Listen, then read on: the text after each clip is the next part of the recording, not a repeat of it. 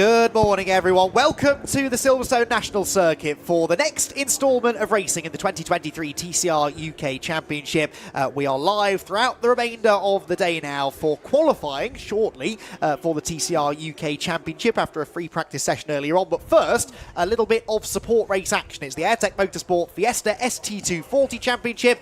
They have got a 20-minute race around the short, sharp and always exciting Silverstone National Circuit to kickstart our race weekend. Qualifying for TCR coming up immediately after this, followed by qualifying for the Fiesta Junior Championship, and then after a lunch break we will head into 4 hours of Fun Cup Endurance Championship racing action, for which we've just completed a very competitive qualifying session. The sun's shining then on the Silverstone National Circuit, a brilliant grid of Fiestas lining up before us, and it's myself, Andy McEwen, and Richard John Neal here to talk you through all of the action.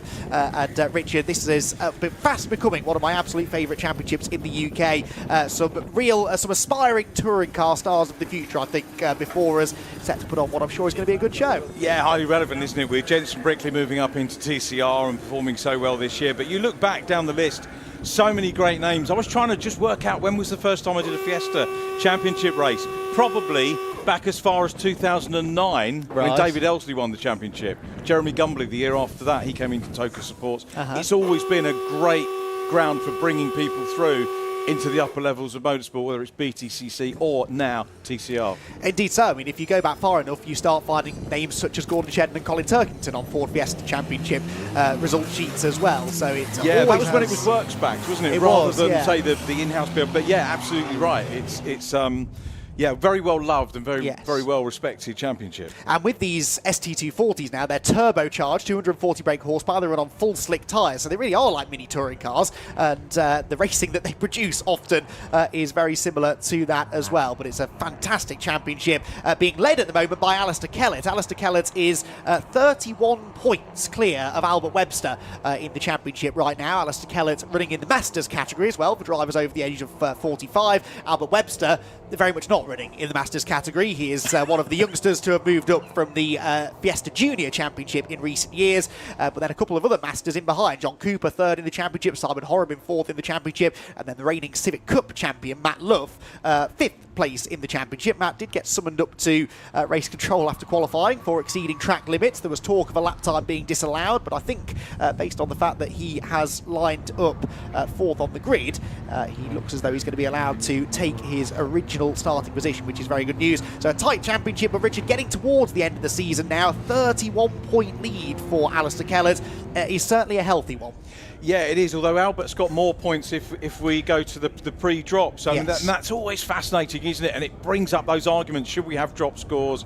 At this level, it's on the bubble. Yeah, thumbs down from Andy. It's on the bubble for me at this level, because I think back in the day when I used to commentate on this for Motors TV, you need the odd weekend, maybe for business, maybe for family dues, or the odd breakage if you're going to do the full season. I still don't know. Generally, I think I've only ever seen 1 year where it's actually affected things on the whole. But the other success of Fiestas is the juniors, which we're going to see tomorrow. And you've got that stepping stone into this, and then, drivers don't have to go from juniors into the senior formula, but it's there if they want to, if they just want to get another step on the ladder within the BRSCC remit, which is great. But just look at this grid, as you mentioned: Kellett, Webster, Cooper, Matt Luff. I didn't realise Matt Luff was managed by Rick Shortall, which is a name from my Formula 4. I was going to bring up a letter that Rick sent me years ago when I was in my little anorak sitting at France and watching him in the Get'em Formula 4 car, if you remember the Get'em. And I was going to get to show him that. Hopefully I'll have a chat with him after the race today. It'd be nice to catch up with him. Yeah, excellent stuff. Matt Luff getting quicker and quicker as well under his guidance. Starts fourth on the grid. Pole position for Alistair Kellett, though. So the championship leader starts on pole with Albert Webster, his nearest championship rival, alongside him. But it was a half a second, in fact, more than that. In the end, it was a 105.3 for Alistair Kellett, a 106.1, 0.8 of a second the advantage for Alistair Kellett, but the track was drying. They were the first session out this morning on a damp circuit, and not everyone was able to fully capitalise on the driest of the conditions right at the very end of the qualifying session. So that could suggest that we've got a bit of a jumbled up order. So Kellett on the right, the blue, grey and yellow. Albert Webster on the left in the red and white AMD car. Row 2 then, the all-red car is John Cooper, the all-blue car is Matt Love, and then the yellow of Joseph Knight starting fifth alongside the second of those red cars, number 42, Gary Miller. Grid then starting to be set. 20 minutes of racing. cold rear tyres. Definitely something that the drivers need to be mindful of here in the early stages, but it's set to be a very competitive run down into that famous first corner here at Silverstone Copse Corner. The red lights go on then, the revs start to rise, bit of creeping there from someone at the back of the grid, but eventually the race gets underway, and who's going to make the best of the starts then? From the front, on our left Albert Webster, on our right was the pole sitter Alistair Kellett, and it looks as though it's the latter who will turn into Copse Corner ahead. So grid order for the top four, single file in fact amongst the top four as they head through the first turn and make their way now down towards one of the best overtaking opportunities on the circuit, down into Beckett's corner. Are we going to see a challenge for Albert Webster? He's sort of fishing around behind Alistair Kellett, but for now Richard seems happy to sit behind him. Yeah, it's a classic case here of the younger driver chasing the older driver, and again that's that great balance on the championship now. As Albert Webster looks on the inside here, will tee up for the outside as they come down to Brooklands, down the Wellington straight, under the bridge they'll go. Lots of, well, we'll come back to grid orders and stuff in a minute, but Webster's going to try and brave it out on the outside. Is Kellett going to give him room? They're side by side. Kellett knows his way around. He's done many, many laps here, but that was good, brave stuff from Webster, and a really good way into this first lap of just trying to work out whether there was going to be an opportunity to pass, but obviously Webster doesn't want to blow all his cookies in the first lap. Yeah, I suppose so, but he does need to start out scoring, Kellett. We don't have that many races left in the championship. I believe 8 races remain in 2023, so he does need to try and beat Albert Webster, beat Alistair Kellett, I should say, in as many races as possible. So wants to try and get in front and take control of the race from the very start, if at all possible. Some good battling here going on a bit further back as someone runs very wide. I think that was Sean Reynolds in the black and yellow 777 car. Yeah. Very wide indeed.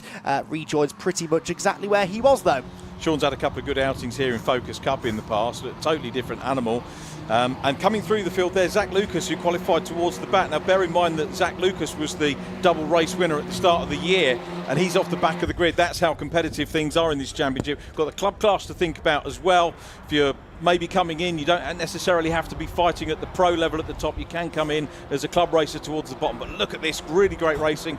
And Reynolds up ahead of Caitlin May there. Yeah, Caitlin May having a big dive to the inside into Brooklands, the other sort of obvious overtaking opportunity on the circuit, but you really can run side by side through all 4 turns on the Silverstone National layout, and we're seeing some good side by side racing going on a little bit further up the road. On the outside line there is the 664 machine, that is Connor Blackburn. Now Archie Johnson looking to his inside and will likely move ahead of him heading through Copse Corner. The leaders come through though, 2 laps completed, fastest lap by Albert Webster. He's got that slipstream, he's got the pace to go with Kellett, but where can he make the move? Yeah, I think he's going to have a go at Brooklands, to be perfectly honest. We flick back to this lead battle from the club class battle, which was between Connor Blackburn and Archie Johnson in the number 10 car. They were tied together in qualifying. Kellett, though, looking fairly comfortable at the moment. I was just trying to look back and trying to remember what he did at Knockhill last time out. It was a second, a first and a second, so he's banging in very consistent scores. And if he can break the toe, which he doesn't seem to be doing at the moment over Albert Webster, then he will be away. But he's going to go the distance, isn't it? You've got mechanicals to think about. Here we go. I'll tell you what, Zach Lucas is piling his way through the field, isn't he? There he is in green, passing Morgan Kidd in the 53. So that 111 car is working very well. Yeah, he set a lap time of 1:22.5, which wasn't particularly quick, and then he was given a 3-place grid penalty from a previous event, but he'd already qualified second to last anyway, so I don't suppose that really mattered. I guess, in a way, he must have had an issue, and if he had a grid penalty to come anyway, it didn't make a huge amount of difference. But yeah, into 9th place already. We know he's one of the quickest drivers on the grid, and if he can position himself well at the end of this race, it benefits him then grid position-wise for races later on in the weekend. Here then is the battle that Richard was just mentioning. It is for the club class lead, and Archie Johnson, having got the better of Connor Blackburn, has indeed now reeled in the class leader Adam Clark. It is for 6th place overall, but the class victory very much what they're both gunning for. Yeah, for sure. Nice to see Connor Blackburn getting some luck here as we get a challenge on for the lead down into Brook. I said that was where it was going to come, didn't I? But he can't quite. Oh, Kellett lifts the wheel. Kellett is very definitely under some big pressure here in the Kellett Motors car. You can see almost being nuzzled on the rear end by the young upstart, trying to get those points, as you say, points of what he's got to get in these races and chip away. You don't get a huge amount beating somebody into second position, but he'll be looking for fastest lap, looking for the race win, and he's got the luxury here of no pressure from behind. He can take a wider line, he can gain momentum, as we saw him coming out of that final corner there. Woodcock now down into turn one. Oh, Kellett banging the curbs. Track limits could be an issue here as well, maybe for Kellett. Definitely under pressure. Great situation for us to watch. Absolutely. Brilliant racing. That really delayed Kellett on the exit of Copse, though, so Albert Webster closes back in. He's not close enough into Beckett's, but as Richard quite rightly says, he's able to take that wide line in, cut back to the late apex, get on the loud pedal a little bit sooner, and then try to utilise that and a nice slipstream down the Wellington straight to maybe have a second go at this lunge into Brooklands. The problem is that Kellett knows it's coming this time, moves to the middle of the road to cover, so Webster has to try and go the long way round. He's going to fully commit to that outside line, though. He carries good speed into the turn. Kellett, I think, will cover that off on the exit of the turn. Fantastic racing, Richard. Yeah, this is what BRSCC Fiestas are all about, and now the door is open, but it's not momentum. You've got to have that momentum as well, but Webster trying absolutely everything. From my point of view, he's got the time to suss out just one little error, one move, maybe, I don't know, half a foot too wide, and he'll be down the gap. But Kellett can't get his head down here and get the pole lap that he got. I mean, qualifying was absolutely superb for him, but he just hasn't got at the moment, the breathing space to do it. When he does get a bit of breathing space, Webster is back on it and looking for another win. Webster's car just looks a bit pointier to me. It's rotating through the middle of the corners a bit more nicely. A bit of understeer maybe for Kellett. You can see his car sort of rolling over that left front corner a bit through Beckett's, and that I think is what's allowing Webster to carry good speed off the turn. Kellett perhaps a bit more stable on corner entry, but ultimately the quicker car seems to be the one in second place. Is Webster going to try and attack again for a third lap consecutively into Brooklands? Thinks about it, takes the early entrance, but you can take a few different lines in there, can't you? It can sometimes be a bit deceptive. What I like about what Webster's doing, he's not doing the same pattern round after round or lap after lap. He's trying the inside, he's trying the outside, and of course Kellett then doesn't know where that attack is going to come. Is it going to be inside or outside? He'll defend as best he can. John Cooper, shout out for the third place man, doing a grand job. Matt Luff down behind him as well, looking good. How is the progress for the 111 car? Zach Lucas up into, and he said Matt Lucas, getting me driver's muddle up. That would be a sight, wouldn't it? Well, we had a Jack Sparrow racing at Cadwell Park last week, as far as I was concerned, so easily done, that's for sure. Zach Lucas 8th place at the moment, and continuing to make good progress. That club class lead, by the way, still held by Adam Clark ahead of Archie Johnson. In fact, they're just going out of screen there. The blue car followed by the grey and blue, and there is the Zach Lucas car, and he is going to be chasing them down as quickly as he can. It's worth pointing out that the club class drivers still score points towards the overall championship, so it's not like some championships where you score within your own individual class and your overall finishing position doesn't really matter. If Zach Lucas can get past those two club drivers, it gives him extra championship points, and Richard, those two club class drivers continuing to battle away. Yeah, having a really good battle of it at the moment, and wherever you are, there's someone to race against. And you know, back in the day, we used to have, I think, 4 classes with before we had the STs, we had the Mark 1s and the Mark 2s, and it's developed, and the BRSCC have worked with the owners of the cars and the many teams involved as well, just to make sure that drivers, you know, come back to this championship, which they have year in, year out. And like any other championship, as we said during qualifying for the Fun Cup, the numbers will go up and down, but it's always been strong, this championship. There goes Conor Blackburn through, Morgan Kidd following him through, and then another gap back before we see the 42. Gary Miller goes through shot as well. Sean Reynolds still a little bit further back than he would want to be. And this is are we going to see a challenge here from Archie Johnson on Adam Clark?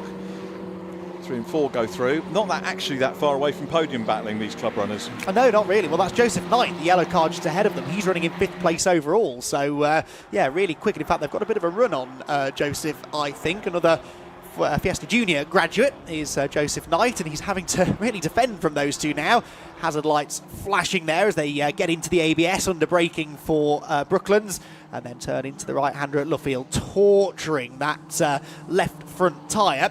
And that's something else to be mindful of here. Silverstone National, it's a simple-looking layout. It can be tough on front tyres on front-wheel drive cars. Bit of understeer maybe there for the club class leader. And look at this lead battle, still as close as ever they were. Yeah, you know you're in a good race where you don't know whether to look at class battles for the lead. We've got 2 very good class battles going on for lead, and of course the various podium battles going on too. But it's Kellett still out front, just sees off Albert Webster once again. We'll see whether Albert will just, you see, he's into this thing. I talk about this, a lot of drivers rubbish me for saying this, but you get this urgency at the start of a race and the energy that happens off the line, and very often you come across a mid-race lull where the drivers kind of get comfortable with themselves. What are you pointing out? Is that Front splitter loose, I think, on Alistair Kellett's car. I would love to say that I spotted that. Sadly, it was Phil Kinch, who is not even here to work on the Fiesta Championship, but is still managing to do our jobs for us. That's a good spot. He spotted that, yeah, so that won't be helping front aerodynamics, will it, really? These are not particularly aerodynamic cars, but the splitter is there for a reason. It does a job, and when it's knocked loose, that will have an effect on handling. Zach Lucas getting up amongst them now, and now trying to have a pop at Adam Clark. So if the runners behind are savvy here, that's Jack Sparrow's from last week, we'll see whether there's an opportunity for the number 10 to sort of get stuck in as well. Archie Johnson might, if you can follow him, get up into the club class lead. Well, he's actually got back ahead of Alistair Kellett there around the outside. Zach Lucas. Zach Lucas, excuse me. And so far from working with him, decides to reclaim the position. So doesn't want to be separated, does he, from his class rival.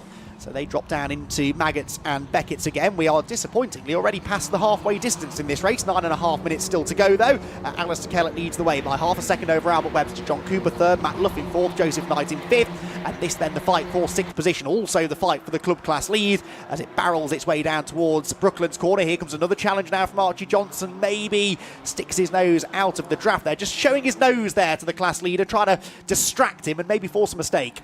As long as they don't take each other out, we're on for a first club class win of the year from one of those two. Yes, good point, actually. Yeah, I don't think they've both done the full season, have they? No, Adam Clark was with us for the first couple of rounds. He runs a little bit wide out of Luffield corner there. Archie, I think, the same. So, in fact, that number 10 car's had a few different drivers in it this year. But, yeah, good to have them up there on the pace. And this battle is really starting to get more and more energised as the laps go by. They're not really dropping away from Joseph Knight. Alistair Kellett, you get the feeling, wants to get involved, but can probably read this... Zach Lucas. I'm convinced that Alistair Kellett's in the triple fixated on the Irishman. Zach Lucas, sorry. I think he wants to get involved in this, but he can probably read the situation. He knows that that's a battle for a class victory, and he's got to be careful racing against them.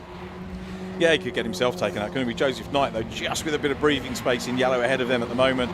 Yeah, Lucas had done the hard work. I'd need to get past the number 10 once, but came back into it. And as you said, although there's a club class, it is all the same championship points, and that's great, really, because he hasn't got for Zach's point of view, he hasn't got they got a little bit close to Joseph Knight there, and here comes the change for the lead. The number 10 car just goes down on the inside. Archie Johnson into the class lead. Is he going to maintain that? Looks like he is here. The TJ Hall car has got back in front. This is going to allow Zach Lucas with them just fighting with each other to close in. Joseph Knight's mirror is going to be full, so he may start respond to that and possibly slow down. Alistair Kellett with fastest lap as well at the moment. Sorry if you've said that already. No, I don't recall you picking up on that. So he is away, and the gap was half a second. So still nothing in it between those, but a great forecast scrap going on here. Look at the pace that Archie Johnson's got. You're right, having got into the class lead, he's now trying to slip up the inside of Joseph Knight into Beckett. That doesn't quite come off, although Knight very late on the brakes. I was half expecting him to miss the corner there, but he did make the apex and heads now down the Wellington Straight, still in 5th position. Zach Lucas now perhaps choosing his moment to try and get up alongside the number 7 of Adam Clark as well. Meanwhile, news from the front to bring you. It's just disappeared from our timing screen, but there's a 5-second track limits penalty been handed out to John Cooper in 3rd place, and that will likely cost him a podium, Richard. I think that is going to bump him off, isn't it? Because it's that tight, and safety car would completely ruin that for him as well. But yeah, there he is. There is John Cooper. So we were talking about track limits earlier on in the day, and they've got to respect them and got to understand that. He's just trying from his point of view.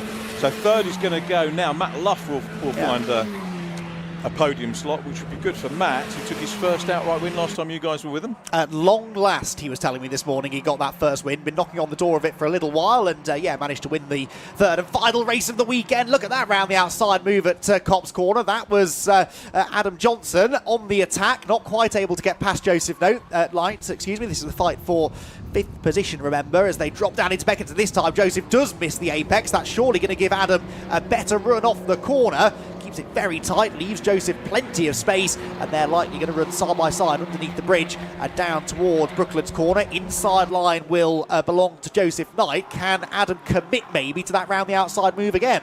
Let's see what he could do. Snaky as he goes into the corner, trying to keep on the outside line. Joseph Knight will hang on to this. You've got the cards, haven't you, really, when you're leading that battle, and two pairs have now become a quartet once again, with Zach Lucas all over the back of Adam Clark. So we've got yeah, these are good points positions in the overall championship. But remember the two club class runners there, leading club class car. Archie in the number 10, busy trying to just get a little bit of a cushion between himself and his club class chasers.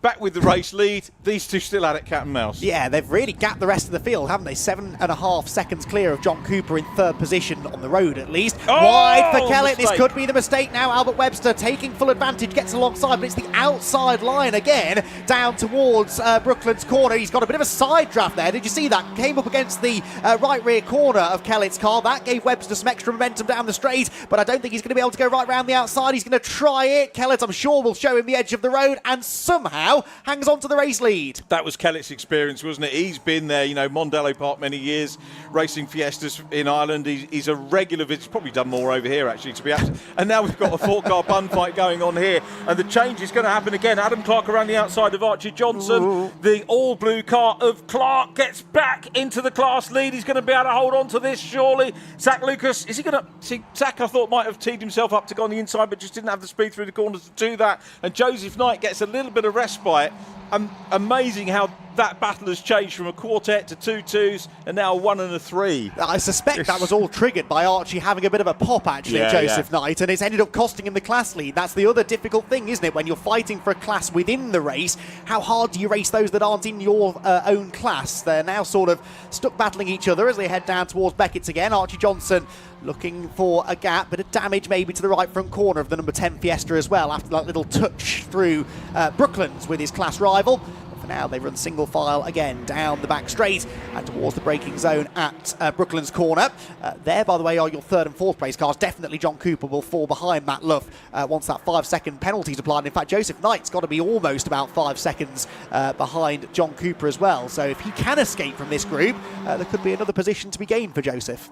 Club class championship wise, just say Morgan Kidd, who leads the club class, is third in class at the moment. She's in the pinky purple car, and Connor Blackburn, who was ahead of her in the earlier stages of the race, actually dropped back behind Morgan. So really good points for her as we continue to watch Archie Johnson trying to put the pressure on Adam Clark, and he's going to get the run here, maybe try and pop up the inside as they come into turn one. He's got a little bit of an overlap here. Is he going to get it? I think he might do. Commits to the move, gets the inside line, moves ahead. Now, what about the exit speed, though, for Adam? Well, it's not there, is it? Zach Lucas gets the run on him, actually, and might try and go to the outside of the pair of them. No, the door is slammed in his face as Adam does now try and reclaim that class lead. He's desperately late on the brakes into Beckett's. Did he make the corner? Of course he didn't. He's way, way wide, and he might now allow Lucas through as well. Yeah, Zach Lucas has gone through, and that could be game over. Kellett! Oh, the race leader off the road. Now, what's happened? Has there been contact? Because Webster is, I think, trying to let him back through, is he? He's going very wide through Lovefield. Is he trying to redress the situation? We caught that late, but I think Webster is waving Kellett back into the race lead. That's remarkable. Yeah, fair play, Albert Webster. That may still go to the Clark, but, you know, absolutely. What a sport. What an understanding of race protocol there from Albert Webster. See Kellett weaving around in front of him, perhaps trying to send a message to the youngster that he didn't appreciate that, even if he did then give him the place back. We've got 2 minutes to go, and they're lapping in the 105, so I reckon 2 more laps of this, and that front splitter is not getting any better, is it, on the front of Kellett's car? We are hearing in our ears there was contact between the two of them, so it's getting feisty between the championship leaders. It is. I'd love to know the clerk of the course's opinion of that if there's contact, if the guy's let back in, does that negate any problem? And you could have a whole special on it, couldn't you? Yeah. But it's going to be fascinating to hear what goes on afterwards. And you can see Albert Webster trying to go back in. Outside run here. He just can't hold on to it round the outside. And Alistair Kellett's still there. I'm kind of glad he gave him the place back because he's given us more of the race to watch. I guess they were already this close together anyways. There's been no relative time lost between Kellett and Webster. There's no lasting damage seemingly done. So I kind of hope that they look favourably upon him redressing the position, and maybe he'll escape a penalty, because that's the last thing that Albert Webster needs. Down into Cobb's corner they go then, with 1 minute and 5 left on the clock, and they're lapping now in the 1 minute 60s, so I think this will be the final lap, and Albert Webster really needs to just race as if it is the final lap regardless. He needs to try and get past Alistair Kellett as quickly as he can, but he isn't quite as close heading into Beckett's this time. This race has gone very quickly, hasn't it? Yes. I'm sure it hasn't for Alistair Kellett out front with all the pressure, but he's clear at the moment. He's got a bit of breathing space. What's the Wellington Straight going to deliver for these guys as they come down for the last time? Webster the chaser. It's almost like he's given up at the moment. He's maybe thinking penalties. Remember, Cooper in third place has got a penalty. Matt Luff will be on the podium by the end of it for sure. Here we come down into Brooklands for the last time. Kellett neat and tidy. Webster further back. I thought Webster might pop a move on him on the last lap, but that's not happening. Yeah, it wasn't really close enough, and I think maybe had decided just to take the points for second place. There are other races this weekend in which he can try and outscore Alistair Kellett, but it will be the championship leader, I think, who is heading to the checkered flag for another maximum points haul. Further back, this is Archie Johnson still nibbling at the heels of Joseph Knight. The leaders come through. Is it a checkered flag, or have they squeezed one more lap in? They've squeezed another lap in, Richard, so they got through actually with about 4 seconds left on the clock, and time then for one more lap, but I don't think it'll do Webster much good. You know you're running well on time when the officials don't pop that checkered flag out with a couple of seconds to go, and the BRSCC always keen to give the drivers value for money and give them that extra lap if they possibly can, which they're doing here. I don't think it would have been any question for them. They'll run it down to the clock. And Kellett, though, is clear. The question is, the contact may have damaged Alistair's car equally. May have damaged Albert Webster's car. Connor Blackburn's got a big problem. Oh, that's an engine that's gone bang. The second Fiesta engine. He has no luck when I'm here, does he? No, yeah. I wonder whether he's put that together and realised if he has, he might be marching down here to speak to you a little bit later in the day. Alistair Kellett, though, I think is going to be pretty happy with that. I'm sure he might have some words to be exchanged with Albert Webster later on, but in the end, no harm, no foul, really. He comes out of the final turn. He will this time be greeted by a checkered flag, and for Alistair Kellett, it will be a fifth victory in 2023 to extend his championship lead. Race number 1 in the AIRTEC Motorsport Fiesta ST240 Championship goes to Kellett. Albert Webster, though, chased him hard. That was a ferocious battle between the two of them, and very, very entertaining to watch. Matt Luff will be third after John Cooper's 5-second track limits penalty. Joseph Knight 5th, and in 6th position, the winner of the Clubman class, and it will be Archie Johnson. Archie Johnson, number 10, who actually ended up with a car between himself and Adam Clark, the 111 of Zach Lucas, finishing in 7th place from the back of the grid. Connor Blackburn there has retired. I think that's down at Beckett's. He's probably gone out onto the Grand Prix circuit to get out of the way. Hopefully hasn't left too much fluid, although there's a suspicious looking puddle behind that car, isn't there, Richard? It looks like the car tiddled itself, maybe in the excitement of battle, perhaps.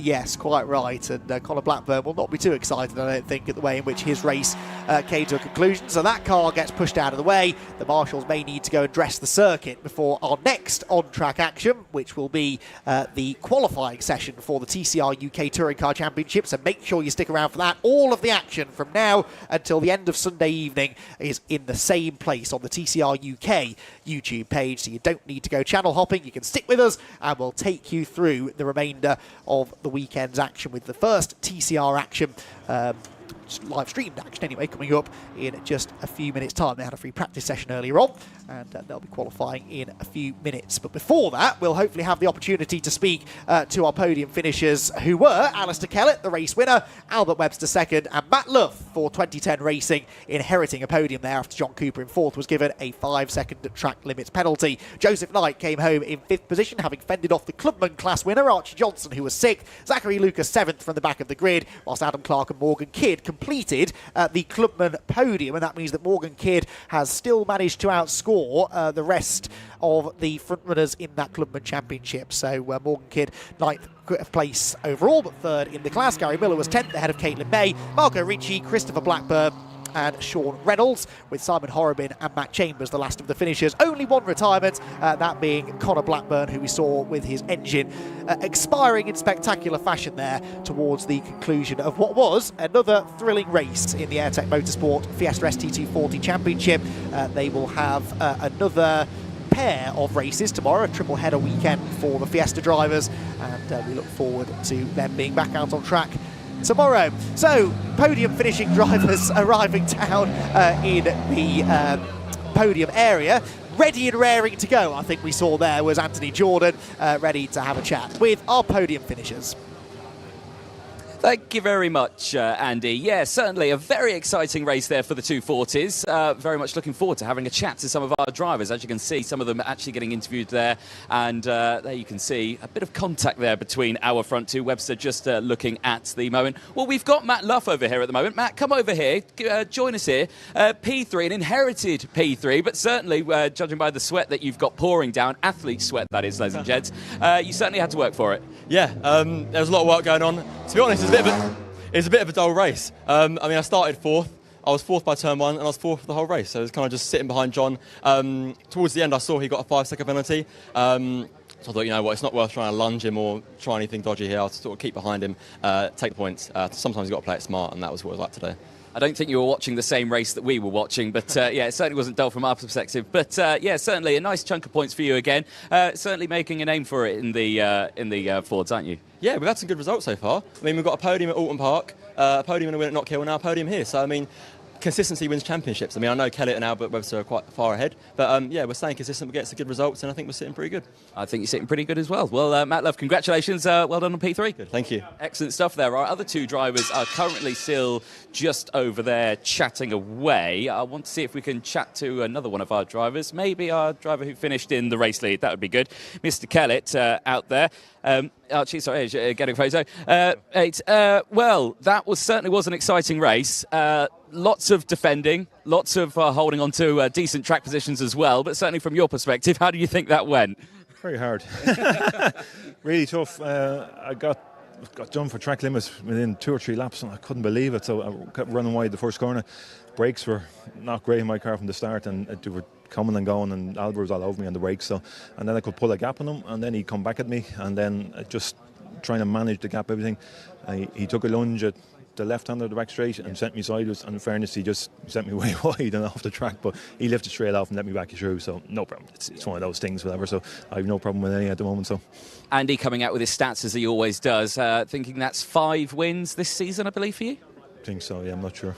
Probably. Not too sure. Who knows? Yeah. Only Andy knows. Yeah, Andy knows everything. Excellent. Congratulations, though. Well done. Right, thank you. Excellent stuff. Let's chat to our driver who finishing in second place, Mr. Webster. Now, certainly that was a challenge for you all the way throughout that one. A little bit of context, I think, between yourself going through that. Explain what happened there. So I got a good run coming onto the back straight. I was good because the toe round here is insane. So I caught right after him, pulled him to the inside, went to the outside, tried to get back underneath, just going under braking. But the gap closed. I accidentally tagged him, went a little bit sideways. You know, I let him back through because I knew it was my fault. I thought the best thing to do. You know, we're all happy. He realises I made a mistake, but he was thankfully let through, so we're all happy. Yeah, it was a good race. Enjoyed it. Yeah, I mean, things like that, they must get a level of frustration that comes in. You know, you can catch up with the slipstream, you get to the corners, but because the track's so fast, it's just, you know, it's a little bit difficult to get that move down the inside. Was there a level of frustration during that race? Yeah, a little bit, because, you know, I felt I was faster through most of the track. But, you know, Alice is a very, very good driver. He's very experienced. He knows how to defend, and he drove a blinding job. Did a giant blinding job, yeah. Drove really well. Well, still a solid drive from you as well. You're getting away with that P2 as well. Certainly looking forward to what happens later on the weekend. Yeah, I can't wait. I just want to say thank you to all my sponsors, AMD, Southeast Timber and Damp, all my mum, dad, uncle, everyone who's helped me. Yeah, brilliant. Can't wait. Fantastic. Well done. Thank you very much, Mr. Webster. Right, let's see if we can chat to some of the club winners, because we've got club drivers all over the place. I don't know who or where anyone is, so while we do that, we'll probably go down here. Let's chat to Morgan Kidd. Morgan, now, as well, I think you had a bit of an exciting race out there, but I think calm, collected as well? Yeah, to be like at the beginning, it was a bit hectic. You know, first corner chaos, going to happen every time. But as the race panned out, it kind of like calmed down a bit. Had a few problems with traction control coming on. So spent 2 laps trying to turn it off. And then when I got that sorted, I was catching, reeling in. Give me a couple more laps, so I probably would have been there. But no, it was good. Damage limitation, good points for the championship. So I'll take it. That's what you need, isn't it? Nothing worse than trying to turn off traction control, is it, while you're racing? Especially on such a short lap, with the straights are relatively short, and then I'm sat there trying to hold it, and then it's changing gear, and it was awful, but happens, isn't it? Well done, though. Congratulations on P3 and Club. Let's chat to Mr. Clark, who's just come over here. Right, well, that was a fight, wasn't it? Yeah, it was a really big fight, yeah, but it was fun. It was clean, it was good fun. You know, I was fighting with Joe. Couldn't get past Joe. Archie come up behind me and he was pushing me. But it was really good race. Best race this season so far. Yeah. You've got obviously other races coming up later in it. Do you reckon they're going to go the same way, or do you think you want a calmer race next time? No, same way, if not more. It's all between who gets the better start between us three, really, and we'll see once we get the start. And it's just getting past people then, isn't it? That's it. So. Yes. That's the main thing. Well done, though. Congratulations. Fabulous race. Let's go to our man who won the club class, I believe, in that one. Well, Archie, that was a fabulous piece of racing. Certainly an exciting one to watch. From your point of view, how did it go? It was brilliant, having a good battle the whole race with Adam and with Zachary and Joe. It was brilliant, murking my way up from 8th to 6th, I think it was. So, yeah, it was really good fun. Finally good to get my first podium as well. So exactly, it's nice to come away with a bit of silverware. Silverstone, you enjoying the circuit? Yeah, it's brilliant. I had my best early on in the season. I had my best result here, and I betted it here again, so it was good. Mega. Congratulations, well done. We'll see you out there on track later on as the Fiestas make their way off. TCR cars will be making their way out onto the track. TCR qualifying is coming up next. Before that, we will take a short ad break, so do not go anywhere.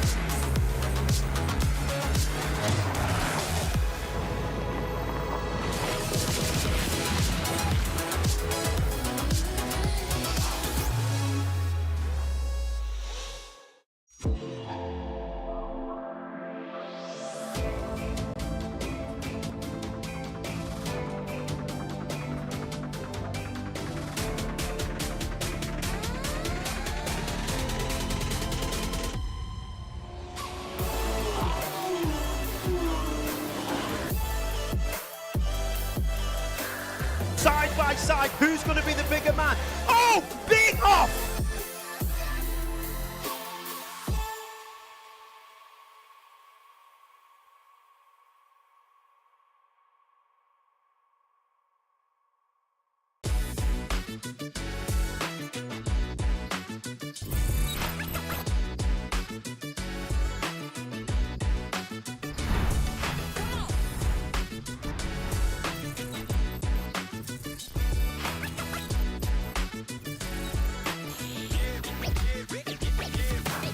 For voice and data solutions at speeds that are simply out of this world, choose Maximum Networks. Do you wonder why your competitors' websites appear in Google searches ahead of you? Then make a call to the SEO experts Woya and understand how your business can be more visible online. As the official marketing partner of TCR UK, you can now work with a trusted search engine optimization partner to increase web traffic, inquiries and sales. Speak to us for your free audit and quote by visiting woya.co.uk today.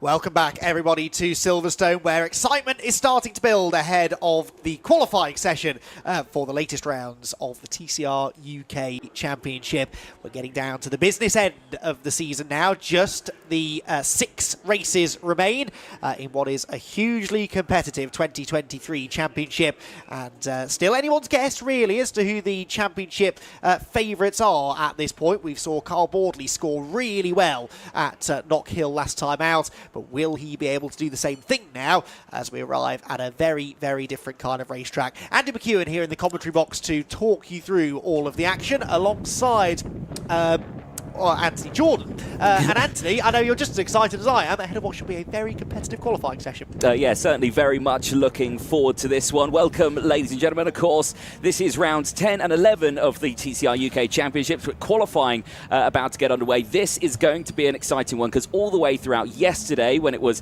open practice sessions, everyone able to set a few laps, it was certainly very interesting. Times were very close, and free practice this morning was something along the very similar lines. I think the top 13 was separated by less than a second out there, which is absolutely fantastic. A lot of people saying that the Audis are going to be dominant here. A lot of people saying that the Seat's going to be dominant. A lot of people saying that, well, the Hyundais could be dominant. So we just don't know who's going to put this one on pole. I love this time of year, though, Anthony, because points are important. Every race is worth the same amount of points, right? It seems a strange thing to say that you get to the end of the year and the points start to become more important. Every race is important, obviously. But at this stage of the season, we really start to hone in now on the championship favourites. Carl Boardley, Bruce Winfield, Adam Shepherd. You can't really count Jack Constable or Jensen Brickley or Alex Lee out yet either. And it really now allows us to focus in on those drivers, see exactly what they're getting up to, how they're comparing to each other in each race. And I know the drivers tend to do the very same thing, don't they? If they're out on circuit and they're engaged in a battle with someone that they know they're fighting for a championship with, it inevitably changes the dynamic out on track. Yeah, it certainly does. And again, a lot of things that really shake up the championship as well is the compensation weight as well that comes in from qualifying last time out at Knockhill. It gets brought over again to Silverstone, and I think a lot of people who were quick at Knockhill didn't want to be, because now at Silverstone, where you really want to have maximum speed, you've got that ballast, and a lot of drivers running that ballast as well. Most importantly, Carl Boardley, who over the last 2 weekends of the TCR UK Championship this year has polled it. So can he make it a 3rd weekend in a row? We'll find out. Wouldn't really bet against him. I mean, that compensation weight doesn't seem to be slowing him down too much, at least based upon the free practice session results earlier on. They had a 15-minute free practice session just to warm themselves up, get the cars up to speed. Often we don't see particularly quick lap times in that session, but 8 drivers were underneath the existing qualifying lap record in free practice alone this morning, and Carl Boardley was one of them. Bruce Winfield was fastest, Jensen Brickley 2nd, Boardley 3rd, Joe Marshall 4th, Jack Constable 5th, Alex Lee 6th, Chris Smiley 7th, and a returning Andy Wilmot in 8th place, all of them underneath the existing lap record in qualifying here at Silverstone. So really impressive pace being shown out of a lot of the front runners, and the times are so tight, Anthony. We had the top 13 completed, by the way, by that man there, Adam Shepherd, down in 13th place, within 9/10 of a second of each other. And that's where that ballast really does start to take effect, because you only have to be a little bit off the pace here, and you drop lots of places down the grid. No, certainly so, and because it is such a short lap as well, that you can get so many laps in, so drivers will have that opportunity. If they do make a mistake, they have got that opportunity to get it going. Green flag then goes out. Qualifying now underway for TCR UK for rounds 10 and 11. Certainly looking forward to this one. Again, it is basically you could put any one of these 21 drivers' names in a hat, mix them up, pull it out, and that will be your personal qualifying. We just don't know who it's going to be, but certainly a couple of years ago in 2020 when we were here, the Hyundais were the fastest of the cars that were running. Obviously this year around, many more cars, more manufacturers on the grid this year as well. Really is going to shake up that order. And we've never raced, as far as I know, the new shape Cupra here, or if we have, we've only ever had one of them out on the grid on the national circuit. We've never raced the Gen 2 Audi on the Silverstone National Circuit either, so lots of variables, new cars, new drivers, and how they're going to shape out around this circuit, we don't know. Darrell Wilson, though, is going nowhere. Bonnet up on the one of 2 Vauxhalls on the grid this weekend, Anthony. Well, yeah, okay. Vauxhall and an Opel. Yes. We've both been guilty of making that mistake. Yes, there we go. 1-1. Yeah, no, certainly. It is good to see, though, that, Darrell's got himself a teammate, a rear gunner, as he's like to call it, because, yes, he's expecting him not to overtake at all out there. Really nice to see. But qualifying underway, no times being set just yet. Really looking, though, forward to this one. Who are the drivers who have got maximum ballast out there? So we've got Jack Constable, who's running in 40 kilos in the Audi. We've got Carl Boardley in the Cooper Leon, also with 40 kilos. Joe Marshall also in the other Audi with 40, and Jensen Brickley as well in the other Cooper Leon with 40 kilos of ballast. There is more ballast out there with drivers with switching cars, and for new entry weights as well. Jeff Alden in the other of the in the other Vauxhall / Opel that is out there on track. He has got 30 kilos, as well as Andy Wilmot, who has changed now to the Cooper Leon from the Hyundai i30N. Yeah, certainly he's going to have a bit of a challenge on that one, and I think he's already doubting his change already, he was saying at the start of this weekend. Andy Wilmot has at no point in all the years I've known him been happy with his choice of car. He always seems to think there's a quicker car out there somewhere. He was really quick in the Hyundai, wasn't he, when he raced with us last year? Won a race on the road at Donington Park, only to sadly have it taken away from him post-race. But the car he's in now is the ex-Dan Kirby Cupra, which Dan started the season in. Dan Kirby is the qualifying lap record holder here at Silverstone for a class pole position back in 2020. Not in that car, but in one of the older shaped Cupras. A few drivers diving for the pit lane. We see this quite often, don't we, early on, swapping the tyres over. The very quick times are going to come in a little bit later on. To give you an idea of the times we're aiming for, well, a 58.20 was the fastest lap time from earlier on this morning. That was set by Bruce Winfield. We're in the 1 minute, well, the high 1 minute ones at the moment, so some way away from that.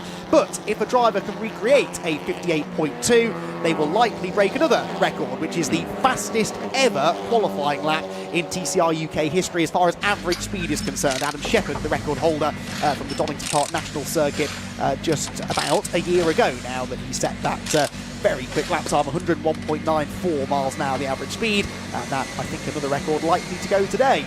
Yes, indeed, and you can see the time swap here for Callum Newsham. Good to see that Newsham's actually out on track. He had a bit of a nightmare in free practice this morning. The steering wheel, I believe, the wiring in the steering wheel decided to not work anymore. Not ideal, that is. Not ideal, yeah. I think the Pixies got into it overnight because they said it was absolutely fine when they left it in the evening, and then, they came back this morning and nothing worked. So, good to see that they've got that sorted and back out on track. There's Brad Hutchinson, who's out on circuit. Again, he's been a driver who has been... Well, he likes every single circuit that we go to. Probably the happiest man on the grid, I would say, is Brad. But when he goes out on track, the one thing that seems to struggle with that Audi is just that top end. And I think they've just been working on that throughout the season. And here at Silverstone, there's no better place to test that top end waft. Yes, definitely. That term waft seems to have crept into motorsport terminology over the last month or so. I don't know where that came from. I would take full responsibility for that. You were the first person I heard use it, so you're a bit of a trendsetter, I think. There we go. Well, I'll take that. It's Scott Sumpton, one of the Restart Racing drivers. Not bad in free practice. I think P7 for Chris Smiley, P11 for Sumpton. Correct. Well remembered. There we go. Look at that. Did you have that in front of you? I don't think you did. No, did you? I didn't. That was off my head. Well done. Well done. Yeah, no, Chris Smiley, though, I think will be satisfied to have found a bit more pace. Yesterday, he reckoned he was half a second slower than Scott Sumpton in pre-event testing. Really wasn't happy with how the FL5 Civic Type R was performing really anywhere down the straights or round the corners, and was a bit of a grumpy Chris Smiley, I believe, when he arrived here at Silverstone this morning. Hopefully a good qualifying result now will start to cheer him up. Right, a 59.2 is now the benchmark set by Brad Hutchison, still a second away from the pace that we're expecting them to get down to. I'd say the track conditions are pretty similar now to what we had this morning, as Darrell Wilson, whose tyres, of course, are quite a bit colder than everyone else's because he was late out on track, and I think that demonstrated right in front of us there. Yeah, definitely so. You can see the back there just stepping out, bit of lift off oversteer potentially as he tries to get the temperature up. There's Alex Lee, who as well. So Lee and Brad Kent had spent a lovely weekend at Mugello in the sunshine with the young driver program, the junior program for the Hyundai category. They certainly learnt a lot over that weekend. I think that was actually before Knockhill, and I think they did enjoy that one. But yeah, fabulous to see that they are really pushing hard out there this weekend. And working together at the moment, Alex Lee with his other teammate, Area Motorsport teammate, Bruce Winfield. That is a key part of qualifying here. That slipstream so important on a track that is about 80% straights and only really 4 real corners around the layout. Their plan, though, being scuppered slightly by Darrell Wilson coming out of the pit lane ahead of them on cold tyres. He's being shown the blue flags that he is willfully ignoring, although he does now actually step out of the way. No, he doesn't. No, he doesn't. Turns back across him through Brooklands corner, and Bruce Winfield and Alex Lee. I think Darrell Wilson may well be off their Christmas card list. He is actually faster than them so far in the session, but that's because they haven't yet found that clear track in which to work together and set a really quick time. You know what I was saying about Brad Hutchinson and that car not having the top end? Well, he's currently sitting on provisional pole, so clearly I know absolutely nothing about that Audi, and it's absolutely fine and working very well. How was he in free practice, though? Well, he's 0.2 quicker than he was in free practice. Okay. He's still a second away from the fastest time, but he is improving. Okay, there we go. So he's got what it takes, and he's got what it needs. 23 minutes left on the timer then. The gap's still very close as Bradley Kent now puts it on provisional pole, 58.9, as Carl Boardley has failed to actually set a lap time at all yet. I've seen him a few times sort of trundling around, trying to stay out of the way. We've had lap times disallowed for number 21, I believe, which is... what are you pointing out for Adam Shepherd? Adam Shepherd has just put it on P2, 200ths of a second or 2/10ths of a second off from Bradley Kent. Andy Wilmot, number 21, of course, who has had lap times disallowed. Now Darren Wilson gets out of the way. There we go. Having given them a tow maybe down the back straight. They've also got Oliver Cottam sort of tagging along with the Airi Hyundai. So this, Anthony, could be a good lap for the two Hyundais at the front of this train, as we have a new fastest time set by Oliver Cottam of 58.6. We're within about 4/10ths now of a really good time.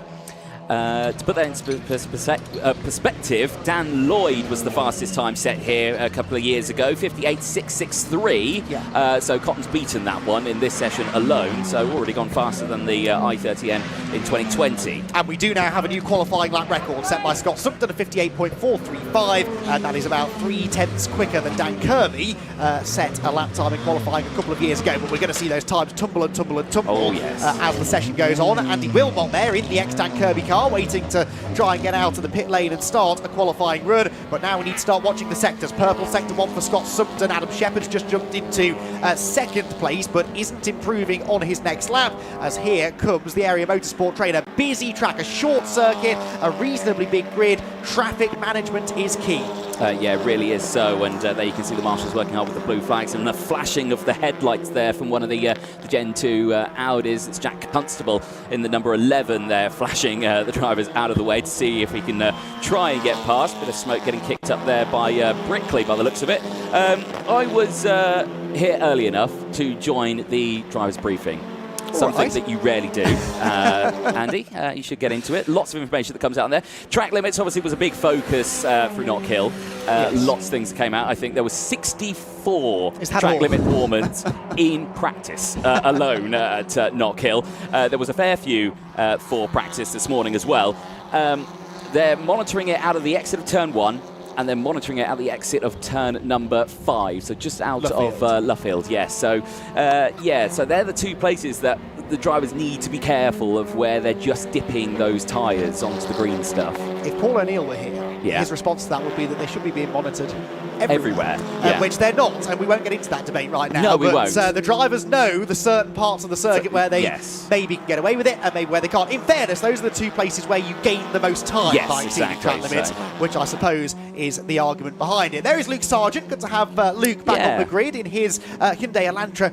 Maybe whisper it, the best looking car on the grid, although this one's a contender as well, with similar livery for Bruce Winfield. I've got to go with the i30N. It's such a good looking car, as he's actually just set the fastest time of qualifying as well, 58.237. That is an astonishingly fast time. He can go quicker though. He did a 2.0 earlier on this morning, so there's more pace I think in Bruce Winfield's car. How are the sectors looking? Well, bang average really on this lap. Oliver Cottam, by the way, hanging in second place, and that is a genuinely quick lap time. That is. I mean, he certainly has found his pace here, and I reckon it's because he's sat himself right behind these two, and he's got a hefty slipstream to his advantage. And of course, the Gen 2 Audis, he was saying that in the practice sessions yesterday, he said, I was alongside Brickley, and Brickley had closed in massively into one of the corners, and then all of a sudden I just gapped him on the back straight. So again, it just shows that the Audi has got some serious pace out there. Now, Carl Boardley I'm beginning to grow concerned for, because he's in the pit lane, has been for a while, hasn't set a lap time yet. The championship leader, with now over a third of the session gone, hasn't registered a lap time. I don't know if we can get a camera. There he is. Right on cue. Carl sat in the car, not looking particularly happy, but what is the problem, I wonder? Well, he's just being lowered now. They're getting him going, so I think whatever it was, I can't see any tape on the car, so he's not had any contact anywhere. All four wheels are attached, and it seems to be switched on, so I think, he's on his way. So not sure what was wrong there. You can see Bradley Kent just also being squeezed out, and also Brad Hutchison there also leaving the pit lane. So all drivers who are in the pits now back out on circuit. But yeah, very interesting for Boardley. But no need to worry. He's still got 18 minutes to get a good lap in. He's had a lap time disallowed. I think that was his one complete lap that he'd done, which was disallowed. But you'd have thought he'd have done a few more on that opening run. So I do think there might have been a niggly little problem, which hopefully they've managed to sort out, because the championship leader really needs to try and build on that momentum that he took from what was a spectacularly good weekend, one of the highest scoring individual weekends we've ever had in TCR UK competition. In fact, probably is the highest scoring, actually, with 2 wins and a second place. And Carl Boardley doing his best now to stay out of the way as he heads down the back straight. Not a huge amount of improved sector times coming in, so I think our first batch of lap times have been completed. Bruce Winfield then on provisional pole position. That's important because remember, coming into the weekend, Bruce Winfield is second in the points, trying his best to chase down Carl Boardley. Second fastest then for Oliver Cotton. What a brilliant story that would be if the youngster in his debut season of TCR competition could get on the front row. Jensen Brickley then is third. Scott Sumpton fourth as well. What a mixed up grid this is. Adam Shepherd fifth, Alex Lee sixth, Bradley Kent seventh, Jack Constable eighth, Chris Smiley, the reigning champions ninth, and Joe Marshall in 10th position. That is not the order I expected, Anthony. Not at all. And the top 10 separated by 0.3 of a second as well. So very, very close. If you're wanting to watch something tomorrow, ladies and gentlemen, I suspect it's straight one. Yeah, there is another sporting event going on tomorrow morning at around about the same time, but I honestly, this is what I'd be tuning into. I don't know about you, Anthony. Yeah, 100% I'd be tuning into this one. 17 minutes left to go then of qualifying. Like you were saying, yeah, no real purple sector times coming in. A couple of personal bests down in the background of the field. Wilmot purple in the last lap as well. He went personal best, the same as Townsend. So Gary Townsend in the other of the Gen 2 Audis, also having a good run out there. Nice to see a shake-up, bit of a twitch there for Boardley as he goes through Luffield. So again, he's just trying to find the temperature in those tyres, and I suspect that we're going to see our first proper lap coming in because he's flashing the headlights and he's on a charge now. The car looks okay, doesn't it? I really don't know what the issue was in the first part of the session. Brad Hutchison there lifts off to try and get out of his way, and Carl Boardley, the championship leader, commits to Copse Corner,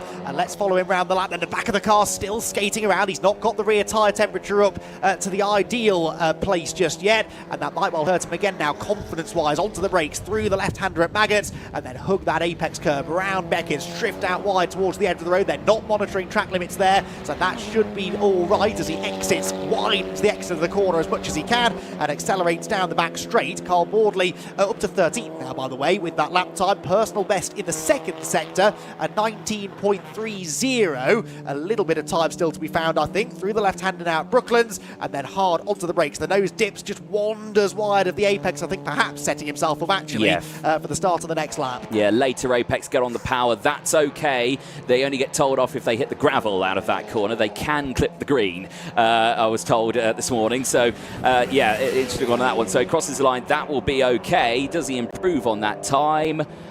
Just having a look. I don't think he does. Yeah, 11th. Yeah, he moves up 2 spots. Callum Newsham is showing us stopped on track, according to my timing screen. Don't know if that is true or whether it's a timing glitch. He's got the exclamation mark next to his name. I noticed it because Carl Boardley's just moved ahead of him, with Newsham down into 12th position. Lots of drivers on outlaps as well. Winfield's just left the pit lane. Scott Sumpton, Adam Shepherd, Jack Constable, Chris Smiley, all of them starting to bed in their second set of tyres. There was Winfield, in fact, staying out of the way. So give them another couple of minutes and they should be up to speed. There is Callum Newsham. So good news, he's not stuck out on track. It is just a bit of a timing glitch. And hopefully this isn't a drama, because he's had enough of those this year. Oh, he certainly has, hasn't he? I mean, it was a bit of a nightmare at Knockhill for him, but certainly, you know, he's a lovely guy. I spoke to him earlier on in the weekend as well, and he seemed, his spirits were high. It was just like, you know, I love Silverstone, I love this track, I'm quick around here, I know what I need to do, I just need to get on with it really and just crack on. Carl Boardley to the front row, a 58.256, 19 thousandths of a second away from the pole position time. The top 2 in the championship at the moment would be lining up on the front row of the grid, so that compensation weight really is not hurting Carl Boardley. No, not at all, and yeah, certainly is good to see that despite all that weight, he is still pushing that car right to its limits. There was Brickley at the exit there of Luffield, just making his way back on, looking a little bit wallowy there, is that? That's one word for it, yes. Yeah, absolutely. That caught my attention. Down the back straight goes Boardley. Alex Lee and Oliver Cottam there weaving around as well. Oliver Cottam back to the front row because Boardley's had a lap time disallowed, so he's no longer on the front row. He's back down to 11th place now, so Oliver Cottam back on the front row. But Boardley has proven that he can do it, just needs to do it without straying beyond the track limits. Yeah, Darrell Wilson back in the pit lane with every single door on the car that can be on there open, so something clearly not well with the Vauxhall Astra. Out there, and a big twitch there for Boardley, and again that will be track limits off the circuit at turn 1. He's a good few laps into the run though. You'd expect the rear tyres to be giving him plenty of grip by this stage. There is a handling imbalance, I think, on that car that he managed to drive round once and set a good lap time, only to have it deleted. So he is not going to be particularly happy. Oliver Cotton, by the way, has just left the pit lane on fresh tyres as well, so watch for more lap times from him. The same true of Alex Lee, as Carl Boardley weaves around, just still trying to get the temperature up in the tyres. Ahead of him, look, is Alex Lee. Alex Lee 6th fastest at the moment in the session. He's about to start a flyer as well. I'd like to talk about Scott Sumpton. Please P4 do. at the moment, looking very, very quick out there. The Honda, there, as you can see, now coming through your screen, the pink one.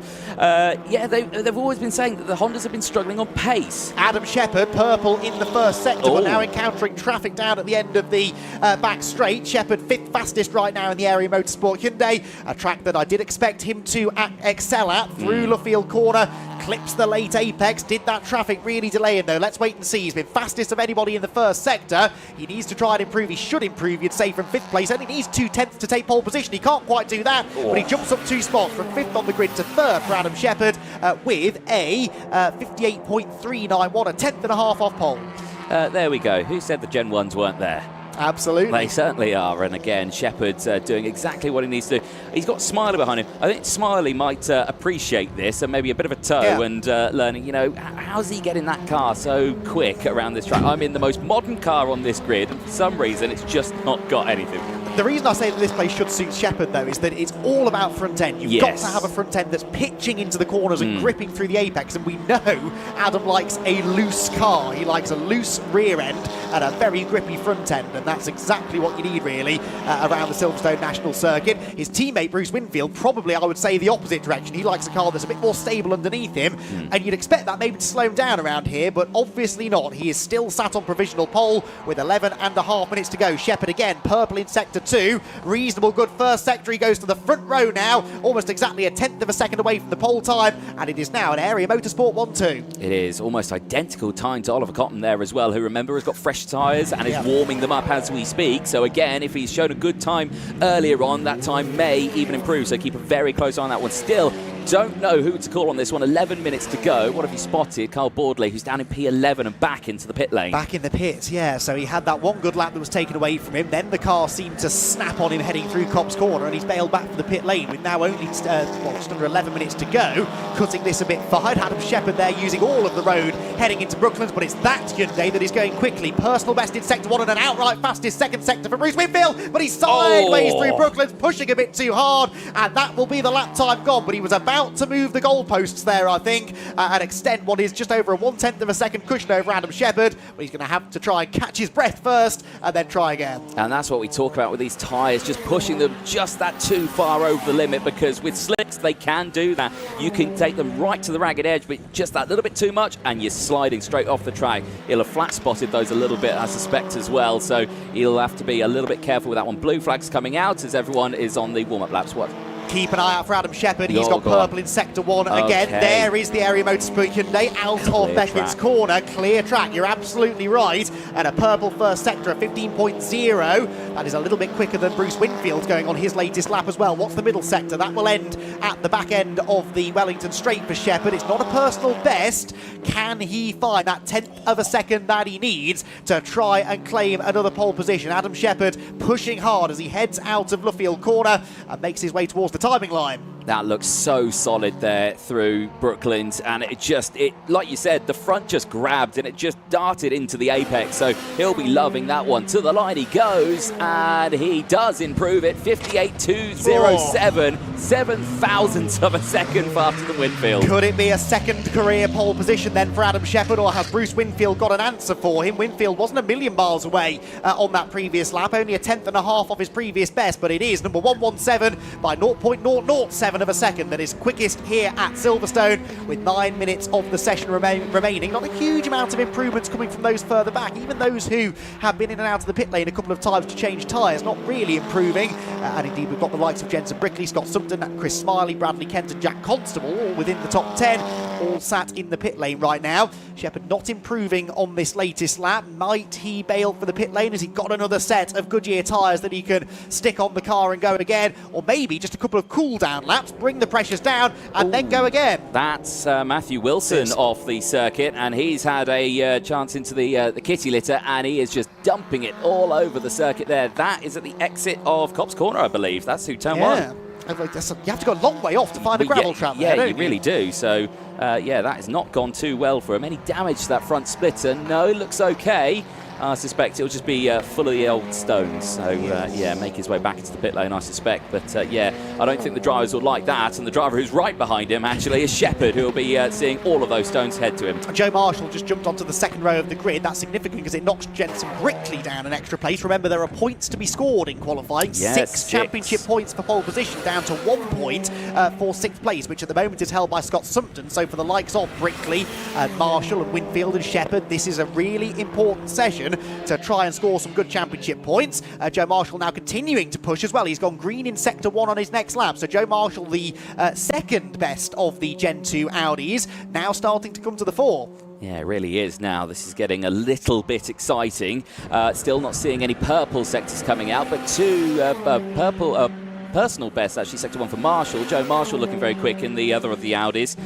Keep a close eye on him as Cotton once again back into the pit lane, getting pushed out by the Poolshear team, and sending him back out on track, saying give it another go, see what you can do. We've seen good things out of the Rob Boston Audis this year, haven't we? We but have. The Poolshear Audis haven't looked like they've got quite that edge until today. Oliver Cotton, a great personal achievement this, but also I'm sure a great shot in the arm for Paul Sheard, who is a hugely experienced runner of cars, usually Mazda MX-5s in one make club racing, but this was a big step up into TCR UK, and it would mean an awful lot for driver and team if they could stay on that second row by the end of the session. Bit of a lock up there for Newsham as he goes through Brooklands, but yeah, like you were saying, no, it absolutely is fantastic to see, you know, everyone getting a shot at this one, because Cotton's been there. I think his best race result this year is P14. No, that's a lie. It was P10 at Croft, I believe, was his best result over the course of this year.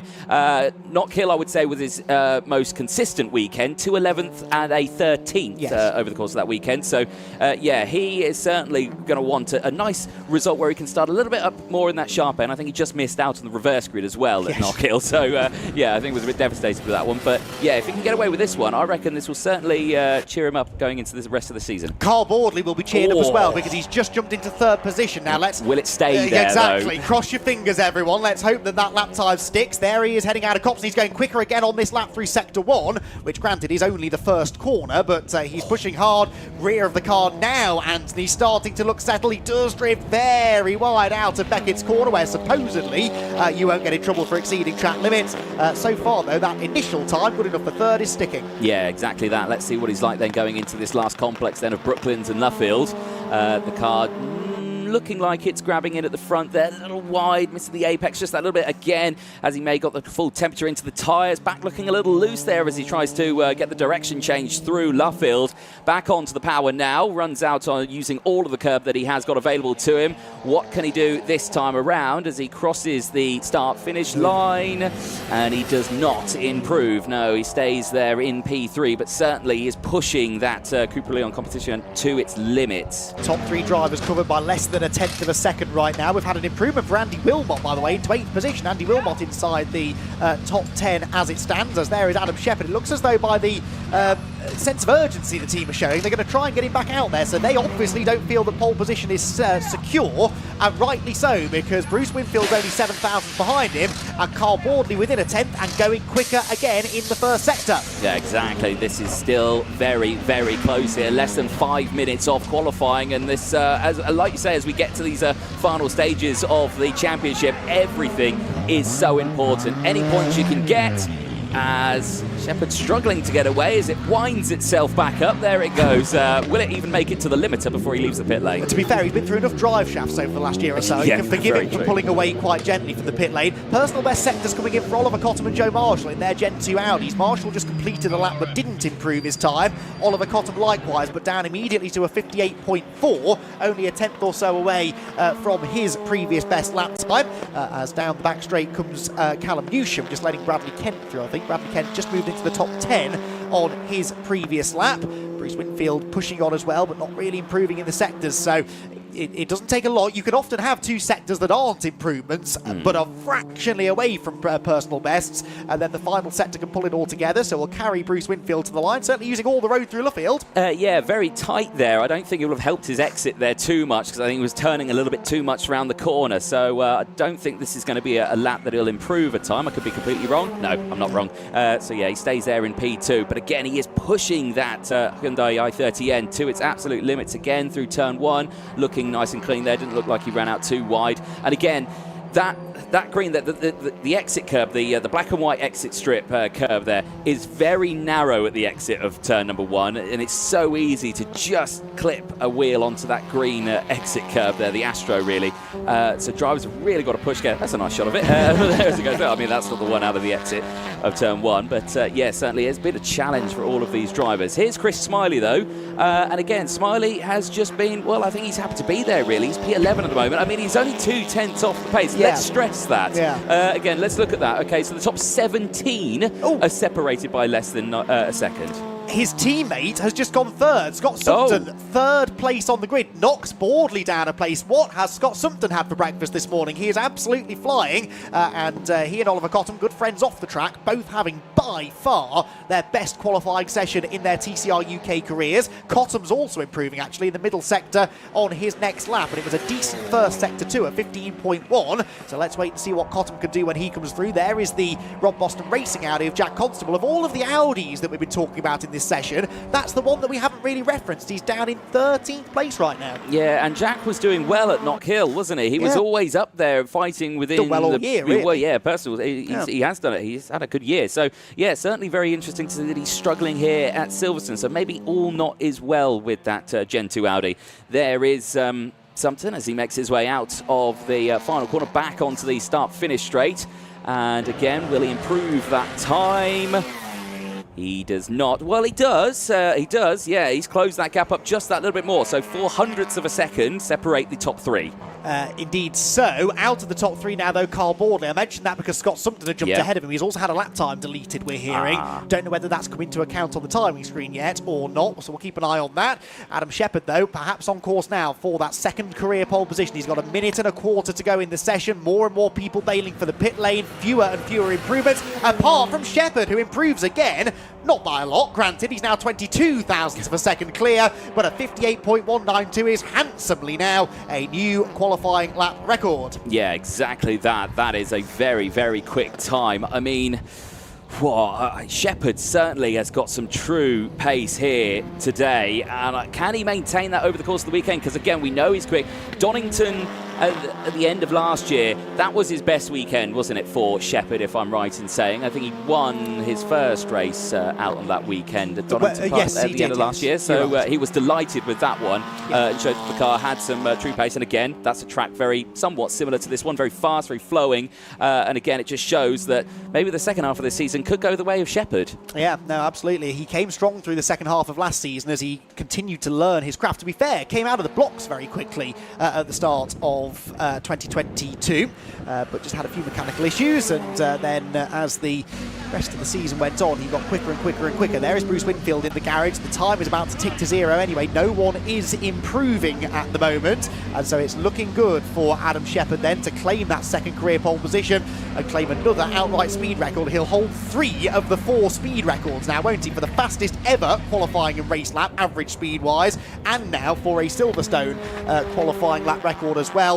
And if he can set a similar sort of pace in the race later on, he could knock a 2018 record off Dan Lloyd, who has the fastest ever race lap here at Silverstone. Checkered flag is out. no one really improving. It looks as though it is Adam Shepherd's pole position. Great news for Adam. Yeah, that is absolutely fantastic. He will be delighted with that one. I'm actually looking forward to going and have a chat with him. Indeed, which you will have a minute or so to do, because he's actually coming round to have a victory lap. He's doing an extra lap in the session. But yes, Anthony will head down into the pit lane, have a chat with our pole sitter, and that is 6 more championship points for Adam Shepherd as well. And with Carl Bordley down in 4th place, he will score 3 points. Quick maths there, and that means Adam Shepherd gets a few points back on him. So too does Bruce Winfield, and what a result for Scott Sumpton and Oliver Cottam up there in the top 5, the pair of them. That is a fantastic effort, and particularly for Sumpton, the Honda, not really a car I don't think that was fancied particularly here at Silverstone. The new or the old Honda Civic Type R, but it is going to be the fastest lap. Now, hang on, Adam Shepherd, lap 22 lap time deleted. I think that was actually the lap after his final pole position time, and of course he had another one in the bank anyway, didn't he? So won't make a difference. Number 115, Luke Sargent, having his 25th lap time of the session deleted. Again, doesn't make a huge amount of difference. It is Adam Shepherd who will line up on pole position for the 70th TCR UK Championship race later on in the weekend, tomorrow morning in fact, with Bruce Winfield making an area motorsport front row, Scott Sumpton with a career best start of 3rd, whilst the championship leader Carl Bordley salvages 4th place from what was not an ideal session that for the CBM with Hart GT racing driver. Oliver Cottam, again, like Sumpton, a best qualifying effort of 5th, ahead of Joe Marshall in 6th place. Jensen Brickley and Andy Wilmot will share the 4th row. Wilmot on his return to the championship, still as quick as ever, with Alex Lee and Bradley Kent, both, I suspect, a little disappointed actually, only a quarter of a second off pole, but at the back of the top 10. Then it was Chris Smiley, Jack Constable, Callum Newsham and Matthew Wilson after that gravelly excursion at Copse Corner, who will start 14th ahead of Brad Hutchison, Gary Townsend, Darrell Wilson, Luke Sargent, Darren Lewis, and a returning Rick Kerry, with Jeff Olden on his first appearance of the season in car number 19, completing the 21-car grid. Well, that, everybody, was only qualifying. We had the top 17 drivers within a second of each other. Yes, I know it's a tight circuit, but compare that to any championship and any qualifying session out there, and it's extremely competitive. It bodes well for 2 exciting races tomorrow, but before we even think about racing, we should probably hear from our pole sitter, Adam Shepherd, a 2nd career pole position for TCR UK's 70th race, and he's down in the pit lane now with Anthony. Thank you very much, Andy. Yes, down here, and Adam Shepherd pulls himself up to the first spot here, his 2nd ever career pole position, and I suspect he's going to be absolutely delighted this one. He certainly is. Adam, straight over to me, mate. Well, I'll let you take your helmet off. Hopefully you didn't hear what he just said there, but certainly he's certainly excited on this one. Mate, Adam, let's have a chat. You celebrate first, mate. Celebrate first. What a result. Look at this. Well, let's kickstart with this, mate. Bring it over, bring it over. Look at that. A nice chunk of change there. £1,000. Pole in qualifying, 6 championship points. Mate, where did you find that pace? Oh, dear. We were happy with the car yesterday, and we were running our room to change rear hubs, and we thought, no, the car's good, leave it. And Sod's Law 1 broke first lap in free practice, so we were running around cursing ourselves. And we just said, look, the car was a bit lively in that 1 lap from free practice, let's tweak it. And it was on rails. And how the team got the car out in time, I don't know. Unbelievable. Mate, honestly, a solid drive for you on that one. Very close. I think the top 17 out there are separated by less than a second. Tomorrow's races then are certainly going to be exciting. What's the plan then for it? Send it and just try and break away at the start. It's going to be hard, obviously, how close it is. But yeah, the car was strong. We found an issue with the car after Knockhill, and we found we were losing quite a bit of power on the straight, so that was rectified. So we was quite confident coming here that we'd do a bit better. And we're carrying 30 kilo of success ballast as well, so I'm well pleased with that. Yeah, mate, honestly, that car is looking absolutely rapid out there. Looking forward to seeing what you can do in the races, but well done, mate. Your first pole of this year, 2nd career pole in TCR UK. Well done. Yeah, brilliant, thank you. Excellent stuff there to Adam Shepherd. Let's see if we can chat to 2nd place, who is not here. We can chat to the driver who finished in 3rd, though, Scott Sumpton. Scott, I would like to ask a very important question, and then that is, what did you do to the Honda to put that P3?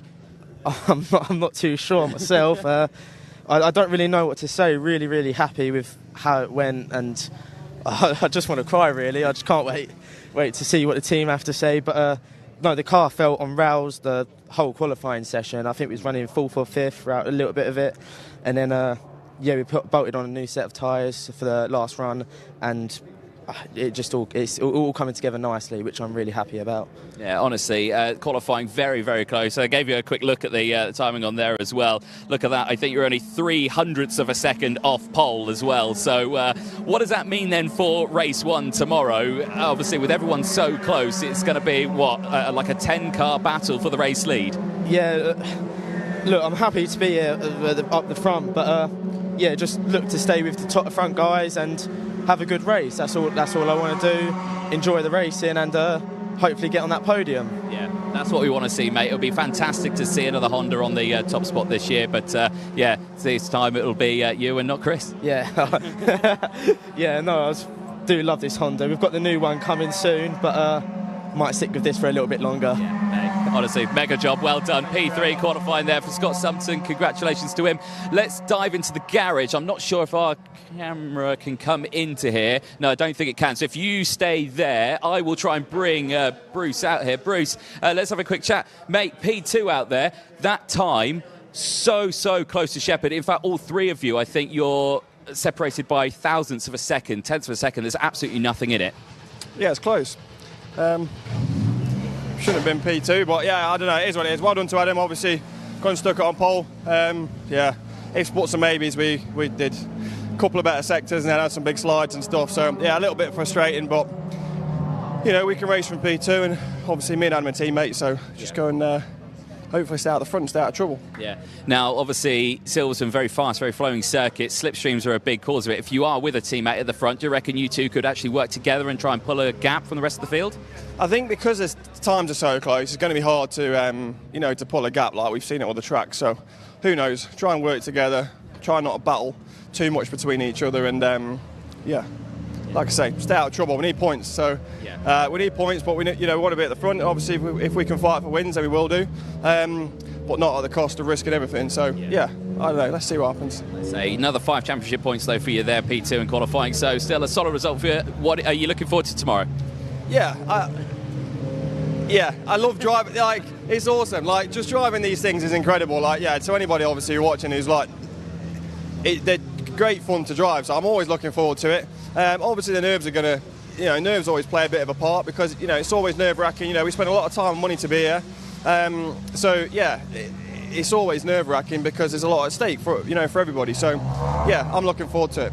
Yeah, that's the main thing, mate. Congratulations, P2 out there. Thank you very much. Cheers. Excellent stuff there. Well, there you go. Qualifying very, very close. Adam Shepherd on pole. Your man, Bruce Winfield, P2. And Scott Sumpton, the Honda, P3. Fantastic to see. Really, really looking forward to it. There is more to come, though. Don't go anywhere, because it is the Junior Fiesta qualifying. That is coming up, so stay with us.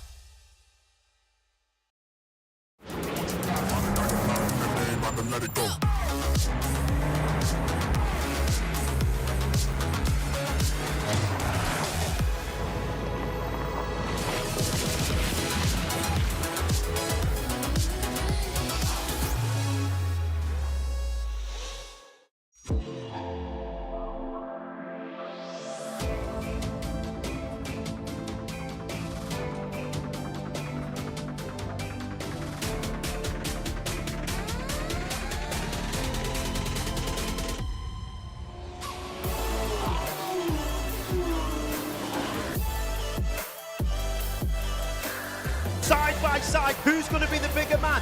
Oh, big off!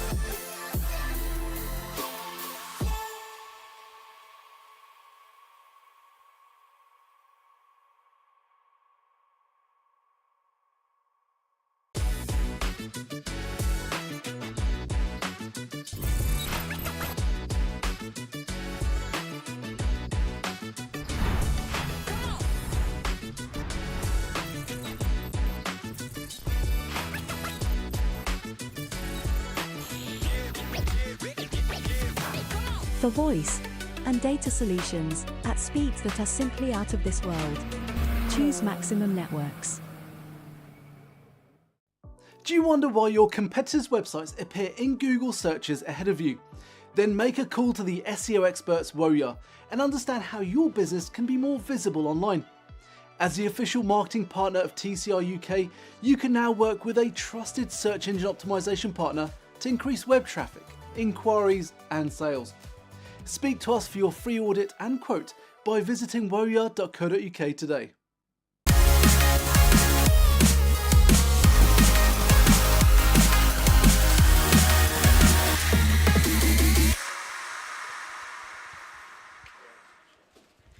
Welcome back to Silverstone, everybody. We're all just coming down now off what was a fantastic high after that TCR UK qualifying session, an incredibly competitive 30 minutes of on-track action, which resulted in one of maybe actually the closest qualifying session in TCR UK history. That is a stat that we'll have to research later on today. But we now move into another qualifying session, and it is that for the BRSCC Fiesta Junior Championship. Well, we tried to, anyway. We made it about a minute into the session, and then unfortunately we lost into the Cops Corner gravel trap, the number 24 of Michael Wheeler. So Michael Wheeler, who is, I think, the son of Richard Wheeler, who founded Brisky Racing, and he is being pushed back into the pit lane. I think he ended up in the gravel trap rather than this being a mechanical issue. The good news is there's no major damage to the car. He's not damaged a barrier that I know of, so he should be able to get the session back underway in the very near future. There are 13 minutes and 20 seconds left on the clock, and that clock has frozen, of course, because of the red flag.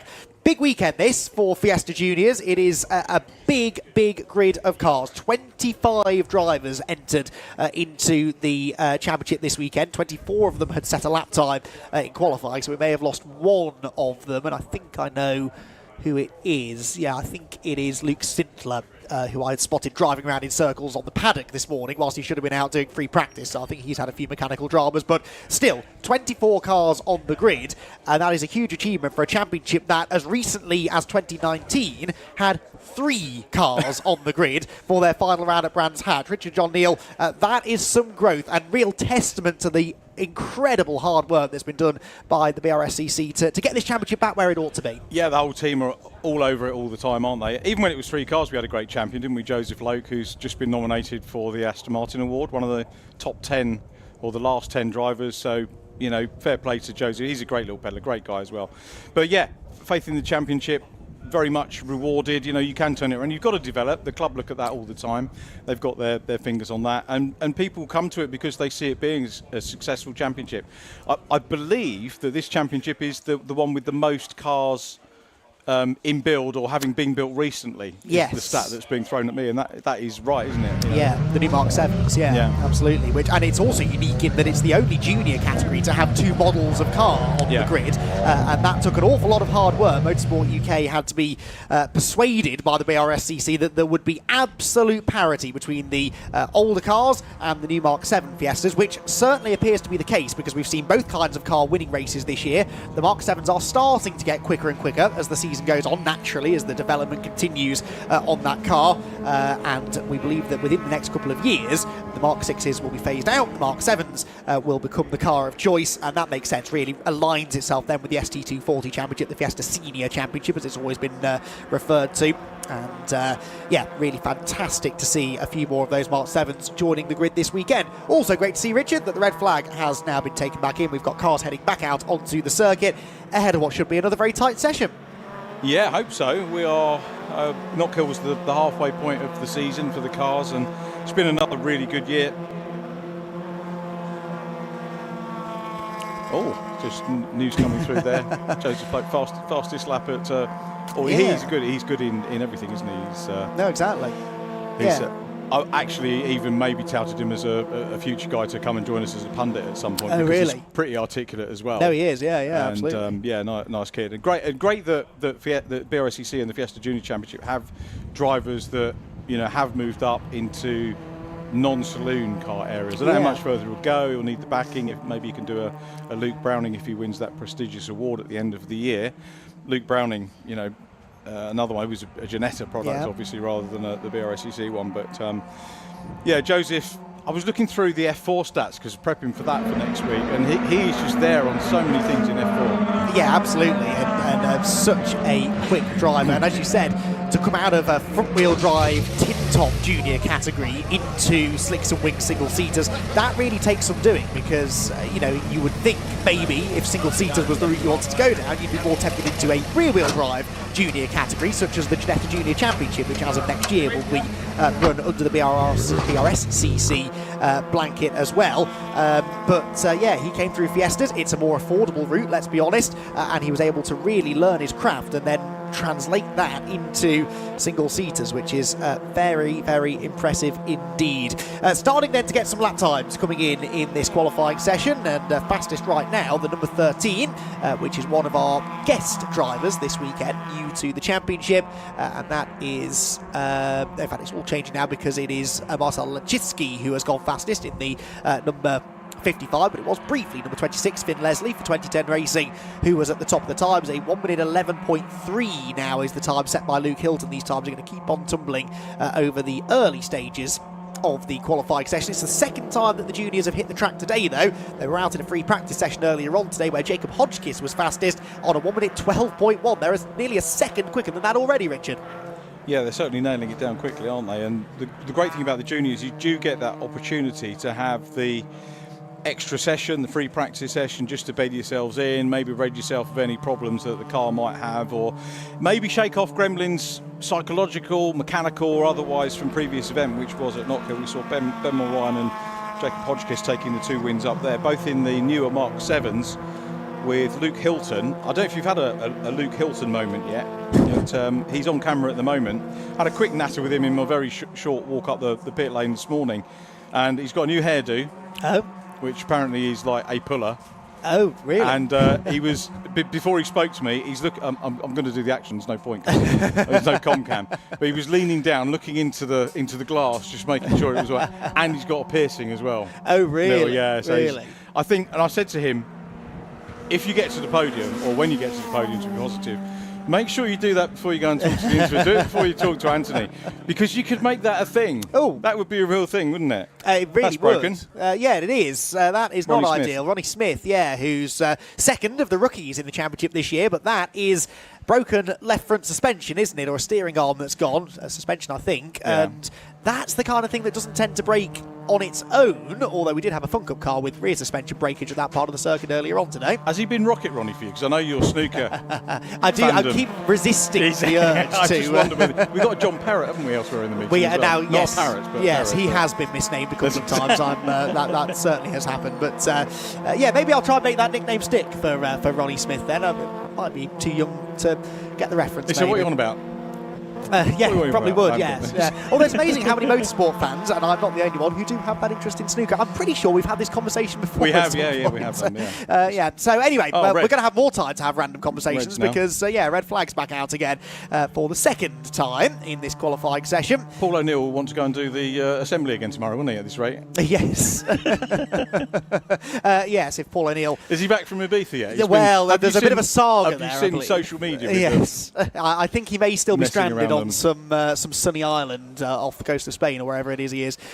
Flights delayed and whatnot. But I'm assured he'll make it to Silverstone tomorrow with a lovely tan and perhaps a bit of a headache. But we'll go easy on him, I'm sure, as and when he arrives. So Luke Hilton fastest in the session. Second fastest at the moment is the number 85. That's Jensen Mason. Jensen Mason, who has not had a podium yet this season, but has managed to find his way onto the front row provisionally. Then it's Marcel Lechitsky in third place. Fourth fastest then for the best of the newcomers, I think I'm right in saying, Finn Leslie, with number 92, Rashan Tyler Chigarimbo, completing the top 5. Then it's the number 90 of Wesley Swain in 6th. 7th place is number 144, George Foxlow.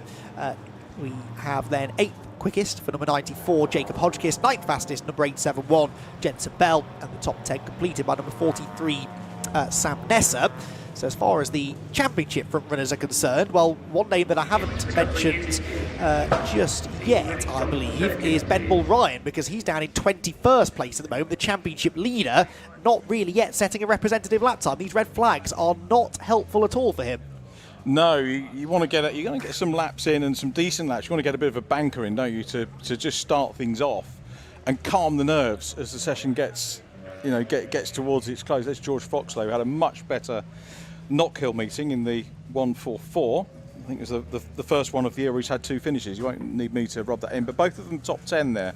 So really good to see him developing, and sometimes that sort of result development can be driver confidence building, experience building with the cars, or it can just be a little bit of luck thrown in as well. So I'm sure he's had the rub of the green in terms of car not misbehaving as the ones we're looking at are at the moment. Indeed so. A bit of work being done here. I didn't spot which car this was actually, with a bit of work being done under the hood, and perhaps a few scrapes on the front of that car as well. That is, I think, number 41, that set, on the back of that car. But a big queue forming at the end of pit lane, hoping that this won't be a particularly lengthy red flag delay.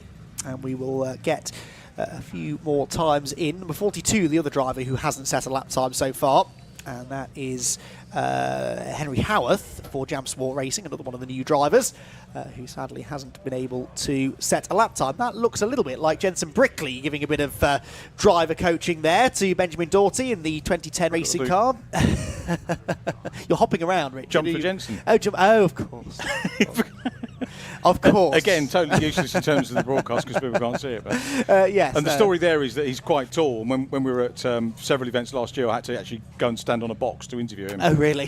He is very tall. I don't know how he folds himself into a TCR car. Certainly how he folded himself into a Fiesta back in the day. That took some and he always rolls his eyes when I do jump for Jensen. But, so that's why we do it all the more. You know, exactly. Actually fantastic to see him in TCR this year as well. Yeah. And just... Actually, believe it or not, first time this year I've been in the pit lane with the cars, and they are just kit. Yes. Proper kit. No, they are, aren't they? They really, and again, a championship that's growing so nicely, and great to see that championships like the Fiesta Junior Series can become a feeder series to series like TCR UK. You know, the fact that Jensen Brickley jumped into that and was immediately a race winner is... testament really to the level of talent on show. Who's your favourite ex-champion? I'm going to thrust the list under your face there. Well, you see, I first started covering this championship, I want to say 2014, which was Jerry Nicosia's year, and got to know him quite well. Ollie Turner I always got on with really well too, and but he won it when it was perhaps not at its most competitive. The season I really remember was 2015, Aaron Thompson beating Michael Higgs. That was a good championship battle that year. But it's a decent list of names, isn't it? And again, in recent years, drivers like Ollie Turner, Joseph Lote, Jensen Brickley, Sid Smith going on to achieve great things. It is still as relevant now as it was 11 years ago. I think more so. I think he carries a bit more weight, as do I, you know, in terms of the... thank you for not laughing too much. I mean, look at all the top threes from the last couple of seasons. Jack Mitchell. I'd forgotten about in the first year. Yeah. Charlie Liddell, the Right Honourable Charles Liddell, as we call him. JJ Ross. I mean, JJ, I think was racing Clios in Spain. Yes. Was third the first year. Rory Collingbourne. A couple of names that we don't hear too much of. Michael Higgs and Tom Grundy. Apologies to them if they're watching, and I should know what they're up to, but I don't. Elliot Wilson. Nathan Edwards, of course, running in the Mini Coopers at the moment, so he'll be out next weekend. Looking to go JCW next year. Oh, is he? I don't think that's a secret, but it it's isn't not now. No, but if you can get it's a bit of a step up money wise, so they've got a lot of work to do. But you know, he'll be hoping that Interglens and his people get on board with that. It was really funny actually because the minis were. There are less JCWs running this year, and Anthony Williams that runs that apologised at the start of the year. I said, you don't need to apologise because you've got a quality field. Exactly. And you know, you're only looking at. You know, they've got 10, 15 drivers regularly. That's all you need for a top-line championship, and the racing's been superb. Arguably better with less cars because there's been a little bit less damage, but, you know, there will be more in next year. We've got new teams running in that and new drivers looking to make the step up as well. But, yes, it's Bradley Beavers, what happened to him? Will Orton, of course, second in JCWs at the moment. Yes, another name I'd forgotten about actually from Fiesta Juniors. It was only a couple of years ago. So, and again, to your point, it was the sort of 2018, 19, 20 era where we didn't have very big grids, and yet you look at the driving talent that we had at the front in those years. Certainly not a step down in driving ability at all. So, yeah. The other thing we was looking at last week. You know, because what do you do when you're at Knockhill and you go back to the hotel? You watch racing videos. Of course. And I'd taken one to show my son, which was the original junior formula that BRSCC started. BRSCC started T-cars. Oh, yeah. And, you know, with parties scrambling around. So I actually know 3 people that are looking to start junior championships at the moment, believe it or not. Two of whom have no chance whatsoever. Third one we all know and can probably guess what I'm talking about. But you look back and you see the TCAR championship, that would still be viable and relevant today. Rear-wheel drive, safe chassis, extremely safe chassis, built and designed by Sonny Howard and his team at Teely. And the cars are still running. So they had a long life. They're still running them with supercars, aren't they, over in Ireland? No, exactly. Yeah, that's what a championship that was. Real talent came out of the T-Cars Championship back in the day. Right, take 3 of qualifying for the Fiesta Juniors then. We've got the green flag flying again. We've made it to halfway in the session now, so that's a bit of an achievement. And I suspect if we were to get another red flag, that would likely be the session called. I think most drivers have done their 3 laps that are mandatory in order to be allowed to race later on. And in fact, even if they hadn't, having done a free practice session earlier on, they'd probably be able to work something out. But for those like championship leader Ben Mulryan down in 21st place right now, a bit of a sense of urgency now to try and improve, although actually he's not left the pit lane yet. So I wonder if there's a bit more to that story. Perhaps Ben Mulryan in a bit of bother, something not working on the car maybe. Could well be in a pickle, couldn't he? I'm pretty sure that was the car that they were fiddling with when we were looking at RCC. So yes. He's could be a race improvement required from him, but as you say, that's not great, is it, for the championship leader? No, certainly not. And of course, second in the championship, Sam Nesser, also not doing all that well at the moment. He's only 10th fastest. Luke Hilton, though, third in the points on provisional pole position, but he is a long way back. It's 282 points once the drops are calculated for Ben Mulryan. That's 18 more than Sam Nesser, who is second. And then Sam is nearly 30. I think he's 26 points clear of Luke Hilton in third place. He's only got 2 points then over Daniel Lewis. Daniel Lewis at the moment, even further back than Ben Mulryan, actually. Dan Lewis, 22nd fastest in the session right now. So advantage Luke Hilton. He's got a lot of points to try and regain here, but going the right way about it so far. Yeah, that's the way a season can ebb and flow for you as a driver as well. And the thing you can't tell youngsters, particularly 14 to 17-year-olds, as we're looking at, is when they have a bad day, you cannot, it's very difficult to get them to get their chin off the floor. We had a thing last weekend, another ex-BRSCC junior driver, who of course is racing in F4, Deegan Fairclough, came away from qualifying, and Deegan was like second to last in qualifying, or third to last in qualifying.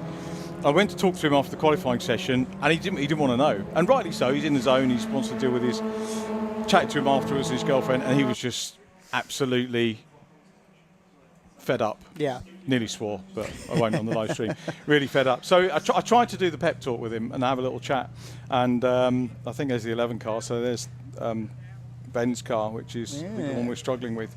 Is that going to be game over? Going back to Deegan, we did a bit of a pep talk with him, and he was with his girlfriend. I felt sorry for his girlfriend as well. He was supporting him on his race weekend, and she's just got this miserable teenager with. And I said, well, but you're on the back of the grid, but race 2 is reverse, so you'll be at the front. So, I don't want to win a reverse grid race. But chatted it through with him and said, look, park it here. Qualifying's done, you can't do anything about it. What you can do is go out there, and do you know what? He picked himself up, he came back to me later on, punched me on the shoulder, he said thanks. Oh, really? Really decent lad. Wow. And he went out and he got that win. Yeah. And it was his first kept win because he'd had a penalty earlier on, but fair play to him, and it's just nice that he came back over as well. Yeah. A lot of youngsters wouldn't necessarily do that, but it's made up for him. He's I think having to temper a little bit. He's got some points on his licence from a few overtakes that maybe were a little bit risque earlier on in the season, but he's so exciting to watch. Yes. Deegan. Have you raced against him in Sims? I haven't. I've commentated on him on the sim, but not raced against him. No. I'm quite glad of that, actually, because I think that would humble me. He's very, very quick, is young Deegan, as most of the kids are, I suppose. But it's good fun. Have you ever tried the old sim racing, Richard? Have you ever got yourself behind the wheel? No, I'm far too old and useless. Old and useless. I've seen my son do it, and it's he's pretty good. He's in the tier 2 in whatever F1 thing he does, and he's good, but I couldn't match that. You've got to put the time in. It's like golf, isn't it? You've got to go out and do it. And I bought a set of Golf Club 2 years ago, and I haven't even used those yet. So I'm going to have a go at that. I will do that, but sim racing, no, I'll be away. Sim commentary, if anyone wants me available with reasonable rates, me and Andy could do a double if you want. Absolutely. Sign me up. I'm here for that one. Good fun, the sim racing, and lots of the youngsters use that, of course, when they're not racing on the real tracks to keep their eye in over the winter months. For example, the BRSCC last year ran a winter series on the sim as well, their first sort of foray into sim racing, and hopefully more of the same to come in the off-season this year. Right, there is some good news. That is our championship leader, Ben Ryan, out on the circuit now, so he is at least circulating. Some interesting lines out of Beckett's being taken there. He is down in 23rd place. The only driver behind him at the moment is the driver who caused the first red flag of the session, Michael Wheeler. So Ben Ryan, the only way is up for the championship leader. And can you sing that falsetto? Possibly not today, no. I need some tighter trousers, I think, to make that happen. Yes, Ben Ryan keen to try and get some laps in here, but not long to do it, Richard. Less than 2 minutes to go. Yeah, talk about late knockings. I think, what would you aim for? You'd be maybe hoping for mid-grid. Flame Auricula goes up into 7th. That's good from Flame, just behind Shigarimbo. Letsitsky running well too. Ben Doughty in 4th, having a good qualifier. Finn Leslie's been a bit of a revelation here, hasn't he? Absolutely, still 3rd place at the moment in his first appearance in the championship, but no one at the moment could trouble Luke Hilton 6.5 tenths of a second around a track like Richard, track like this, Richard. A very, very impressive time that, given how close the rest of the field is. The next 6 tenths take you all the way down to about 11th place or so. For Luke Hilton to have a 6.5 tenth of a second cushion is well, not the news that the rest of the grid wanted to hear. So I think Ben Mulryan is on his flyer now, so let's have a look and see whether he can stick some pinks in, maybe haul himself up the grid. Anything at this stage could be damage limitation for him, and could well count. You know, he might even midfield finish, any points count, don't they, towards the end. So particularly when you're, when you've got people snapping away at your heels. With the 3 events, including this one to go, Donington Park next up, Brands Hatch for the festival, which I'm as ever looking forward to. Can't wait. What an event that's going to be this year. Final round of TCR UK and of Fiesta Juniors and of Civic Cup, and then you throw the Formula Ford Festival in as well. That's one not to be missed for sure. I must remember, if Scott's listening, I couldn't find the Formula Ford Festival launchy news item on the phone app. On the website, on the phone app. So I do need that, because I need to ping it onto a guy who's got an old Formula Ford car who I've been nagging to get out. And he'll probably bring a few mates with him as well. So absolutely. Well, you can direct that. There we are. Scott's right, I didn't see you there.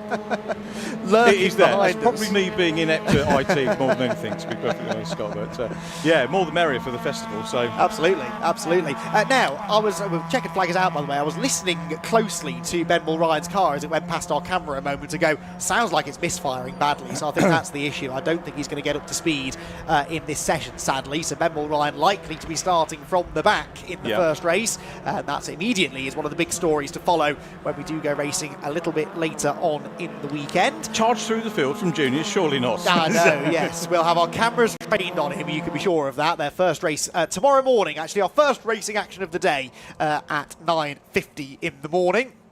And looking forward to seeing how he gets on. But he needs to make that progress, because Luke Hilton looks as though he's going to take this pole position, which is worth a bonus point, I seem to recall, in Fiesta Junior racing as well. And so we will see if Luke Hilton can take even more points out of the championship leader on Sunday morning. Luke had a disqualification, actually, from that final race at Knockhill last time. That's what's really knocked him down in the championship table. He can't count that as one of his dropped scores. So that leaves him with very much an uphill struggle through the latter part of the season. Qualifying done then, Luke Hilton looks as though he's going to be on pole position with Jensen Mason alongside him on the front row. And then the new name at the front of the field, Finn Leslie, 3rd fastest in his first qualifying effort in the juniors. Brilliant stuff there from him.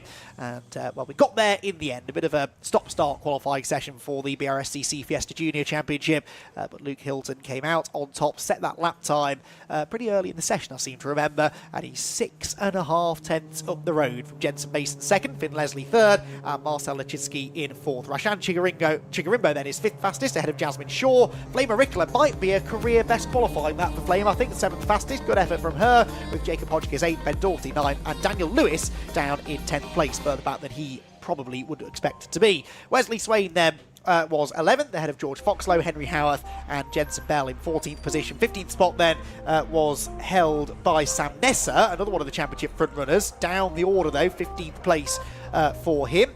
16th position then for the number 46 of Lucas Hayden, and then 17th place for number 88, which was Alfie Garford.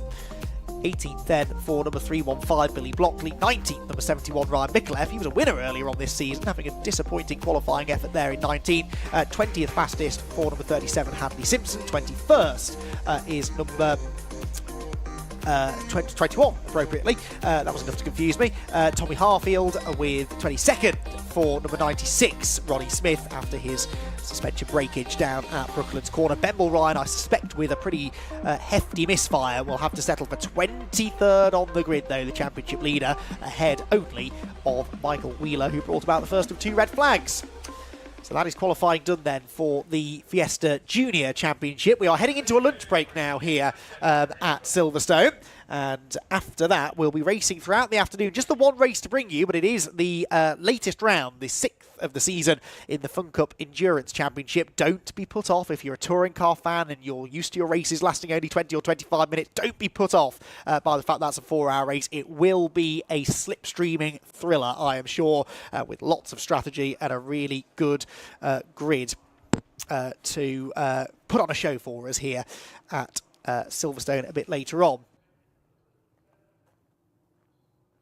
So, but whilst we go into our lunch break, in a moment or two, we're going to have a chance to hear from Anthony Jordan. He's going to be catching up with some TCR faces down in the pit lane. But before that, let's remind ourselves of what happened last time north of the border.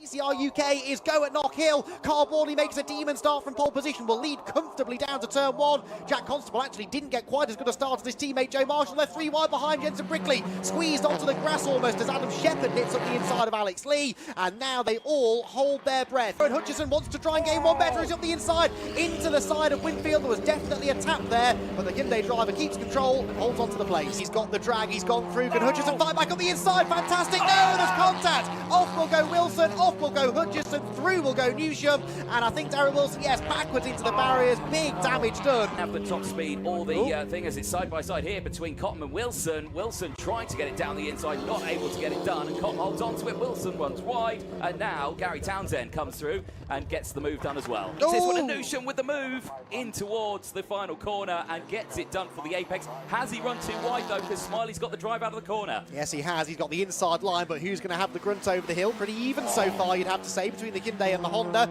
Smiley has that preferred inside line. Let's hope we don't get a repeat of the Hutchison and Darrell Wilson clash. No, Chris Smiley, a classy move back up the inside. Yeah, he's certainly struggled as again Newsham down the inside into the final corner. This time, I think it's a block pass, and he holds that inside line. Carl Bordley exits out of the final turn. He's going to take another chunk of points out of the points leader, Bruce Winfield, with his 2nd victory of the season. Across the line he goes. A dominant performance from Carl Bordley here at Knockhill. Lights out, away they go. That is Scott Sumter making a demon start from further back in the order, but Matthew Wilson does make a good start. He will lead them down into Duffers Dip. Smiley slots into 2nd, 3rd place Newsham grid order basically at the front of the field. Bruce Winfield ducking and diving his way through the order, whilst already Jack Constable is ahead of Adam Shepherd. So a bit of shuffling there amongst some of the front runners from yesterday's race. They drop down the hill, and that is Marshall. Joe Marshall off into the gravel trap. What a shame. And that's Bruce Winfield. The championship leader has tangled there with Jensen Brickley. Somehow saves it, clicks the tyre barrier, rejoins on the road. Others scatter in avoidance, but that is major drama. The first bit of really bad luck for Bruce Winfield, because he got it done. Oh, a hip and a shoulder. And Brickley won't like that. He's trying to squeeze him, but now look at Shepherd on the grass. That's naughty. Naughty stuff from Brickley. He's alongside, round the outside of Newsham. If he gets this done, this will be super special. That's a move. That is a move from Jensen Brickley. Brilliant stuff. Down to the hairpin. This is where it all kicked off a few laps ago between Brickley and Lee. And now it's Carl Bordley applying the pressure. Brickley defends. It's gone wide. He's missed the apex. There's a gap on the inside, and Carl Bordley is there. Carl Bordley to the lead as we head for the line. Is it a last lap board? Is it a checkered flag? It's a checkered flag. And a photo finish. Jensen Brickley has held on to the win because Bordley has a track limits penalty. What? Jensen Brickley gets the win. Alex Lee 2nd, and Adam Shepherd is on the podium.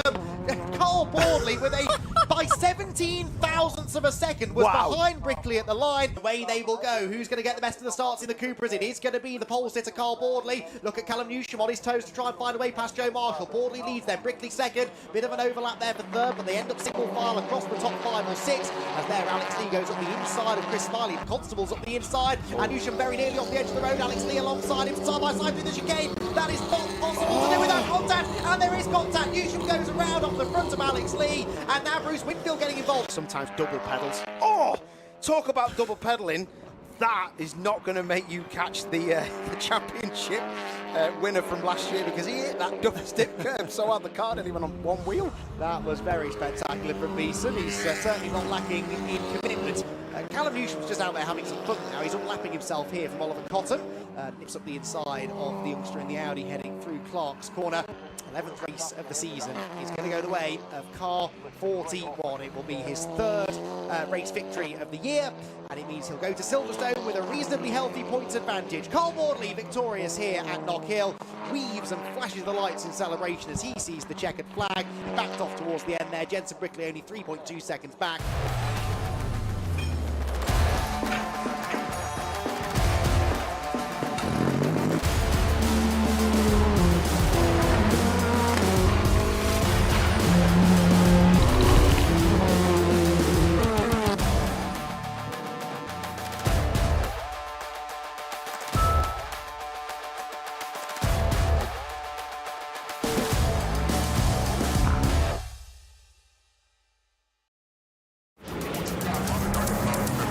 Let it go.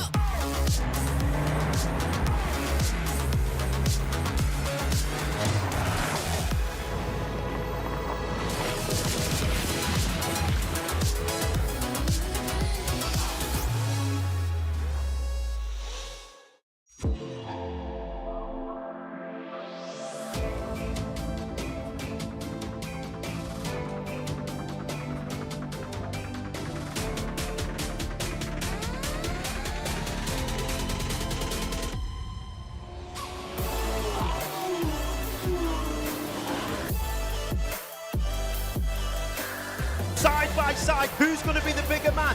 Oh, big off!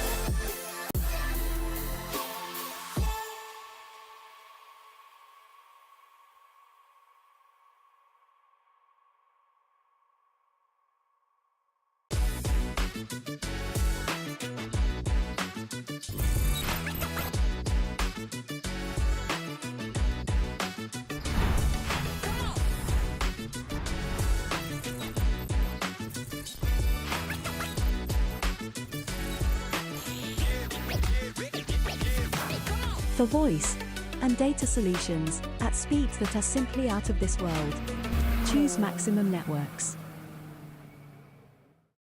Do you wonder why your competitors' websites appear in Google searches ahead of you? Then make a call to the SEO experts Warrior and understand how your business can be more visible online. As the official marketing partner of TCR UK, you can now work with a trusted search engine optimization partner to increase web traffic, inquiries and sales. Speak to us for your free audit and quote by visiting warrior.co.uk today.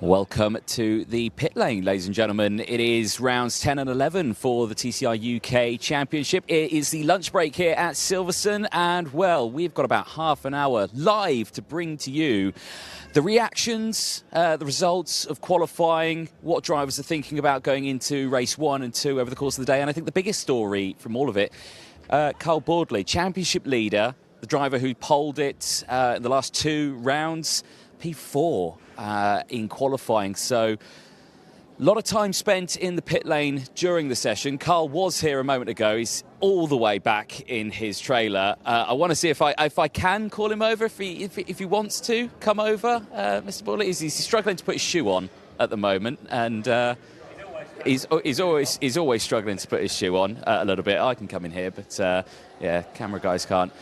Carl, I just want to have a quick chat, and I'll pre-warn you, we are live. I just wanted to see it. Yeah, no, not at all. Mate, let's talk about that qualifying. Obviously, you've polled it for the last 2 rounds. This one, P4, still a solid time from you. Very, very close still indeed. But we had to wait a long time to see that lap. What was happening at the start of that session? We made a bit of a decision just to sit and let everyone else just sort of see where the track was at and basically just clean it up for us, really. Went out, but had a vibration, big vibration all through the session. So end of the pit straight and the back straight was like, yeah, eyeballs rattling around in me head really. So we've definitely got a little bit of an issue. But yeah, had one took away for track limits at the start, which I think overall was our best lap. But we've done another one that was pretty much on par with that. And to be honest, to stick the maximum ballast in, and on a circuit like this, which is literally all brakes and throttle, yeah, I'm quite pleased to be lining up where we are. So yeah, all good. Yeah, second row of the grid for race one, and the top 17 drivers separated by less than a second. That's certainly going to make the racing tomorrow a little bit interesting. Yeah, definitely. Obviously, the draft will play a bit of a part as well. So yeah, and we'll see what other people have got up their sleeve racecraft-wise now. So you know, it's a whole different kettle of fish going out there and putting a lap together when you're on your own. But when you're looking in 3 or 4 different directions and you know, you're door handle to door handle with someone else and being drafted and trying to draft someone else as well, it'll be good fun. It will be good fun, won't it? And of course, we come now to the end of the season, really, now, aren't we? The last 6 rounds that we've got, Donington Park and Brands next. You know, how are we going to find those? We're just going to take them as they come at the end of the day. You know, we'll have basically, I think, maximum championship ballast on board now pretty much for the rest of the year. So just got to engineer the car around it, get on with what we're doing, keep improving the car, which again I think we've done in the wet yesterday. I think we were very good. Dry, obviously we've not had as much running, so we might be a session or so behind where we want to be, but we'll make a couple of little tweaks for race one and just keep improving it all the time. Yeah. I like Donny, I like Brands, so yeah, bring it all on. Hey, that's what we want to hear. Right, congratulations, though. Well done on the qualifying. Yeah, we'll see what you can do in race. Go get changed now, mate. Yeah, cool, lovely. May have distracted him getting changed. He had to put his shoe back on. Never mind. Let's come out here. We've got Mr. Joe Marshall in one of the Gen 2 Audis. Joe, where did you come in qualifying? P6. That's not bad. Well, we had 2 laps where it would have been pole, but a bit of fuel surge issue in coming out the last corner, so that cost us pole position, to be honest. Right, OK, so Gremlin's still in the system, so obviously you can't touch the car at the moment because it is technically parc fermé. They're not allowed to after qualifying, so you've got to wait for a bit of time to actually fully search that issue. I think it's just I just ran too long on the new tyre, so obviously the fuel loads go down, you do get a bit quicker, and I just left it a little bit too late. So it happened once, I thought, you know what, I'll try it again, same thing happened, but we can race from P6, so yeah, I'm happy. I'm pretty sure we can go forwards and get on the podium tomorrow. Yeah, you guys did pretty well at Knockhill. I think you were running pretty far up the sharp end. You've had a relatively decent season as well. You've always been in and around there. With the times being so close, what are the chances that you could potentially get that on the top spot tomorrow? It's going to be hard because obviously Winfield hasn't got any weight, so it'd be hard to overtake him. But obviously I'm just going to sit there, let everyone else just do their own thing, and then hopefully, just come through. And I want to get on the podium tomorrow, and obviously I want to be first as well. So yeah, we'll see what happens. Yeah, I'm going to give you an opportunity here. I'm going to speak to your teammate Jack Constable next. Anything you want me to ask him? Yeah. What should I ask him? Ask him what boxes he's got on. Right. Okay. We'll see that. See you in a bit, Joe. Cheers for that. Right, okay. I don't think I'll lead with that, but we'll see if we can squeeze it in. So there's cookies and sweets getting delivered here. Jack, if I could just spin you around, mate. Pre-warning, Hey? We're doing the ruler reaction test. Ruler reaction test? Yeah. Interesting. No, I've not seen this. So you need to get involved. So you've got to do a reaction test. We can actually do this live. Come on, your turn. Okay, right, okay. I've been shafted here. Right, okay. Okay, so we're doing a reaction test. Okay. You can win 2 kilos of sweets. Oh. I know, right? Yeah, I know that. It's very exciting. It's very exciting, all right. Exciting. And we're doing it tomorrow as well, so you could win a big box of chocolate instead. Like, I mean a big box. Okay, now I'm intrigued. What do I have to do? So basically, you just got to hold your hand like that. Right. And you've got to catch the ruler. Yeah. The shortest distance, the better your reactions. Okay, all right. Okay. Yeah, you're not going to tell it, right? You've just got to catch it. Okay. That was a 4. That's good. Is that all right? Get another go. Okay, fine, I'll get another go. 2. Right, okay. Oh, no, I didn't beat it. There you go, so you got 4. I got 4. There you go, 4. Don't know if that's any good. What did you get? 9, so terrible. Yes! There we go. Well, I'll take your seat, mate. Right, Jack, where did you finish in qualifying? 12. 12, that's all right. Yeah, I mean, no wait for the next round, so we'll take that one. Yeah, that's a plus on that one. I mean, say you're 12th. Okay, so you're 12th out there. How far off was that? That was 2/10. Yeah, next to nothing. It's really tight. Yeah. I mean, it was always going to be coming here. We haven't quite got the setup right this weekend, but I mean, we've got more to do overnight, and yeah, I think we'll be good for the race tomorrow. We'll come out fighting, so yeah, one to watch, I think. It certainly will be a one to watch. Now, I spoke to your teammate Joe Marshall, just that bloke just there. Yeah. I asked him, "Have you got a question that I can ask Jack?" And his question was, "What boxes are you wearing?" Puma. Lovely. Don't show us. I nearly did. We're live. To be fair. We're live. Yeah, don't show us, mate. Don't show us. But certainly, yeah, racing tomorrow is going to be exciting. The championship this year has been exciting, hasn't it? You've always been kind of at that sharp end mid-pack area. Yeah, I mean, the car that we've got this year has been an awesome bit of kit. I mean, dragging us to the front end all year round. I mean, the boys at Rob Boston have done a great job of keeping the reliability in the car and keeping it consistently up the front. So, yeah, I mean, I can't complain. I just got to keep plucking away at those results, and we'll see where we are at the end of the year. That's what we need, isn't it? Looking forward to tomorrow. I'm sure you are as well. Best of luck for it. Cheers, mate. Excellent. Lovely. Jack and Joe. I'm sure there's a nursery rhyme along those two. They are certainly very interesting.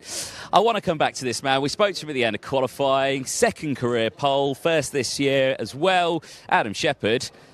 The little Gen 1 that could. Yes, yeah.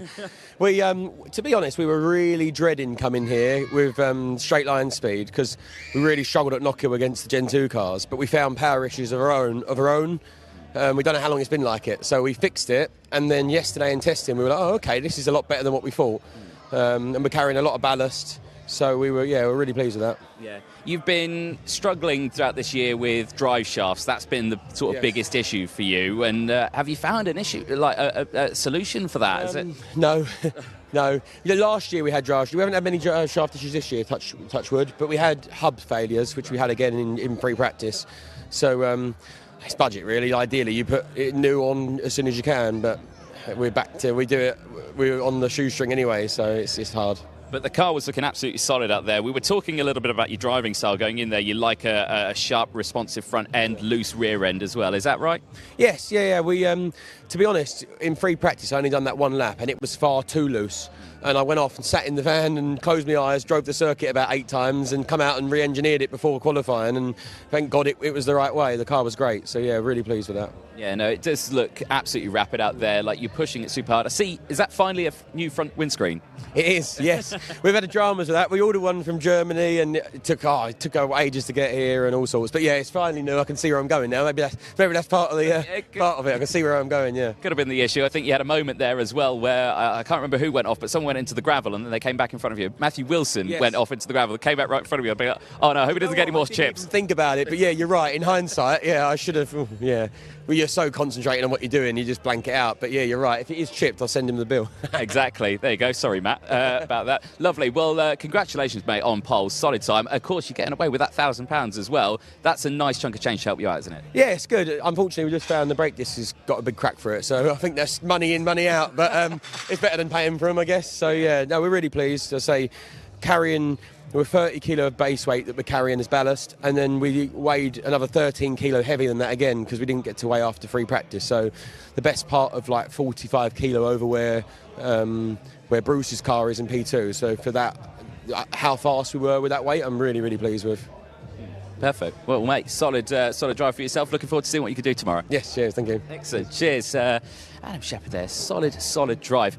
Right, we'll turn our attention over to Mr. Bruce, who we spoke to at the end of qualifying as well. Bruce, again, P2 in qualifying, so close on it.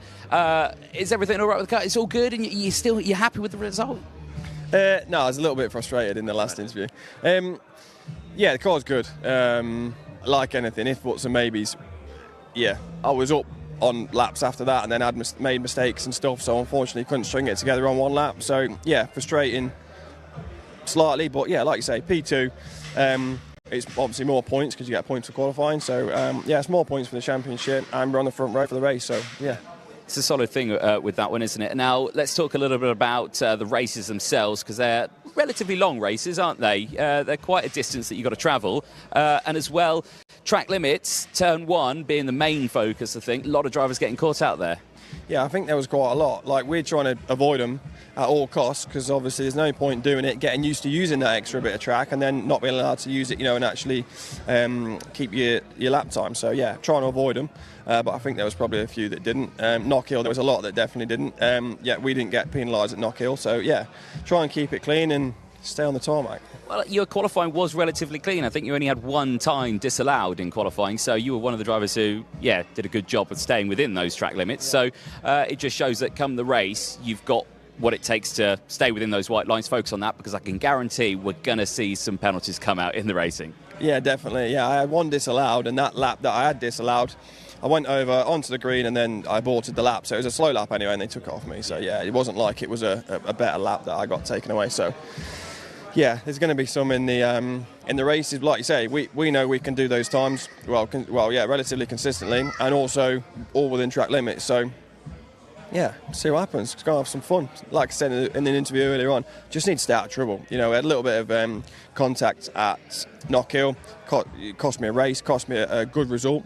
So yeah, stay out the front, stay out of trouble. That's what we need, mate. Best of luck for tomorrow. Thank you very much. Excellent stuff there, Bruce Winfield. Let's turn our attention now to a driver who I think a lot of us were slightly surprised to see this high up in the order, Mr. Oliver Cotton. Mate, look at that. P5, you are 1/10 off pole. Yeah, I was really surprised about that, especially the first few laps. And I saw the pit boy and it says P1 for a few laps and P2. I was like, has Paul missed a number or something? I was really surprised with myself, but I got a really good toe on the first few laps. And we tried to improve our new tyres at the end, but we just all had a fuel pressure issue. We were 2/10 up through the last corner, but just fuel pressure issues was a bit unlucky. But we got good race pace. We were really consistent through that qualifying section. We did a 10th every lap. So yeah. The whole grid is so close out there. It is certainly going to make the race nice and interesting. Now, of course, you are used to racing in Saxos, aren't you? So, you've had to deal with that very close quarter battling out on circuit. It's going to be the same tomorrow in race 1 and in race 2, of course. But certainly, what do you think you can do from that position? I think just keep my nose clean. I think I'm very used to close racing, especially in Saxos. Very big slipstreams, like a flying brick, those Saxos. So slipstreaming is a big thing in those, so I can probably carry over the skill I learned in Saxos of close racing and just keep my nose clean and see what happens. Yeah, it's certainly going to be a challenge, isn't it? But you got nice backing with the team, family here as well, and you've got everything you need to have a good weekend, haven't you? And certainly Silverstone, it rates highly for a lot of drivers. Yeah, I do like the circuit for a race, and it's a good circuit in the Audi. It's a lot faster car than Saxos. Saxos is slightly boring, but it's given me the joy again of racing here because it's more exciting. So I'm still a bit jet lagged from coming back from China on Wednesday morning. So yeah, I can imagine that's quite some trek, isn't it, to come to Silverstone and go racing? Yeah, so it's a 7 hours difference. So hopefully the timetable's been quite good today for me. So I'm actually in the afternoon, aren't I? So. Mate, honestly, solid job, well done, and hopefully you can get a brilliant result tomorrow. Thank you very much. Excellent. Have a good night's sleep. Rest well, should Oliver. Let's pop a little further down the order. Obviously, drivers that we may have missed there. Alex Lee down there as well. Also, another driver who had a relatively decent qualifying, finished P9 out there again. Just very close on the times. It just shows how close all of that qualifying was. It was absolutely fantastic. We've got quite a walk down to go to Jensen Brickley, who is, I think, about to do that reaction test that I did earlier. Speak of the devil, and he shall appear. He comes in.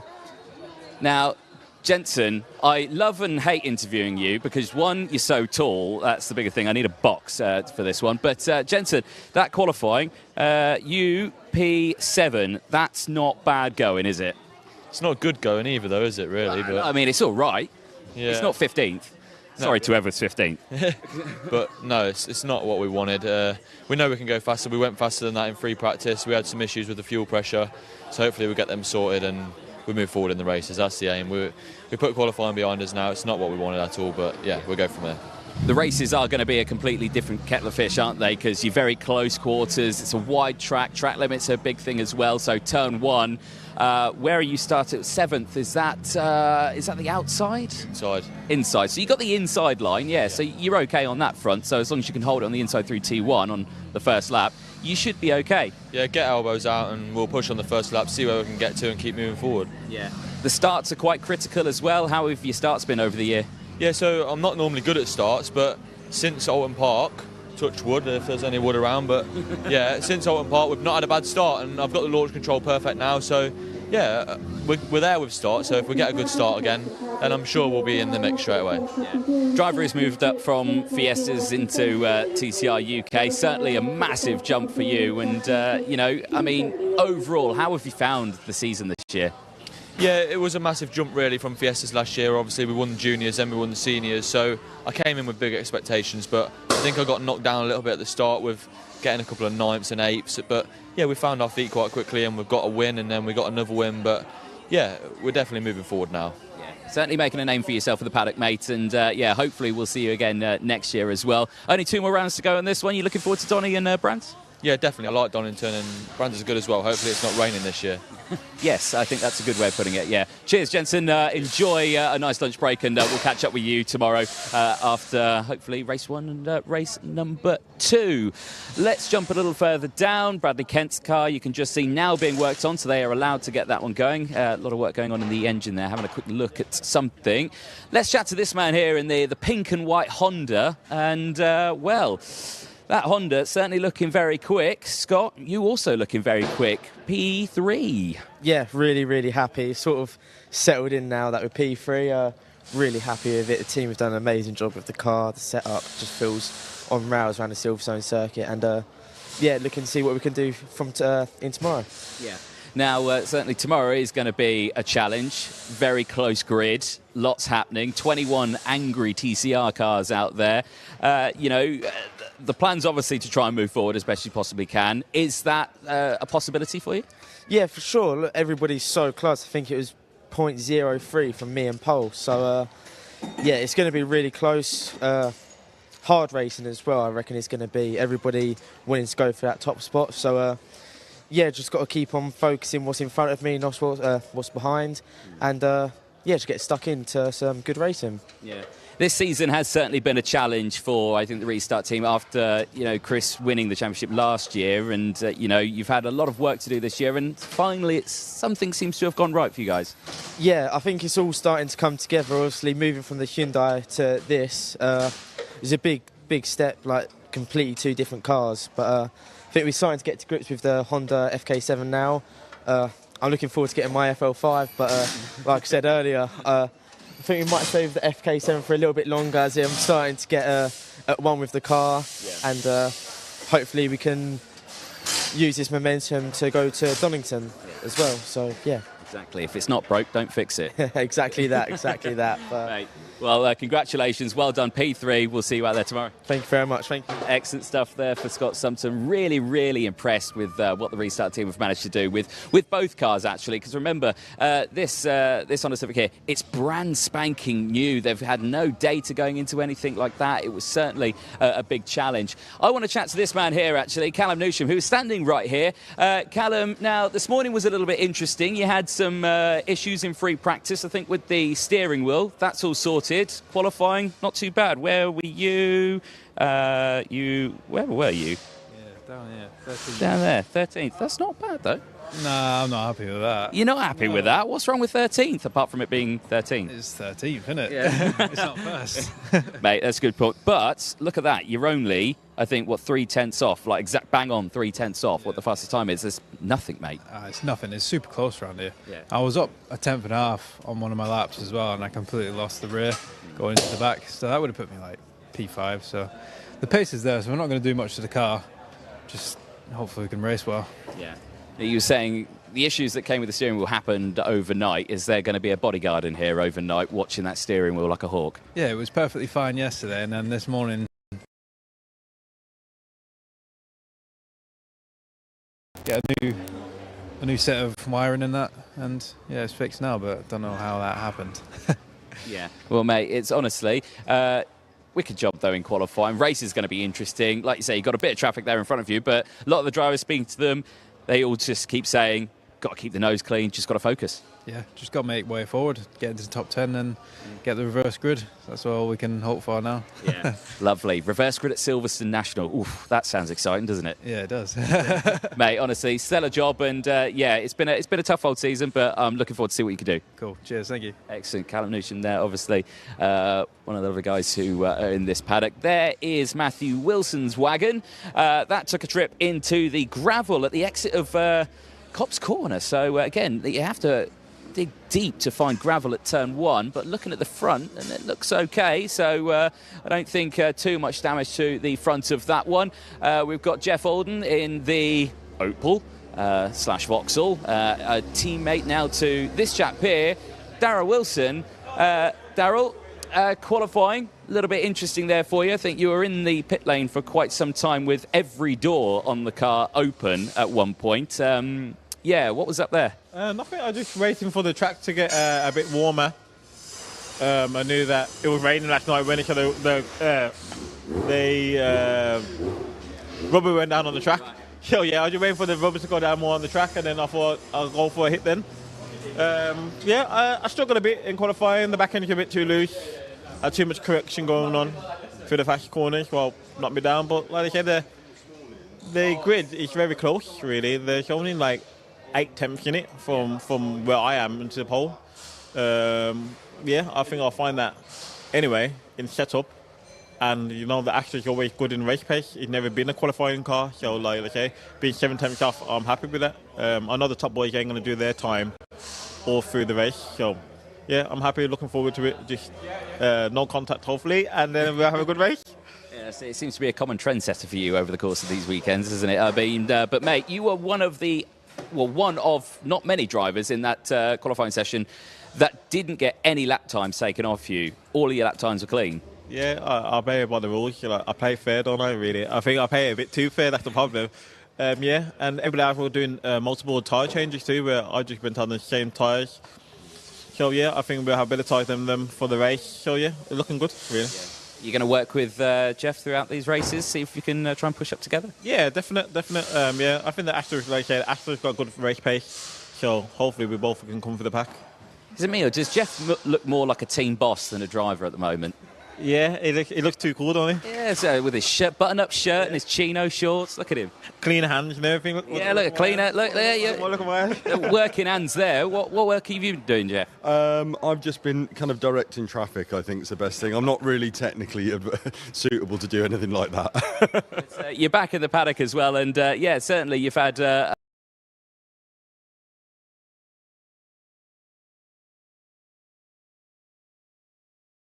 And it's come down and kind of got within 7/10 of Darrell, so I'm kind of I've got some more work to do, but I'm getting there, which is the main thing. It's good fun. I'm enjoying it. Excellent. Good to have you back in the paddock though, and boys, best of luck tomorrow. Enjoy the racing. It's going to be very, very close. Okay, thank you. Cheers. Excellent. There you go. See, boys are happy. Boys are happy. More action down there. Obviously, you had Oliver Cotton down there as well. Who else? We've got Rick Kerry back as well. He's in one of the Gen 1s. You've got Gary Townsend. You've got Darren Lewis. And you've got Brad Hutchinson. Hutchinson, who also had a relatively decent qualifying as well. So, yeah, there's a couple of cars getting themselves ready to go out because, of course, coming up next, Fun Cup. But before now and then, we can go a little bit further down. But certainly, this is going to be interesting. TCR UK, it has got more popular as it goes on. Myself and Andy both saying that, we were, hoping that this would get to 20 races. It's surpassed that. We're going into 70 races. There's 70 races, and that'll be the first race that we see tomorrow. Really, really looking forward to seeing on that one. The guys are talking in my ear at the moment. I'm not actually able to hear what they're saying at the moment, so hopefully they can pass that over. I think we're bringing a couple of drivers down to us. That's what they're saying. There we go. Look at this. We've got Mr. Brad Hutchinson coming towards us. Brad, I interrupted you yesterday eating toast. Today you've got no toast in your hand. Mate, qualifying, that wasn't too bad, was it? Where were you on that one? It was. It wasn't Keep bad. going down the list. No, you're fine. You're there, P15. That's not bad. Yes, I may have said something earlier in this one regarding P15, but no, don't worry. Mate, honestly, that's not too bad. Yeah, I mean, it's probably about the best we could get out of the car. realistically, I thought we set the lap time we wanted to achieve, and we got to that. So, you know, it's about the best we could do with the dinosaur class. But you know, we'll see. We'll see what we can do in the race, and hopefully make some moves forward for the reverse grid. Go from there. Exactly, yeah. If you can get that P10 result, then yeah, you're all Gougie. You can start on pole. Kind of very similar to what happened at Snetterton, where it was like a defensive masterclass, wasn't it? Yeah. Just stick it out, let everyone fall off, and get your elbows out nice and wide, and yeah, do our best. I think I'm kind of praying for a rain, doing a bit of a rain dance, to be honest, because in testing yesterday, when the wet weather was a lot closer, so hopefully if we can have some wet weather, should be a bit better. Now, you've brought someone from down under over at TCR Australia. Who do we have here? We have Lachlan, who drives the exact same car as me, but upside down.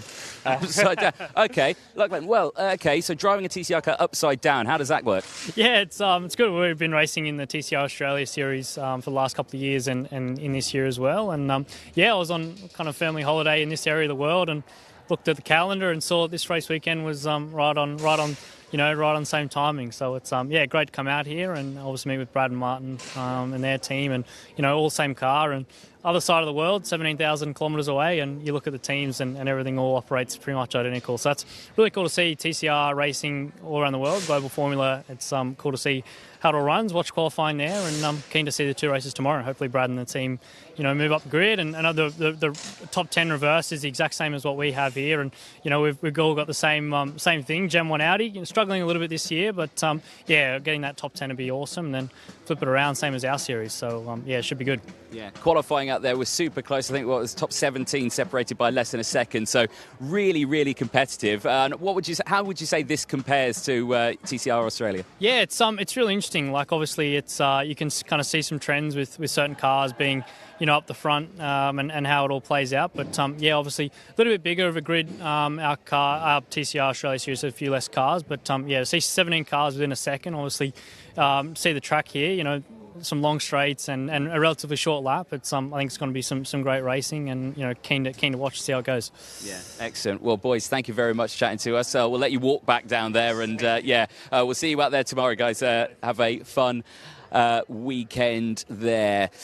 We are going to slowly make our way down to Brad Kent, because I think he's putting some clothes on maybe out of his race suit, but certainly I can see that the atmosphere is, I think, a good atmosphere. Drivers seem to be ready for tomorrow.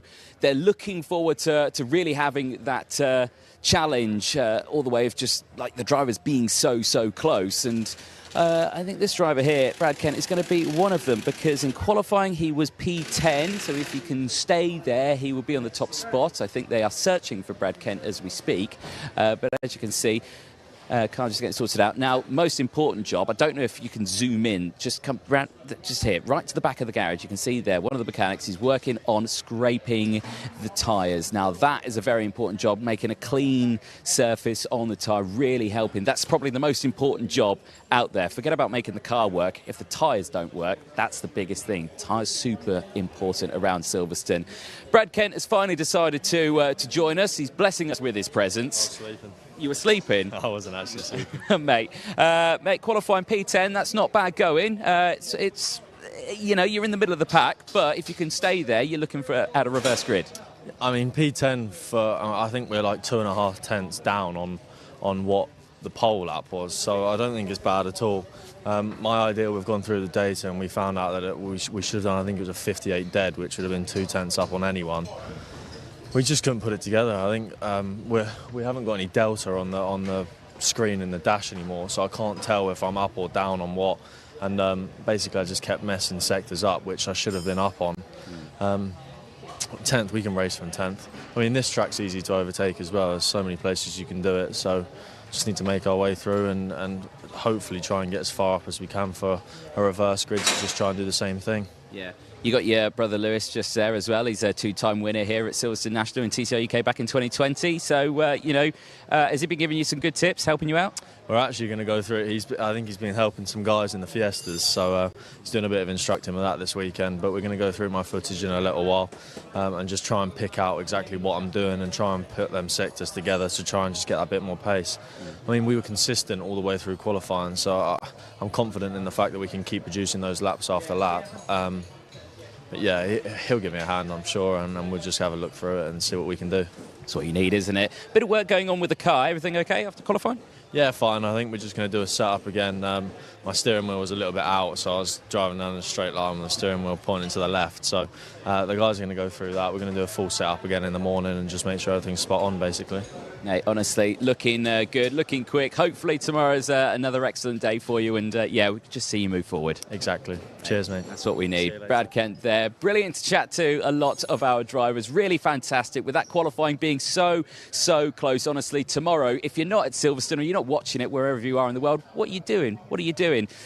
We are going to take a quick ad break. We will be back in a moment as we turn our attention to the Fun Cup. Stay with us.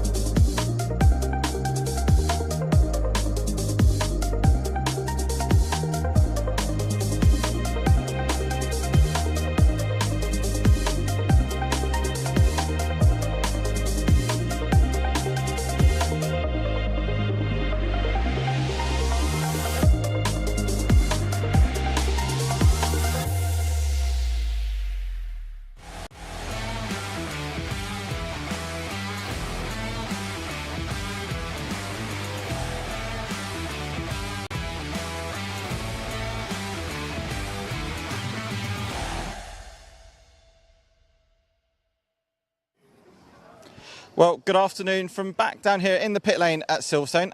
As you've noticed, I'm not Anthony Jordan, I'm Jamie Peters-Ennis, and I'll be taking you through the 6th round of the Fun Cup Endurance Championship with Andy McEwen and Richard John Neal. And this is your first experience of all of this. It's a bit different to what you're used to, isn't it? No, exactly. I thought I'd come down and join you on this one because I'm all TCR UK. That's my house down there. This is your house down here. So thank you for welcoming in. Yeah, these things are mega, aren't they? Absolutely love these. They look quirky, they sound quirky, and they go like the clappers, don't they? They do, yeah. So the cars are built in Belgium by WRT. They look like a Volkswagen Beetle, but they're not. The only part on it that resembles a Beetle is actually the wiper motor. They have a 5-speed SADEV sequential gearbox. Pretty much all the cars now are running a paddle shift. 130 brake VW Audi engine, carbureted, so proper old school like how it was. And we run on a fantastic tyre called the GT tyre. It's a tyre we use in wet and dry, and it's so durable. I mean, it did a 4-hour race at Thruxton, if you appreciate how abrasive Thruxton is, in 25-30 degree heat, and the tyres were fine. And it's just a great championship to be part of. I mean, we've got drivers that have been in it since its inception in 2002, and they just love coming back. I mean, this weekend we've had drivers fly in from Canada, South Africa, Germany, because they've seen what this championship's all about, and they think, do you know what, we'll have a go at this. And from personal experience, they are great cars to drive as well. And yeah, and also, as we found out, you guys found out yesterday, qualifying isn't qualifying. The grid's randomly drawn. The only team that knows where they're starting is the Team Olympian car, because they won at Alton Park, which means they have to start last on the grid, which is 22nd. Right.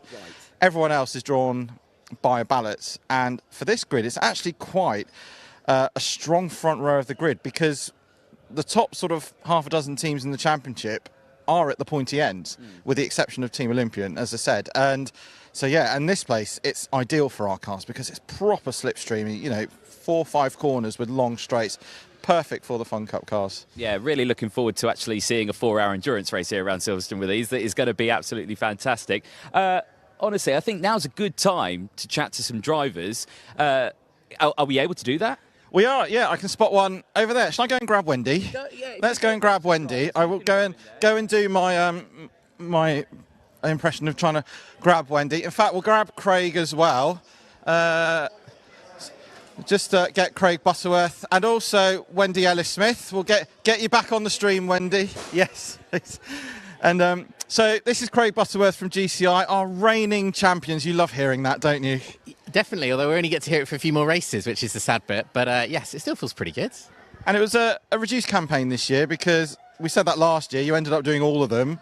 But this year, due to time constraints and work commitments, you've really sort of only been able to do a selected few rounds, haven't you? Yeah, that's right. That's right. Which is obviously, sad anyway, but especially sad when you don't get to use the number one as much as possible. But yes, we did Snetterton, had a great outing, came second there, like within touching distance of the win. We're out today, and then a couple more races as well. So in a weird way, though, it makes you appreciate it all the more when you're not doing the whole season. And weirdly, without the pressure of a championship, you really can just go out there and have fun. Whereas by this stage last year, it was like, oh, there's only downside, there's no upside. So yeah, really looking forward to today. And you're going to be doing battle with one of the teams, Fueled Up Racing. We'll bring Wendy Ellis-Smith in. Have you two been winding each other up and saying, right, I'm going to beat you? Because you're both sort of in the middle of the grid, aren't you? On the grid draw, and you're both out at the same time. So what's the plan then? We will play nicely together. We might have a. Yeah, no, I'm sure it'll be fine. I'm sure I probably won't see you again in a few seconds, but I'll try and stick with them, maybe hang on the back of some of the quicker drivers and check their lines out, because I didn't get everything I wanted to nailed during testing. So I'm still on a bit of a learning curve, and we'll just see what happens. But if the cars come back safely after the boys start, that would be a good place for us. They start at the end of the race as well. If they come back safely, that would be even better, I think. But, yes. And I mean, for you, Wendy, I mean, this is your second full season. As you say, you don't do all the races, but how important is it to try and sort of battle or stick with an established team like GCI, because you can learn so much, can't you? Yeah, incredible amount, just to pick up some of the places, see where we're going wrong, where we can make time, the braking zones. I mean, the lines, there's so much to look at, so if we can get close to somebody like that, and then of course the drafting comes into play as well, which will be a big thing around this circuit with the long straights, and then of course keeping an eye on your mirrors for people diving down to utilise on the drafting they've done. And if there was any chance we could work together nicely to do a bit of that would be appreciated. And Craig, from your point of view and a championship point of view, it's great that new teams and drivers are coming on. We've got three separate teams have flown in from Canada, South Africa and Germany. It's fantastic for the championship, isn't it? It's absolutely brilliant. Yeah, it's great to see some new blood and some new cars, some new liveries. I think there's even a few more new teams for Donington as well, I hear. So, yeah, really, really fantastic. And look, I think it's always good it's such a lovely atmosphere. Welcome more people into the Fun Cup family. Excellent. Well, good luck, guys. Enjoy the rest of the race. Play nicely, of course. That was Wendy Ellis-Smith and Craig Butterworth. Cars are out on the grid now. So what we'll do is we'll hand you over to Andy McEwen and Richard John Hill, who will take you through this epic 4-hour thriller. Get all the cars Thank you very much, Jamie. Yep, we've got cars lining up on the grid then ahead of the 6th round of the Fun Cup Endurance Championship for 2023, and it is always one of the real favourite races of the year, this one here at Silverstone, a circuit that perfectly suits these Fun Cup cars, and a race that usually gives us some of the very best racing, at least for that first sort of stint or so, because of the nature, the slipstreaming nature of these cars around this circuit. It's often a spectacle that more resembles a NASCAR race than a road course race, as they call it over in the States. It's certainly going to be very, very exciting. It is the 99th championship race for the Fun Cup Endurance Championship. They will celebrate the century next time, also alongside TCR UK at Donington Park. But for today, it is all about this 6th instalment of the championship, and who is going to leave here at the front of the championship table, because things are getting tight at the top.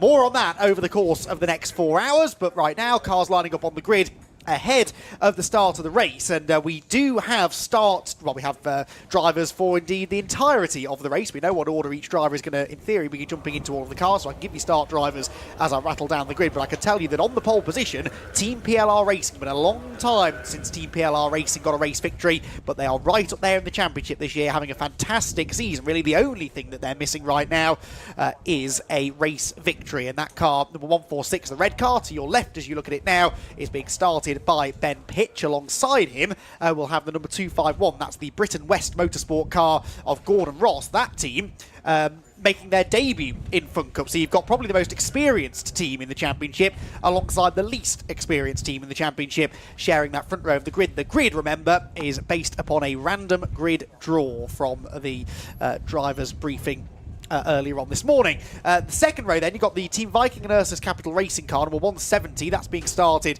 by Mark Home. The 110 Red River Sport car, the first driver in that car, Gareth Williams. That's the car, remember, that he shares with Johnny Molam. So a very quick car that should be starting from the outside of row number 2. Row 3 then is where we find the former champions. Number 225, Team Uvio Hoffman's Motorsport. That car started by Farkini Diot, and they'll have Team Greenheath, number 14, Gary Bates alongside. Here is that grid. So there were the first 3 rows that I just mentioned. Team PLR Racing, Britain West Motorsport, Team Viking, Red River Sport, Team Uvio Hoffman's Motorsport, and Team Greenheath starting inside the top 6. Row 4 then for number 103, that's the Axiometrics car started by Simon Rudd, and 106 DW Motorsport powered by BPC. That one started by Victor Cara. Row 5, number 99, Team C Data's Matt Hogg, and 104 EDF Motorsports. Sorry, that's the Victor Cara started car. The 106 on the previous row was actually started by Mark Crawford. Row number 6 then for number 1, GCI Racing, reigning champion Ian Wood at the wheel with 155. Team Ratters Racing, that car pedalled in the opening stint by Peter Ratcliffe. Row 7 then is where you find MJ Tech. That's the number 249 car with former Euro NASCAR driver Scott Jeffs at the wheel. They will share that 7th row with number 212. That is the EDF Motorsport car of Rob Croydon.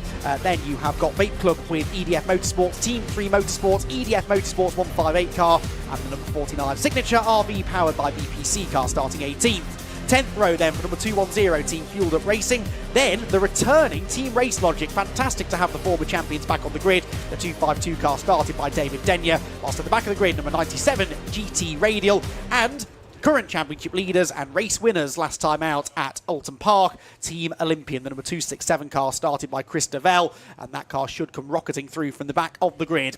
So the lights are out on the runyourfleet.com pace car. Andy McEwen and Richard John Neal here to talk you through all of the action in 4 hours of Fun Cup Endurance Championship racing, the 6th round of the 2023 championship. And will we get another new winner this season? It's been all about Uvio versus Team Olympian as far as race wins are concerned this year, but there are plenty of other teams who have been knocking on the door of victories so far. 2x2 to the line then. The red lights will go out very shortly, and we will be racing in the Fun Cup Endurance Championship here at Silverstone. Off they go towards Copse Corner now, and on the inside line from pole position, Ben Pitch looks to try and assert himself in the lead in the Team PLR Racing machine. He will have that preferred inside line, and he will have the race lead as they exit Copse for the first time and head down towards Maggots and Beckett's, the 155 Team Ratters Racing car running a little bit wide there, the red machine, but it's PLR who lead the way.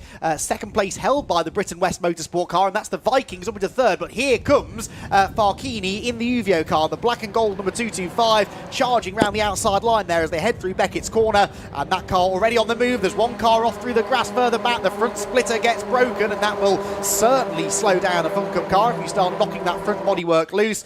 Couldn't quite catch. I think that might be the 98, isn't it? The Team 3 Motorsport car of Andy Bennett with an early grassy excursion. The pack then descends upon Brooklands for the first time. It's going to be as close as this for quite some time, I suspect, but it looks as though, Richard, it will be PLR Racing's Ben Pitch who leads the opening lap. Yeah, good start by Ben. Oh, and a spin in the midst of the EDF Motorsport car. Victor Cara spins, the 99 car out as well, so not what you want. Matt Hogg and Victor Cara, well, they've got plenty of time. The good thing is, if you've got a problem, have it at the start of the race, and then you've got plenty of time to sort it out. But ideally, don't want any problems at all. Remember, random grid, more or less, with previous race winner starting at the back. And yeah, Ben Pitch really making the most of that start. Gordon Ross in the BW Motorsports. Remember, that car looking to try and get involved in that prize money for brand newcomers to finish on the podium will get a financial prize if they can maintain it, and they've certainly positioned themselves well. They were quick in the practice session as well. But yeah, massive sort outs to do. There is Simon Rudd in the mix. He was quick, wasn't he? The last time I commentated with you, which was at Brands, he was quick in the early stages of that wet race. It was indeed much better conditions today, thankfully, and look at the jockeying for position at the front of the field. I'm really impressed here with the 251 car. Gordon Ross staying with the race leader. Yeah. But look at that, round the outside goes Farkini. He's up into third place now in the Uvio Hoffman's Motorsport car. That car, remember, started fifth on the grid, much further up the grid than we usually see them. They're typically at the back because they won the most recent race, or if they're not, they seem to get drawn towards the back of the field quite often. But starting near the front, they're into third place, but under pressure now from the number 49 car. And that is Marcus Clutton. Now, Marcus Clutton charging his way up the order really nicely. Started 18th, would you believe? I was going to say, where's he come from? Exactly. Well, he's in the lead now, is he? He's got up the inside of everyone. Wow! Marcus Clutton from 18th to the lead in 2 laps. Yeah, oh, look at this. 4-1. This is Fun Cup. This is fun. This is Fun Cup. And Clutton down to third at the moment as the 251 car, the Britain West Motorsports car, gets into the lead. But now we've got Farkini coming through. He's got his nose in front now.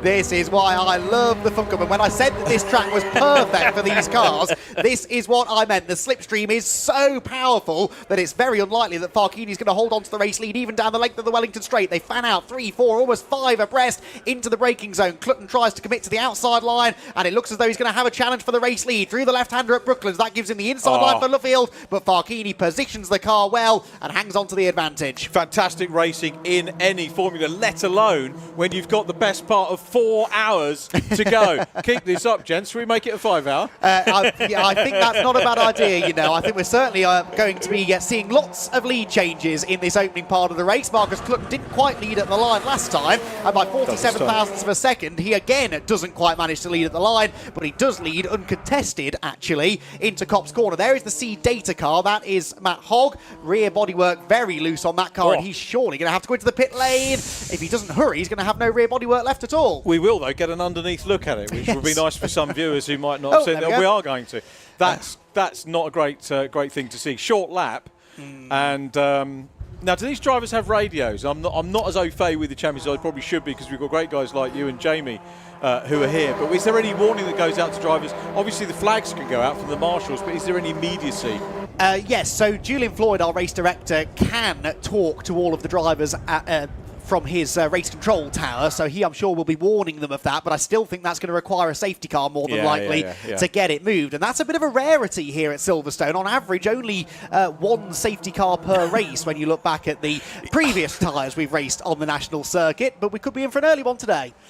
I'm amazed. I doff my cap for your stats. And I've got to say, other things I've been working on, I've had to up my game. Nowhere near your level, Andy, for sure. But yeah, that's a great shot. Yeah, absolutely. We can see what's going on. We can see that the drivers have negotiated that as well at Woodcote. So thankfully, everybody knows it's there. which is the main thing, and then the assessment is, can a marshal get that? There's our look at this superb racing machinery. It's just continuing to fall apart, isn't it? I'm amazed they haven't brought it into the pit lane. I suppose they'd rather do it under a safety car if we get one, but that car undressing itself, I'm sure, is catching the attention of the clerk of the course. Right, Marcus Clutton getting away out in front. This, though, is everybody else fighting for second place. It's the Team Viking with Ursus Capital Racing car in second for now, but now charging around the outside comes the 103. The Marshal's doing a brilliant job, meanwhile, to get out on track, and I think they will, hopefully, remove that rear bodywork without the need for a safety car. And because they've taken it to the outside of the track, they won't be involved in refitting it. No, yes, very true, very true. Again, sure, Paul Rose will have a spare lying around somewhere that the team can utilise. Yellow flags then briefly still out at this part of the circuit. Clutton in the lead. That is the 103 car now into second place. That's Simon Rudd in the Axiometrics car. Looks like Uvio have slotted into third this time around, with Team Greenheath there in fourth position. Across the line they go. EDF's 212 car in fifth. Now that's good news, Richard, because the last we saw of that car, it had some sort of failure, didn't it, on the right rear corner in qualifying. Yeah. They've got the car fixed and it's running well. Yeah, that's a good shout. That's and as I said, get the problems out of the way in practice, which is, it is a cliche, but for sure, absolutely right, particularly when you've got 4 hours of running. So we're going to see Farkini and Simon Rudd have a good race. That car is pitting now, the 99 car, into pit road, and we'll see whether the spares, which are probably readied already, and it could be our first call down to Jamie in pit lane in terms of the action to guide us through whether there are spares there and how long that's going to take to fix as well. Absolutely so. So down the back straight we go then. Clutton leads by 1.2 seconds. We've had 3 different leaders already across just the first 5 laps of the race. 3 lead changes. The Silverstone record, you'll be delighted to know, 23 lead changes back in 2019. As competitive as the grid is this weekend, though, Richard, I think there's a good chance that could be beaten because there are so many cars that I think could be in contention for the race win if they stay out of trouble. Yeah, I mean, quality's right the way down the field driver-wise, isn't it? You could not ask for a better field of experienced drivers, a lot of youngsters wanting to come up in the mix as well. Yeah, absolutely superb. And Marcus Clutton, who I think most of my experience with has been with GT Cup. Yeah. And whatever he is in quick. And you wouldn't know this was a 4-hour race, would you? From the first couple of tours and the sort out. I'd love to say that this is particularly frenetic. It's just kind of average, really, for a Fun Cup race. 3 wide into Beckett's. Why not? GCI Racing now sweeping into the mix. And they gain 2 positions there with a lovely double slipstream out of Copse Corner. That number 1 car started by Ian Wood. Craig Butterworth will be sharing driving duties. And that car's moved up nicely. It started 11th. And I think that move just put it into the top 5. Yeah, the pole car, Ben Pitch about to try and pick. Look how far back Ben Pitch is now. He's trying to regain. It's almost like you've had this shuffling of the cards in the early stages, and maybe Ben just sussing out who's where and when, and will just really try and get himself back. He's in the lead group here, for goodness sake. So still got quite a bit to. Clutton not getting away as much as I thought he might in this early stage. But is this Marcus' first race in Fun Cup? Oh no, he's done it won many a race. He used to race with Belshaw in the Sherrod UK car. I think this is the first time I've seen him. Yes, play, so. It may well be. Since he jumped up into British GT a couple of seasons ago, he and the team Enduro Motorsport sort of stepping away from Fun Cup, but and indeed he's not racing with Enduro, so he's in someone else's car this weekend. Damage, fueled up racing, that is, isn't it? 2-1-0. So a few walking wounded, and that's never ideal, is it, in the early stages of a 4-hour race? No, certainly not. So that's the one we're going to see. Wendy Ellis. Quick shout out, Paul Taylor. Wish you well, Wendy Ellis Smith. As we heard in the interviews, if you joined us this morning for qualifying, Jamie had a word with the team reserve coming in. But yeah, not a great start for the team. Now Simon Rudd, as I would expect, wanting to put Marcus Clutton under pressure out front. And this, for me, is quite interesting to see how those 2 guys get on track, because they're both quick drivers. They are. Now, you could see them work together. We've seen that quite often here at Silverstone because of the power of that slipstream. If you can find someone who is of a similar pace to you and escape out in front, you can really work together to get away from the pack. And that doesn't necessarily mean just following each other, but actually sometimes the straights are long enough you can slipstream past each other before you get to the next corner, and that sometimes leapfrogging past each other is the quickest way of getting around the track. We'll see whether that's what they choose to do. Cable tie central there. Yeah, it's going to need a few, I think, isn't it, to get that car back together. That's the Team C data car. Finally summoned into the pit lane. I noticed they were being shown the black and orange flag, so that's why they're in. And If they can fix that using some cable ties and nothing else, I'll be very impressed. Health and safety, with its hands everywhere, there's drills coming in and cable ties. That was a great shot. Yeah, fantastic. Really frenetic stuff down in the garage. The 104 car has slipped a lap down as well, I believe. So I think that's been in the pit lane. Yes, it has. Now, you can pit whenever you like, but it only counts as one of your mandatory stops if you do it during the 10-minute pit windows. They come up every 40 minutes into the race. So 40 minutes in, the pit window opens for 10 minutes and everybody has to come in. Don't have to change driver, but I think we'll see everybody change driver when they come in. And the other thing you don't have to do is refuel. You should be able to get through 2 full stints on a tank of fuel if you choose to do it that way. And it's going to be a very, very interesting strategic game. If you're already in the pit lane, by the way, when the pit window opens, I do believe that counts. I think as long as you're in the pits during that pit window, then you get away with it. Side by side for the race lead, though, Richard. Yeah, here we go. Simon Rudd to the outside right of shot, trying to put Marcus Clutton under big pressure. But now we've got Farkini Diot closing up as well. And suddenly, what was a challenge for the lead becomes a defence for second place. And there was half a gap there, and Farkini was just thinking about having a look. Again, you know, endurance goes out of the window. These guys are racing because they want that track position. And if you've got the track position, then, you know, you're ahead, you can build the lead. Safety car falls a little bit later on. It might not seem important now, but when we get into 40, 50 minutes, safety car could mean the difference between a lap or not. Exactly. It's the shortest lap of any circuit that we race at in Fun Cup, so it's the easiest track at which to fall a lap down. You really shorter need than Brands Indy? I think it is slightly. You've got me doubting myself now, but it's on a par, isn't it? I think. And if you lose that draft very definitely, here, then you lose so much time a lap. It's so easy to slip a lap down. Whereas at Brands Hatch, perhaps the driver can make a bit more of a difference. There goes Simon. Yeah, Simon up the inside. They're not working together, are they? No, they're not. They're not. So Simon Rudd now takes the lead. Yes, he does. How many different leaders have we had already? I'm already losing track. When you do the stats, Andy, is that laps led, or is it actual? Do you count the ones where it might swap between laps led across the line? No, only at the line, because as much as I have too much time on my hands, I don't have that much time on my hands. I think we'd be well into the thousands if I was doing it that way. And you can't count them because they'll be on a bit of the track that's not been covered. And exactly. We can't expect our directors to cover every single one. That would be too much. Well, but no, that's a good stat though. Good way of doing it. No, it's done by the line, which I think is the easiest way to do it. Honestly, it's look at this side by side now for the lead. This is Clutton on the outside of Farkini now, with as you said, Simon Rudd slipping down into third place, but Farkini hitting the front. And these three, despite the battling they're doing, are building now a bit of a gap back to fourth place. Yeah, good stuff. And Clutton will want to get back into the lead. So another leader across the line they will go here, unless Marcus Clutton can sort of pop it. No, it is going to be another new leader. He's pushing him, I think, isn't he? Yeah, having not quite bump drafting, but working together. I always thought, from the minute Simon said he was coming into this championship, I thought, they're going to have to watch him. And it's a good team. Lawrence Davey is very certainly no slouch at preparing cars. We've got the likes of Neil Burrows sharing that car with him as well.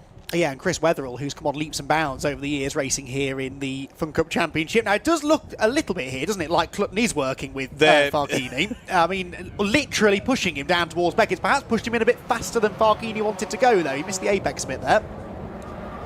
Two iconic liveries, first and second, isn't it, really, yes. You've got to say. And then bucking the trend, that third place car. But they are getting away, aren't they? EDF in fourth, with fastest lap, though. Yes, that's a good point, actually. Yeah, so EDF Motorsport, they set that a little while ago, but good lap for them. Ducking out of the slipstream there for Marcus Clutton as he looks to the outside at Brooklands corner, but Farkini sort of defending them when I feel he doesn't really need to. I don't think Marcus has really any intention of passing him right now. They want to try and build a gap to the rest of the field, but I think that gap third to fourth on this lap might be starting to creep down. Yes, it has, by about half a second in the first two sectors alone. So what is at the moment a relatively calm three-car group at the front of the field might be about to grow. Yeah, cool. Well, are we going to see Rudd get them in and maybe get back up from third to first? How are we going on time? We've got 15 minutes gone for the... Out of Copse corner they go then, leading group heading towards Maggots and Beckett's now. We haven't really had much of a chance to break from the on-track action yet, but down in the pit lane with, I think, some news of the early skirmishes in the race is Jamie Peters-Ennis. Jamie, what have you got? Yeah, it was a bit of a crazy start for our sixth round here at Silverstone. We've just got Matt Hogg's 99C data car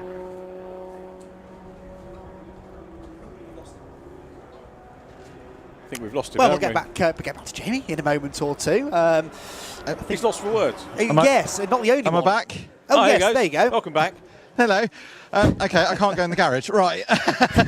Okay, yeah, so a lot of work being done on the 99 car, because obviously we've got to make sure the car is safe. We don't want any sharp edges or anything. Of course, we need to make sure the brake lights work. And as you see, Chris Wesley, our eligibility scrutineer, is giving the car a once-over to make sure it's all okay. You also had Victor Cara just bring the 104 car in for a quick check over as well. And I mean, Andy and Rich 5 abreast into Brooklands on the second lap. I mean, that's just absolutely unheard of, isn't it? Not bad, is it? Can you count the cable ties on that car, Jamie? How many did they get through in the end? I think we've gone through about 3 packets so far. I mean, even Frank Farber from the GT Radial team, he's even been helping out, which is true camaraderie. I mean, welcome to the championship. We didn't expect you to be on your hands and knees putting cable ties to a fellow competitor's car. Yeah, you know, it's Fun Cup. That means fun, and you know, we are all racers, and if somebody needs a little bit of hand or something, we for sure will help out. And I mean, how have you find the cars? Because you're used to single-seaters, and of course you were invited over here with Simone by GT, and it's a fantastic opportunity, isn't it? Yeah, it is really, really nice. Very nice people. We got very warm welcomes here, and yeah, it's a very, very tiny and nice little racing car. We were surprised with everything, with the gearbox, with the engine stuff. Everything is a very nice package. Good tires, just with the GT tires. So thank you very much for the opportunity to GT Radial that we can take part here. Because Simone, my friend and co-driver, she's racing like me, historic racing cars in Germany. And GT Radial is one of her sponsors in Germany. So, and I have the luck to be here just as as a supporter driver, something like this. Excellent. Well, what we'll do is we'll catch up after your first stint later on in the race. So enjoy it. Welcome to the party. Are you going to go back and help get this car back out now? Thank you very much. No problem. Yeah, so that just proves the great camaraderie down here in the pit lane. I understand, Andy, it's getting a little bit busy out on track, so I'll hand back to you. Yeah, well, we've had another couple of lead changes whilst you were chatting down there. Nearly had another one there as Farkini had a big dive up the inside of Marcus Gluck. That really does surprise me, though, because whilst they were working together, they were gapping that second pack. They've built that gap up now quite a bit more than it was before, about 2 to 3 seconds now, the gap to the between third and fourth places, and yet Farkini still wants the lead. He does. I was going to go back to that interview, so let's all be frank, because that was a really good thing. He's getting stuck in, enjoying the camaraderie. Fantastic stuff. And we won't see him until the third bit. He's the last one to go out on his team. So he'll be looking forward to that, and with some work to do for sure. But yeah, great racing right the way down the order. And this the pack chasing the lead trio at the moment, and that is the Team Viking car, Mark Helm, in the mix, trying to get up into, I was going to say 4th position, but the Greenheath car has dropped down to 5th now, hasn't it? 6th, in fact, I believe. This is 4th place side by side now. The 212 back up alongside the 249, which is MJ Tech. Now, Scott Jeffs started 13th on the grid, and he's in the white and orange car. They fan out. They're going to go 4 abreast again down into Brooklands corner. Viking on the inside. Is that going to work for them? There's going to be a squeeze at the apex, and actually they're going to lose a spot now, aren't they? I think that's the 251 car coming back towards the front end of this group. Bouncing over the grass they go, and it's Greenheath who go back into 4th place. Amazing stuff. Lead trio still building though. Swapping with each other and getting away, but yeah, this is fantastic stuff, isn't it, for just shy of the podium at the moment. And then of course we've got pit stops, and this is where strategy can change, because where you've got a lot of cars very close together, maybe you go for the shorter stop. You might have been planning something longer, just get in and out quick as possible, get track position, start to build away. Yeah, get yourself out of that traffic jam. I mean, in theory, you go quicker when you're working with other people, but as we've seen, not a lot of working together going on out there, really. Here is the championship leading car then, the Team Olympian number 267. Chris Doval at the wheel for the opening stint. He crossed the line in 12th place last time, and I think is still just about hanging on to that 12th spot as they head through Beckett's corner. Chris, I think it's fair to say, not quite as quick as his co-drivers, Christian Rose and Riley Phillips. He's getting quicker, though. He really is getting a lot quicker now than he was a number of years ago. And yet, getting the car halfway up the grid. Exactly, not bad going, and that's really his job, isn't it? Get the car in contention for the other two to really push it. Oh, wow. Wow. I mean, that's not in showroom condition, is it? Sonny Howard's going to be suing. We've got a pickup championship going on now.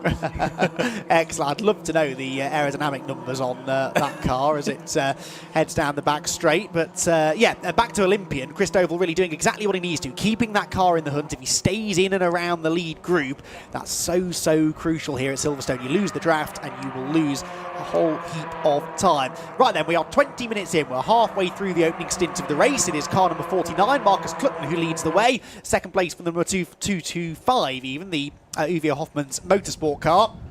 And then in third position, Simon Rudd for Team Axiometrics. Those three breaking away then from Scott Jeffs in the MJ Tech car in fourth position. Fifth place, number 212, the EDF Motorsport car of Rob Croydon. Sixth for Team Greenheath, number 14, and that is Gary Bate. And then the rest of them all queuing up behind. Out of the top 10 still, Team Olympian in 11th place. The 106 car's down in 14th as well. That's the car Stuart Lyons will be taking over a little bit later on. So that will drop further. Well, entirely possible, I'm afraid. Yes. He's the last time he raced a Fun Cup car was on the international circuit here at Silverstone. So I hope someone's told him he's on the national layout this time around. Otherwise, could be taking some very interesting lines. I actually feel guilty making the wrong comment. No doubt being egged on by yourself, but I actually feel guilty. I wouldn't. I really wouldn't. The one thing I'll say about Stuart Lyons is he can take a joke. He's definitely got a sense of humour about it. Yes, more patching up to be done. They've moved on now from cable ties to the Gorilla Tape, and that needs quite a bit of that, I think. I don't know what they're actually. I think it's the door might be swinging open, is it? That's going to make driver changes tricky. That is a very good point. But then, if with the damage anyway, it's just keep it racing. Yes, exactly. So they lock their driver into the car. Jamie was studying that, wasn't he? Quite hard there. Did you see that? Yes. Right of shot. He was really studying what was going on. Yes. I'm sure we'll get a further update on that car, and I'd be fascinated to speak to the driver who is in it. It is Matt Hogg in the opening stint of the race. Rod P2 again. Yes, he is indeed. Clutton's still in the lead. That's been the consistent, really, hasn't it, so far? Clutton, every time he loses the lead, seems to get himself right back up there pretty quickly. Yeah. Twice he has led in this race so far. Mind you, the same true of Farkini as well, twice having a stint out in the lead. So, out of Luffield, MJ Tech's Scott Jeffs maybe breaking away from this group. That's going to be tough to do on his own, but there's no doubt about it. Scott Jeffs has got some pace in that 49 car. So, across the line, down to Crop's Corner, PLR Racing jumping back into the mix as well. As Simon Rudd now sets the fastest lap, and he's worth a bonus point as well, so as tight as the championship is at the moment, that extra point could be of some use as the 106 car. Can I ping a question at you? Is that all right? Of course you can. I was going to say, in terms of fast, do you find that the fastest laps do tend to get set and stay if it's even conditions? Is that an earlier race thing as tyres go? Yeah, I think so. They use the same set of tyres all race, so the tyres are more than capable of doing that, but inevitably there's a bit of a drop-off, I think, as you get to the end. So yes, I think tends to happen in the first stint or so. Either the very first stint or the very last stint, when the quick drivers are really pushing hard at the end of the race. And when it's a bit lighter as well. Exactly, yes. A lot of them will be fueled up to go quite a long way, I'd imagine, here at the start of the race. So that fastest lap point of some relevance, though, and at the moment going the way of Axiometrics, who sit second place for the time being in what has been a very, very frenetic opening half hour of this Fun Cup Endurance Championship race. As the Team Viking with Ursus Capital Racing car sweeps through Woodcote Corner. He's got Chess there at the front of the queue, weaving around, trying to break the toe as he heads down into Copse Corner. There goes the Axiometrics, sorry, the Olympian car, I should say. And that looks to have gained a place as well. So Team Seed Data back out on track now, about to be lapped by the chasing pack. And there go the leaders, bouncing wide over the curbs. No real mechanical sympathy being shown here in the early stages, and that can sometimes come back to bite teams later on in the race. If you start bouncing your car over the curbs in the opening part of the race, you can very easily break things and put extra wear and tear on components that you might later rely on. So you should really be driving within yourself a little bit. But like I said, many Fun Cup races at somewhere like Alton Park or Brands Hatch, where there's a high probability of safety cars, you can afford to pace yourself a little in the early stages. As long as you stay on the lead lap, there's a good chance that you'll get caught back up again later on in the race if we do get a safety car, but it's not terribly likely here at Silverstone. So does look as though there's a bit more urgency, maybe, to stay at the front of the field. I think the most safety cars we've ever had at Silverstone is not a very high number at all.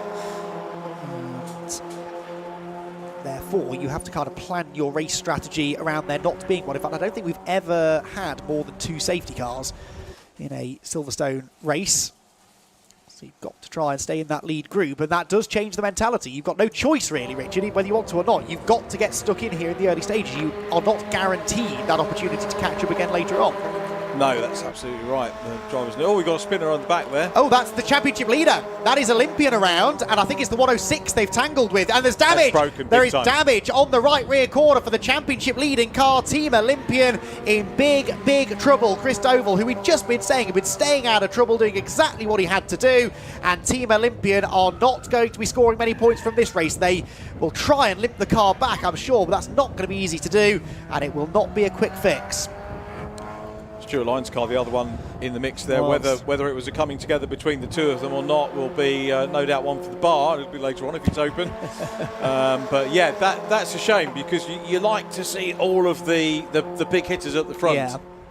Yeah, that's a big shame for Team Olympian. Now, they'd already had a bad result back at Anglesey as well, so they've already had one race where they've not scored as highly as they should have done. They finished no worse than second in any of the other races. That's going to change today. You only get 1 dropped score, though. That's the significance. Only 1 dropped score in a season of Fun Cup racing, so that is going to be big drama for them. There is damage, as you can see, to the rear right of the 106 car as well. Stuart's doing a good job to get that back as well. That's not an easy thing to do. Stuart's doing a very good job since he's sat in the garage right now, I think. So if he is getting the car... Of course, yeah, sorry. From there, we're not due to see him till halfway through the race. I think it's Mark Very Crawford. good point. Very good point. Mark's done a good job. Stuart's a very talented driver, but not that good. Yeah, that's beyond even his abilities. So, big drama. That's kind of the first big turning point in the race, isn't it? I know they weren't yet in the lead pack, Richard, but that's a car we definitely expected to be talking about as a race-winning contender later on. Yeah, for sure. Disappointment from the early stages. Very nearly now getting into that pit window scenario. So if we've got a safety car here, and that's still going when the pit window opens, it could be a good opportunity for some sort-outs. Where is that? Has he gone onto the Grand Prix circuit, maybe at Beckett's?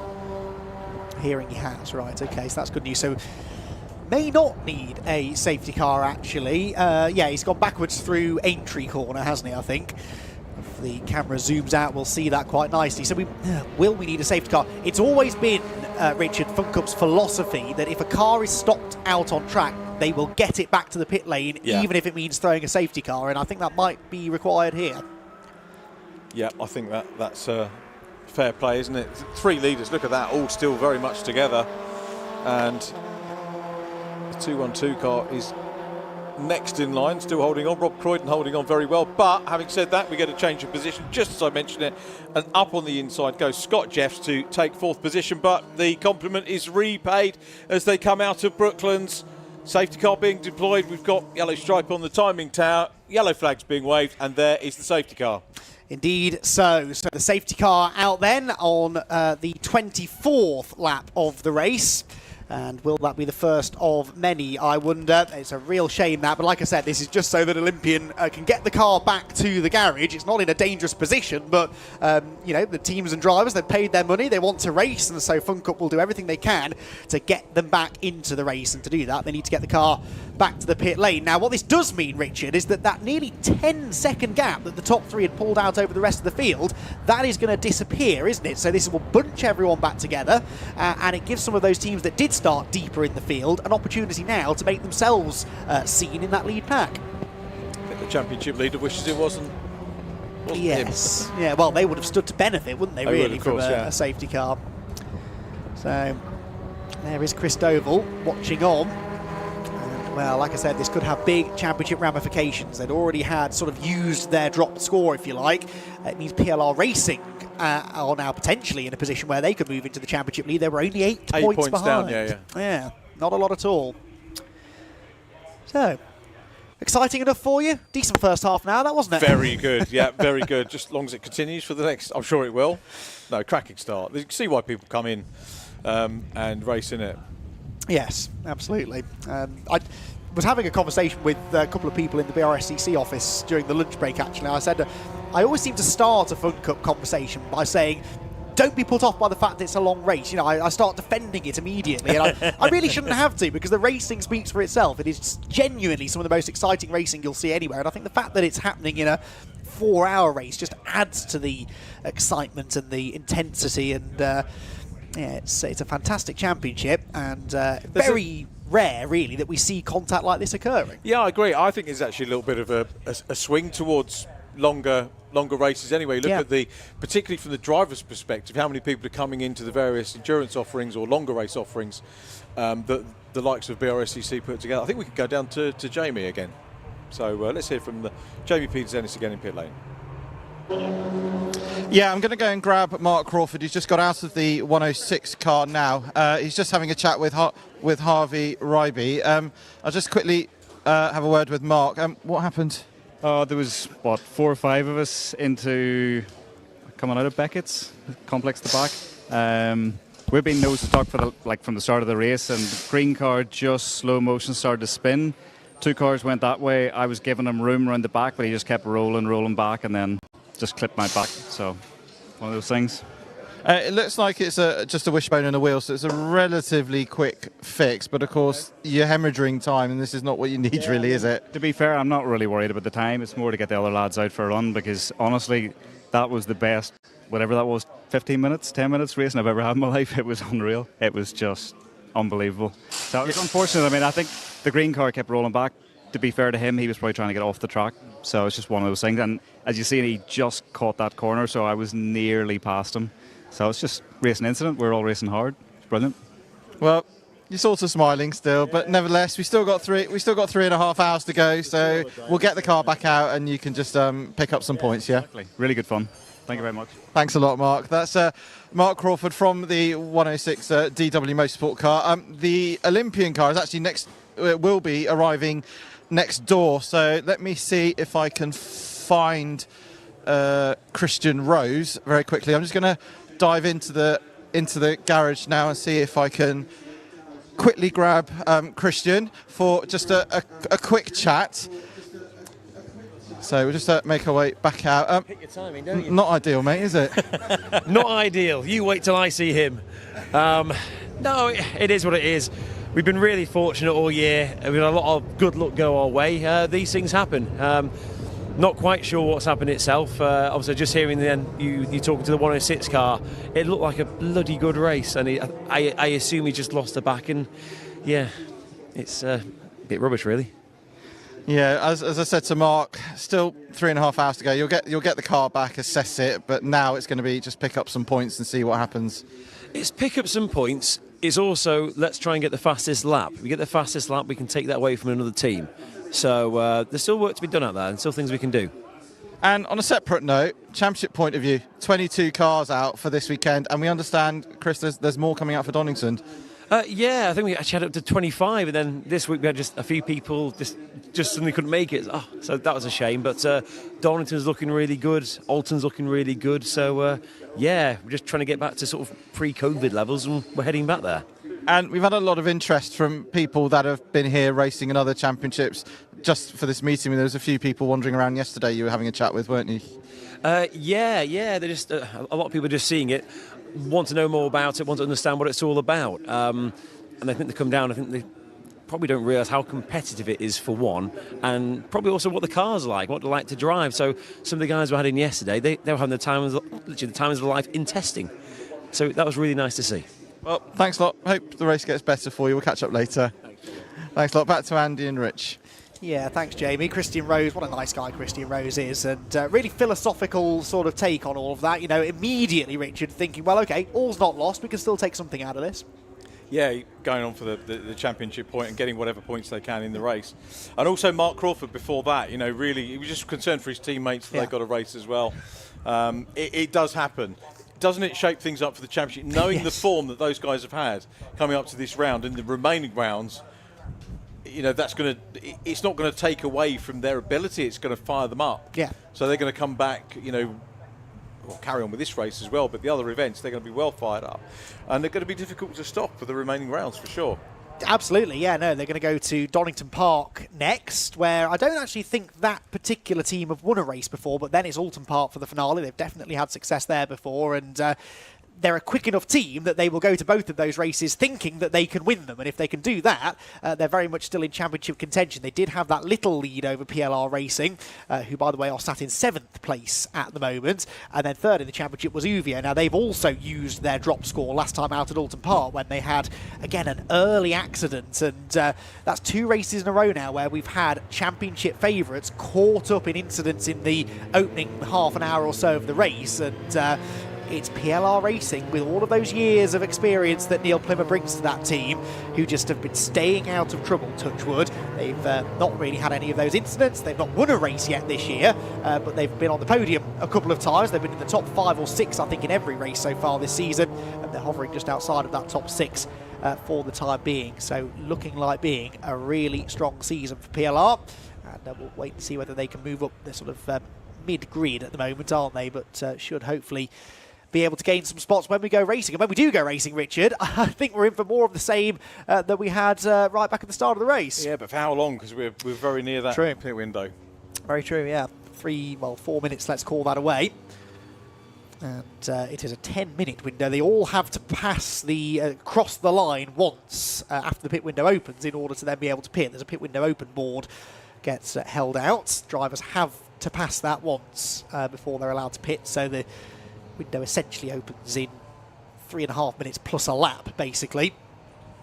And a safety car lap right now is taking just a fraction over 2 minutes. So I think we should go racing this time. They should have the car out of the way by the end of this lap, and that means we'll probably have 1 green flag lap of racing before that window is then open. All looking good at the minute, and it's a little bit of a breather, isn't it, for the drivers? They'd rather have built the lead, I know, but it's that's done. They've just got to work with it now and see what they can do with the pit stop's going to be fascinating to watch as well now. Yes, and strategy comes into it because, like I said, you don't have to refuel at every pit stop. If you've brimmed the tank at the start of the race, then you can very much do 2 full stints without refueling, and you save a good chunk of time by not refueling the car, or by only putting 1 churn of fuel in as opposed to 2. So it's important to try and keep track of all of that. Jamie, I'm sure, will be on that down in the pit lane when they do start diving in, and yeah, those who decide to maybe not refuel this time around should, in theory, have quicker pit stops. Right then, lights out on the runyourfleet.com Jaguar safety car. Marcus Clutton prepares for a restart, and I think has gone already halfway down the Wellington Straight, so really good restart there from Clutton, and Simon Rudd not really going with him. Now there's no overtaking allowed until you cross that timing line, so a few of them peeking their nose out of line into Brooklands for no obvious reason, but that, Richard, is a pretty much picture-perfect restart for the race leader. Yeah, Marcus knows all about that. He'll be looking in his mirrors, just waiting for the car behind to be pointing at very slightly the wrong angle, and then he'll nail it. Traditional stuff, isn't it, for restarts? And yeah, always wonderful to see. Really good stuff from him. Equally, Simon Rudd responding to that well. And then Farkini in 3rd position gets away well too. The top 3 have done what they did in the first part. We had more of a bun fight, didn't we, in the opening laps? But these 3 have done what they were doing over the rest of that first stint and just starting to get away. The battle is back on for 4th position. So down through Maggots they go, round into the Beckett's complex. Mark Holm on the inside here, coming under pressure from the 249 MJ Tech car, and then we've got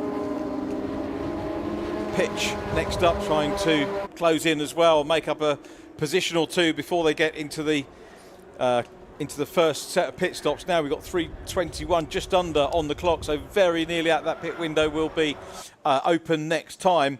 And Marcus Clutton has got away very, very well indeed. That 49 car is going to be handed over to Steve Ruston. So again, another quick driver getting ready to take over that car.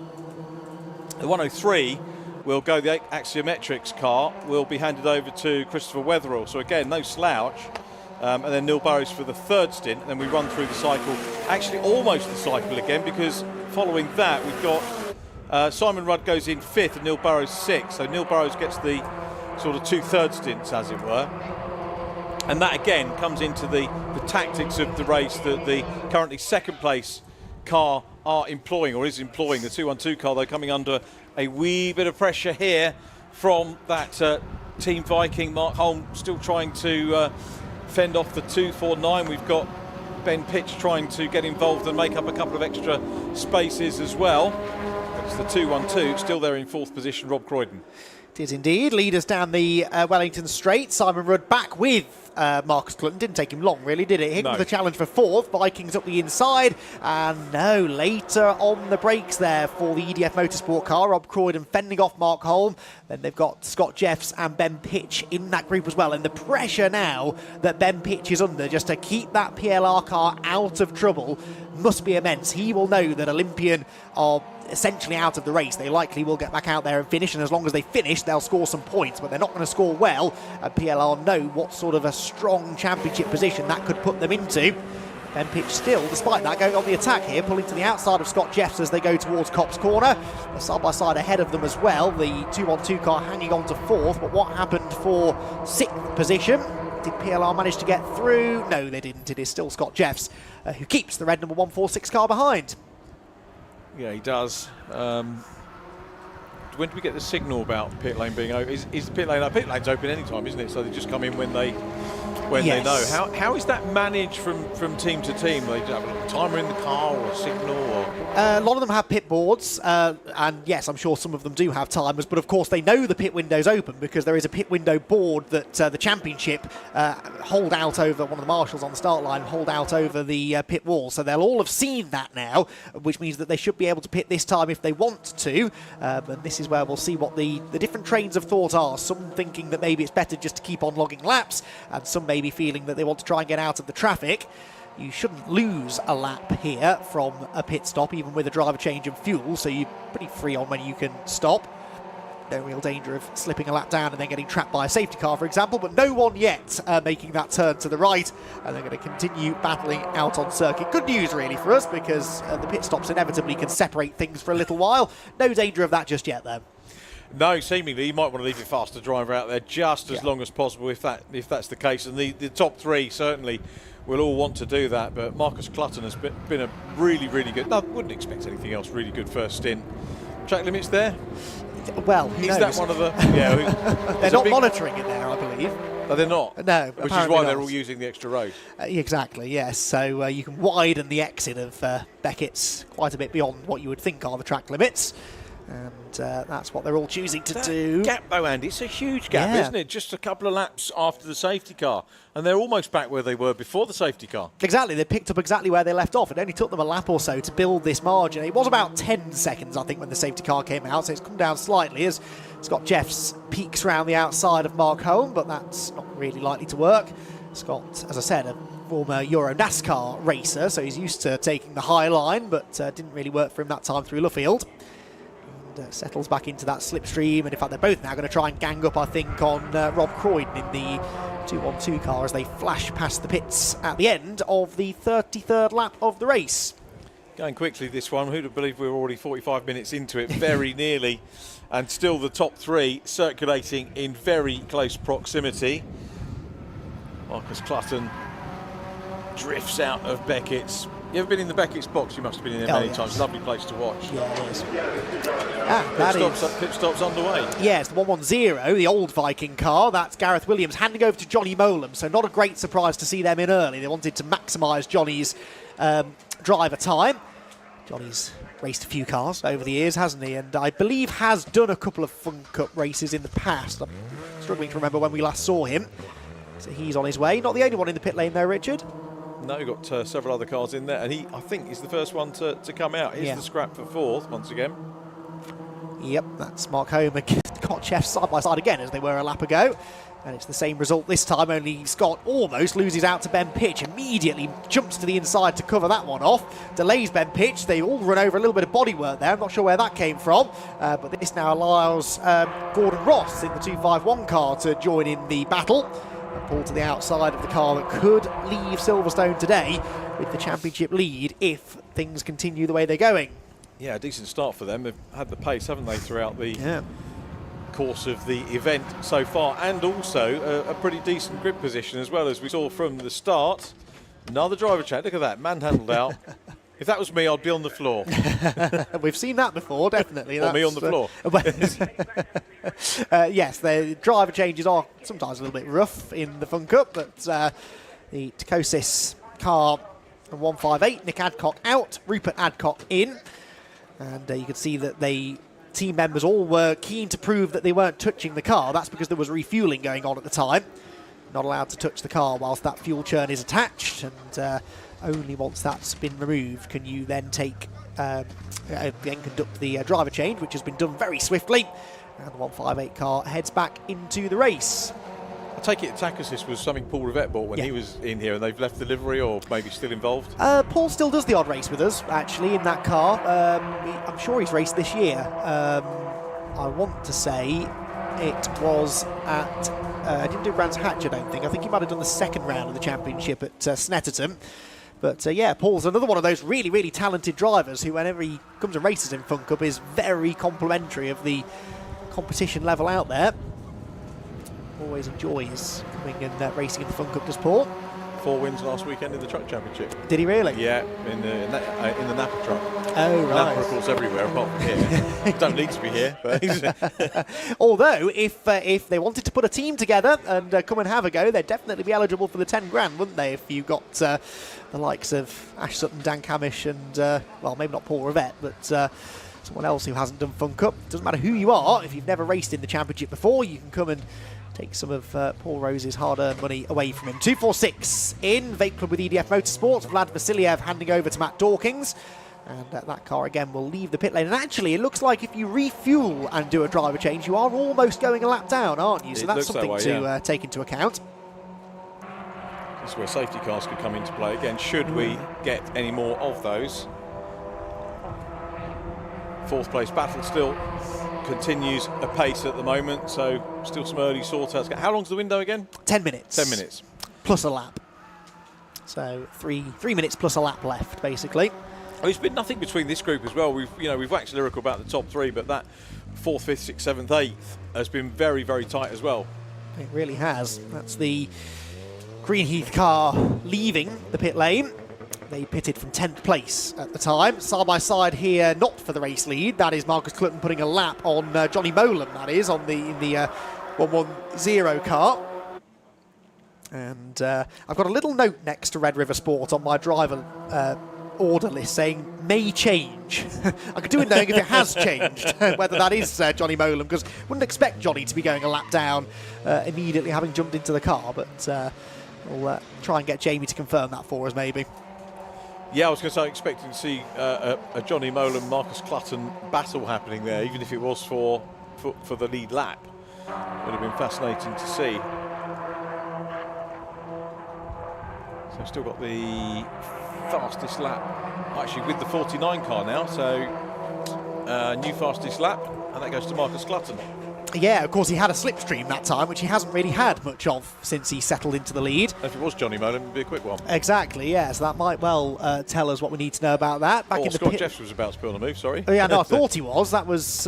we haven't cut back to it, so I'm taking that as good news that it didn't end in contact. It has ended with the 212 car getting levered aside, though. And now look who pops up into the front of that group. It's the 251 again. Right, you wanted a Marcus Clutton, Johnny Molan scrap. Looks like you've got one, Richard. It does, doesn't it? So, yeah, maybe it is Johnny Molan, and the tyres have sorted themselves out, but at the moment, so and right in the mix of the top 3, and this is good, certainly good for Marcus Clutton, because he can eke out a little bit more space over himself in the 2nd place car, currently Simon Rudd, and the UVA Hofmann car in 3rd place. Rudd's about to pop the manoeuvre on the inside, will go through here, went very close there, but they sort themselves out, all able drivers, and down through, clear view of Marcus Clutton again for the 2nd place car.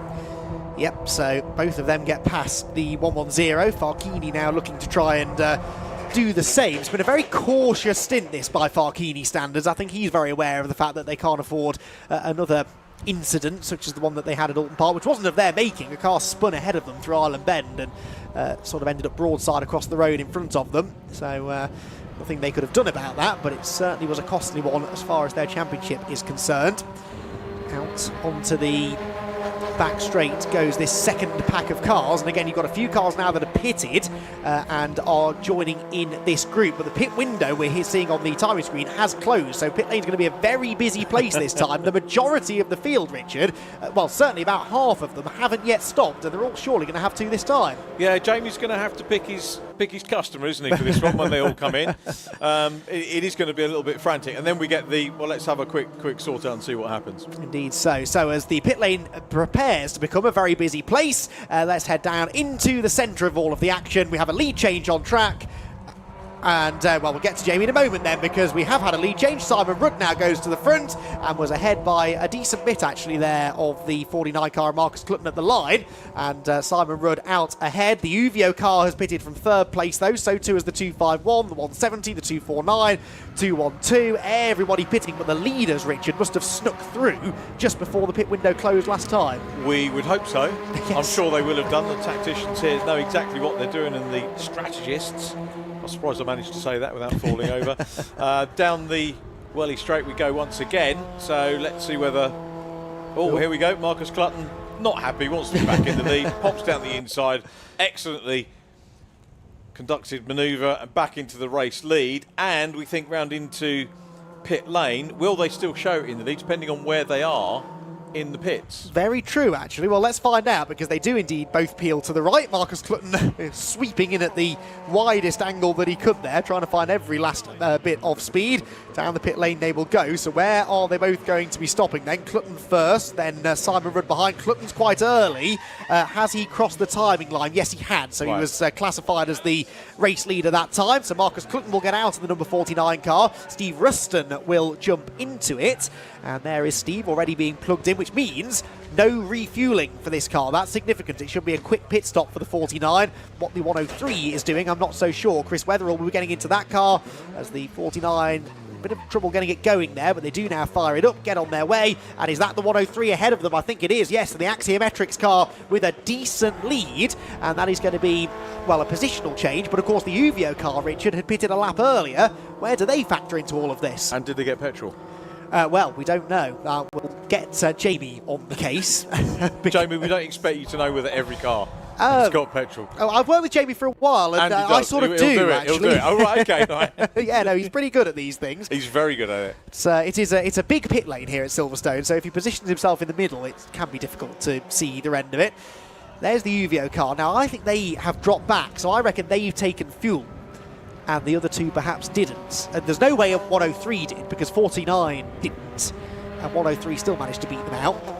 And yes, there you can see the gap. So the 103 Axiometrics car leads the way, the 49 car is second, the Gulf liveried car, and then the black and gold Uvio Hoffman's Motorsport car in third place. Greenheath look as though they're fourth, GCI Racing are fifth, sixth place then for EDF Motorsports, and Team Viking with Ursus Capital actually coming alongside them now as they head down the Wellington Straight. So a good view there of the positions. They have all spread out a little bit now, as you'd expect after that first round of pit stops, but they should now start to come back together. Speaking of coming together, very close racing here between Neil Plimmer in the PLR racing car and Will Abraham in the MJ Tech car.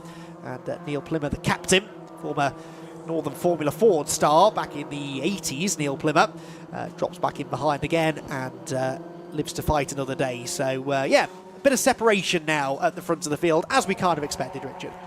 What a pity. They should have all come in together, done exactly the same pit stop time and then come out, but I'm sure it'll all close up again. Exactly. Yeah, they have a habit of coming back together, these races. There's Will Abraham there nipping up the inside of the 104. Was that for position? No, it wasn't for position. That was the 104 car, which is a lap down, I think. So many EDF Motorsport cars, it's hard to keep track of which one was which, but that was the Gary Summers example, I think. So 4.2 seconds, suddenly, is the lead enjoyed by the 103 car. Now in the hands of Chris Wetherill.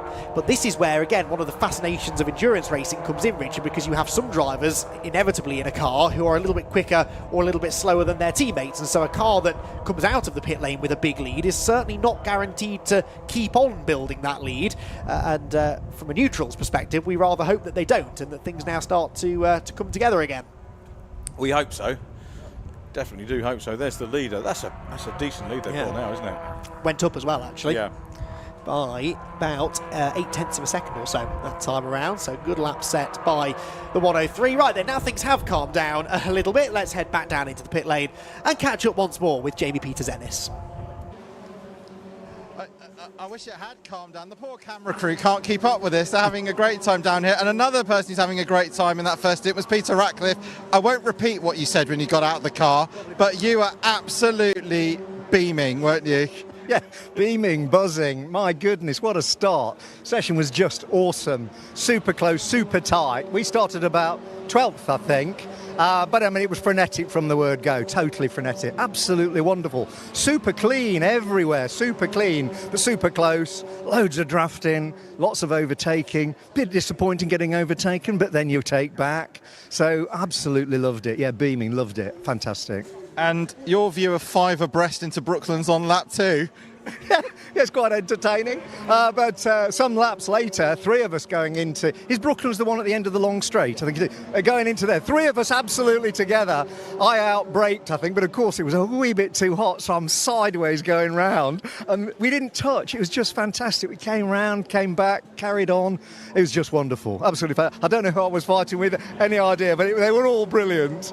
So now you're going to go and have a lie down now. John's out there now. He's getting quicker and quicker, isn't he? John is coming on so well. He's absolutely on me and David now, which is brilliant, because if we can all be almost the same, we should have a really good team. So we're building strongly, and I'm very, very happy for the boys. John's getting more confident with each race, which is wonderful. So he needs to build his racecraft, which he understands, but he's getting quick, and he'll learn that racecraft. So I think, you know, we've got the good basis for a proper team for 24, feeling positive, yeah. So is that an announcement you're back for next year? We absolutely are. All right, fantastic. Thanks, Peter. Right, what we're also going to do is going to have a chat with Marcus Clutton. Thank you so much. That's Peter Ratcliffe from the team Ratters Racing. Right, let's find Marcus Clutton, who's just jumped out of the 49 car. He's not in the garage, unfortunately. It's a great shame, because I wanted to have a chat with him about his 18th to second, or 18th to first within 2 laps. It's all crazy out there. I can't even keep up with it. It's absolutely fantastic. And Andy, have we ever had a start to a Fun Cup race like this? The honest answer is probably yes at some point, but that was particularly frenetic, wasn't it? Some fantastic racing. It was extraordinary. I mean, seeing 5 abreast coming into Brooklands on the second lap, it made me brought back memories from when we had the one-off race at Thruxton, when they were trying to do 6 abreast going into the chicane, and it was just absolutely fantastic. I'm just also keeping my eye out for Paul Rose. Let's see if I can grab the boss now. I thought I'd give you guys a bit of a rest, and because it has been a fantastic start to the race. So let me see if I can quickly grab the boss. He's just having a chat with Scott now about proceedings of the day and how it's all been going on. Paul, quick word, if that's okay. Are you exhausted already? You know, we said yesterday that everybody was behaving themselves during testing, so that normally means it's an exciting race. You know, something's going to go wrong, and sure enough, it has. And I mean, it's been an absolutely crazy first couple of laps. I mean, we were both watching 5 abreast into Brooklands. I mean, you can barely enough room to usually get 3 abreast going in there. Do you know, this is a small circuit, but it always makes for a fantastic race for Fun Cup. It really does. And this will be all the way through. I'm sure it will. And as we spoke to Christian earlier, great to have 22 cars out there, more out for Donington and potentially more for Alton Park as well. Yeah, we want to get the grids up to sort of pre-COVID level, and that's what we're working on now. So, and we've got quite a few people that are wanting to test the car. We had somebody testing yesterday. So, yeah, a lot of things happening. And people flying in as well from Canada, South Africa, Germany. It's really putting us on the map now, isn't it? Yeah, we've got 2 German drivers that have come over, courtesy of GT Radial. And we've got the Canadian guys that have come over. They're Formula Ford races over there, and they're absolutely loving it. Fantastic. Well, thanks a lot, Paul. I think we'll all need a beer after this, won't we? Thanks very much. All right, thanks a lot. Back to you guys. Right, Jamie, I've got a task for you. We've just had a bonus pit stop for number 212, and I don't know why. They've pitted out of the pit window, so I hope they're at your end of the pit lane. They rarely are when I send you on these missions. But if you could find out, that'd be lovely. Absolutely, and Johnny Hode in 170 is already getting warned for track limits, because thankfully I can see the LED signs around the circuit, and they can. The drivers will be able to see that. There we go. Yes, we lost you for a moment there, Jamie, but yeah, absolutely. That starting gantry with the digital board on there, that does. It sort of takes away that excuse, doesn't it, that drivers say often, oh, well, I didn't see the flag, I didn't see the board. Well, you can't really miss the flashing LED lights around the circuit. Right, settling in then to our second stint of the day. We are an hour into the race already, would you believe? And it is the 103 car that has a 7.2 second lead over now the Team Uvio Hoffman's Motorsport machine, with Fabio Randaccio, Spider-Man himself, behind the wheel. And let's see if he can chase down the race leading car. The leaders did a 1 minute 11.1 and Fabio did a 1:11.1, so they're pretty much matching each other. 7.2 seconds remains the margin. He's then 3 seconds clear of the number 49 car in third position. That's the Signature RV powered by BPC car that Marcus Clinton was at the wheel of. It's now Steve Ruston in car 49. Fourth place, number 170, Team Viking and Ursus Capital Racing, Johnny Hode in the car this time around. We just heard being warned about track limits already. The reigning champions sit in 5th place, Craig Butterworth in car number 1, GCI Racing. 6th place, number 14, Team Greenheath's Paul Turner. 7th for number 146, that's Neil Plimmer in the Team PLR Racing car. 8th for number 249, that is the MJ Tech GT car of, or MJ Tech, just as they're called now, Will Abraham, which we see on our screen actually, moving ahead of both PLR and Team Greenheath. So that's already out of date. They're up into 6th place now, with PLR and Greenheath set to debate 7th as they head down the back straight. 9th place just to finish the top 10 is Team Race Logic and Red River Sports' Johnny Bolam, who's just done a personal best lap of the race and quite comfortably the fastest car on track right now. That car just coming down the back straight in the background is still sat inside the top 10. So a good stint here from Johnny, Richard, could put them right back in contention. Yeah, very. And we're all halfway through this stint already. Yes, I know. It really does rock it, doesn't it, away. So interesting to hear what we were saying as well about the about Paul Rose saying about drivers wanting to come in. I was chatting to a couple of drivers that are racing other formulae that I've been commentating on over the last few weeks, and a lot of drivers have come to me and said, what about Fun Cup? A couple in particular were watching a stream earlier on in the season, actually, the Brands Hatch round that I was commentating with you on, Andy, and those drivers that saw that said, oh, tell me a bit about more of this. Really? And it, like lad and dad, father and son, thinking, actually, this is a way where we could come and race together in the same car, enjoy it. And they said it looks fun. I said it is fun. Go and talk to the guys that run it and come out and have a play. You know, it doesn't have to be a season-long thing. You can come and have one race in a car and just come and enjoy it. Yeah, no, absolutely. We encourage anyone to come and have a go, and you do often find that when drivers come and give it a go for a race, they end up sticking around for a bit longer because it is so much fun. Right then, I don't really want to drag us away from some of the action that's happening out on track, but we are going to take this opportunity with an hour of the race down to take a very, very quick ad break. But we'll be back with the remainder of this second stint of the Fun Cup Endurance Championship race here at Silverstone in just a couple of minutes' time.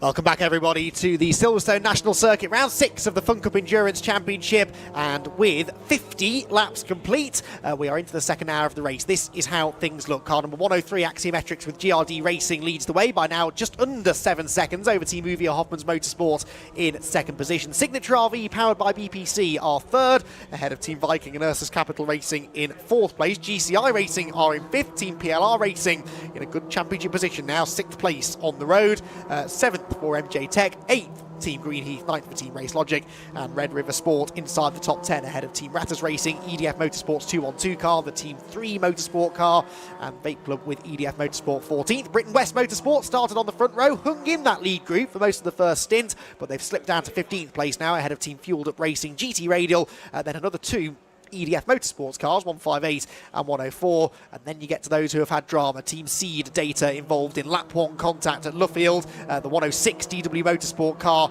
tangled with Team Olympian at Beckett's early on in the race as well.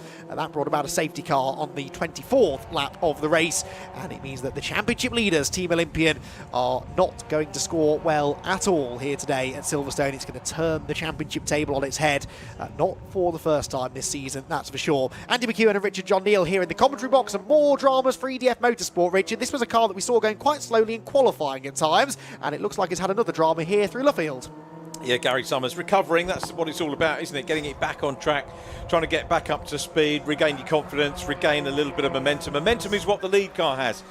There is Chris Weatherall, who's done a really good stint here. A good strong team. Third on Anglesey, these guys? Hang on. We're not sure which 2 races, weren't there? Hold the line, well. caller. That's all right, yeah. 103 we're talking about here, aren't we? They were... that was at...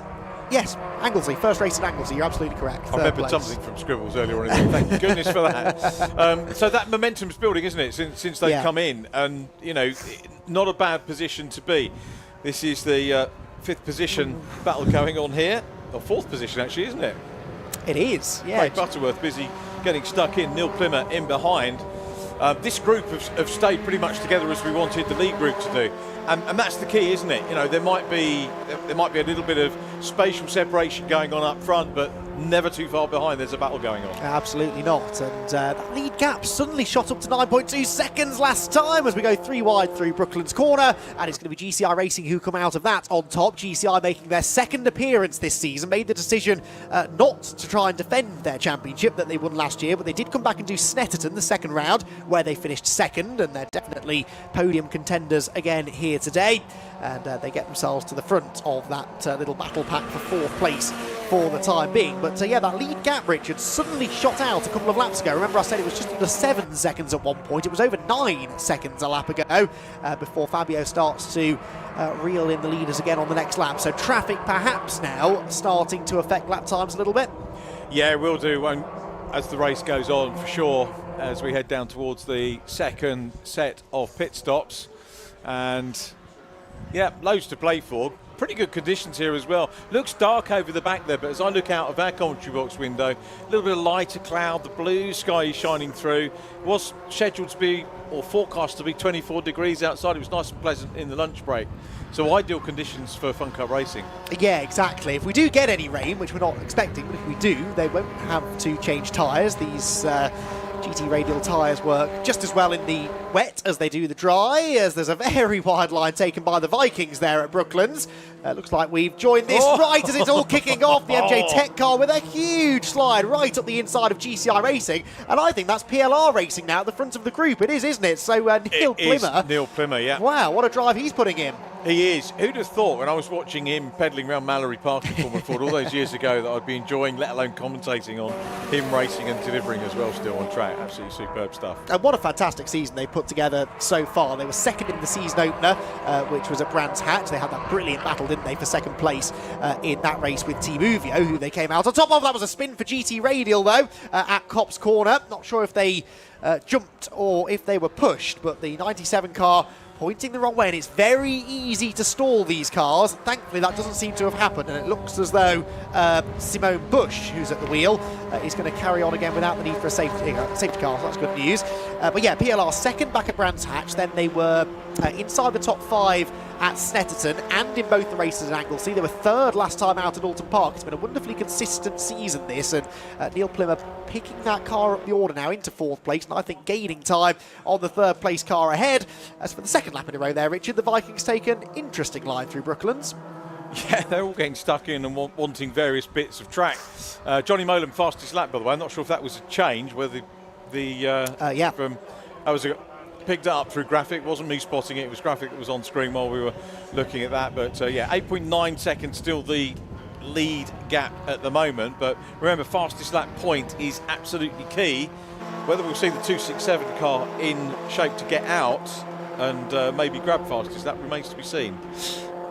Indeed so. Right then, one of the stars of the show in the opening part of the race was Marcus Clutton. He led the race on a couple of occasions. His car now sat in 3rd position and being caught by that next pack of cars before that happens, and Marcus's attention is directed back to the circuit, though. Jamie is down there to have a quick chat with him. It's all right. It wasn't an important phone call, was it? 18th to second, mate. 18th to first, sorry, in 2 laps.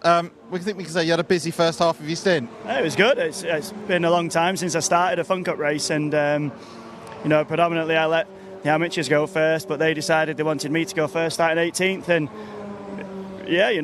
bit of luck, and it all worked in my favour, and it's good fun, and then we managed to lead pretty much most of the stint there once people realised it was better to work with me rather than battle me. It's good. It's good for the team. We're new to Fun Cup, not myself, but my other drivers and the team that are running the car, etc. So yeah, really positive. And they loved it so much they bought a car. Yeah, so they've been hiring a car for the earlier on in the year, and yeah, they've gone and bought one. I did the last round at Alton Park with them, and I'll see the season out with them now. And you've driven, we can safely say, the majority of the cars that are on the grid or around in the UK. How does the 49 car compare? Well, if I'm to be honest, we've had a tough weekend with the 49 car. It's we spent more time on the flat patch than we have on the track. But it looks like we're getting somewhere with the car now. Just keep plugging away and stay out of trouble, and I'm sure we'll be somewhere there or thereabouts at the end. And you say you're in for the rest of the year. Are you already sort of talking about 24? We know you're probably the busiest man in motorsport. I mean, you've always said you will always try and do races when you can. Yeah, I'll race every weekend if I can fit it in my diary and stuff. And I have been asked to do next year, and obviously I've got other commitments that I have to see through first. But I'd love for it to fit in the calendar and be able to do it. I've been around Fun Cup a long time, on and off, and I love coming back. It's great. Well, it's good to have you back, mate. Cheers, mate. Thanks a lot. Back to Andy and Rich. Thanks very much, Jamie. Good to hear from Marcus, and a good stint. I'm not sure, it was an interesting line there that he came out with. As soon as the other drivers realised that they needed to earn me, do you think they did? I think they just carried on battling and couldn't actually get past him. Yeah. Because we saw in the end, didn't we? We saw Simon Rudd go past him on that last lap. They were still fighting him. They hadn't realised anything about working with him. No, I think there was a brief period, maybe 3 or 4 laps where they were working together, and then all hell broke loose again. So, and it's not like he was racing against inexperienced Fun Cup pedallers either. They all knew the score, and I think they were quite happy to battle away, really. Speaking of battling, Neil Plymouth has now caught Marcus Clutton's car, now in the hands of Steve Ruston, and he slips around the outside of the number 49 car to move into a podium place. PLR pacing themselves nicely in this race. They didn't go hell for leather to try and get to the front in the opening stint of the race. They've let the race come to them, and okay, the top 2 have disappeared up the road, but they're into 3rd place, and they are very much points racing at the moment, aren't they, PLR? Yeah, very much so. Now we've got the 170 car just about to ping through on the inside as well, so plenty of place changes. That is a common maxim from drivers, even in sprint races. Let it come to you. If you're in sprint races, yeah, okay, you've got to go for it and it's shorter. But you sometimes have to think in terms, as a driver of another fastest lap for Johnny Molan, you have to think of the entire season sometimes. And many a driver coach I've heard say to a youngster, let it come to you, let the season come to you, don't overdrive, don't expect too much out of it. And endurance is that sort of microcosm of a season. Team Olympian back in the race. That's good news. They are last, I'm almost certain. How many laps did they lose in the end. Only the 32 laps down, but they're 4 laps behind DW Motorsport powered by BPC. That's the 106 car with which they tangled. So, you know, it's not beyond the realms of possibility they could gain an extra place. It's 2 points per position when you're that far down the order, so an extra couple of championship points could prove to be vital come the season's end, as we heard from Christian Rose.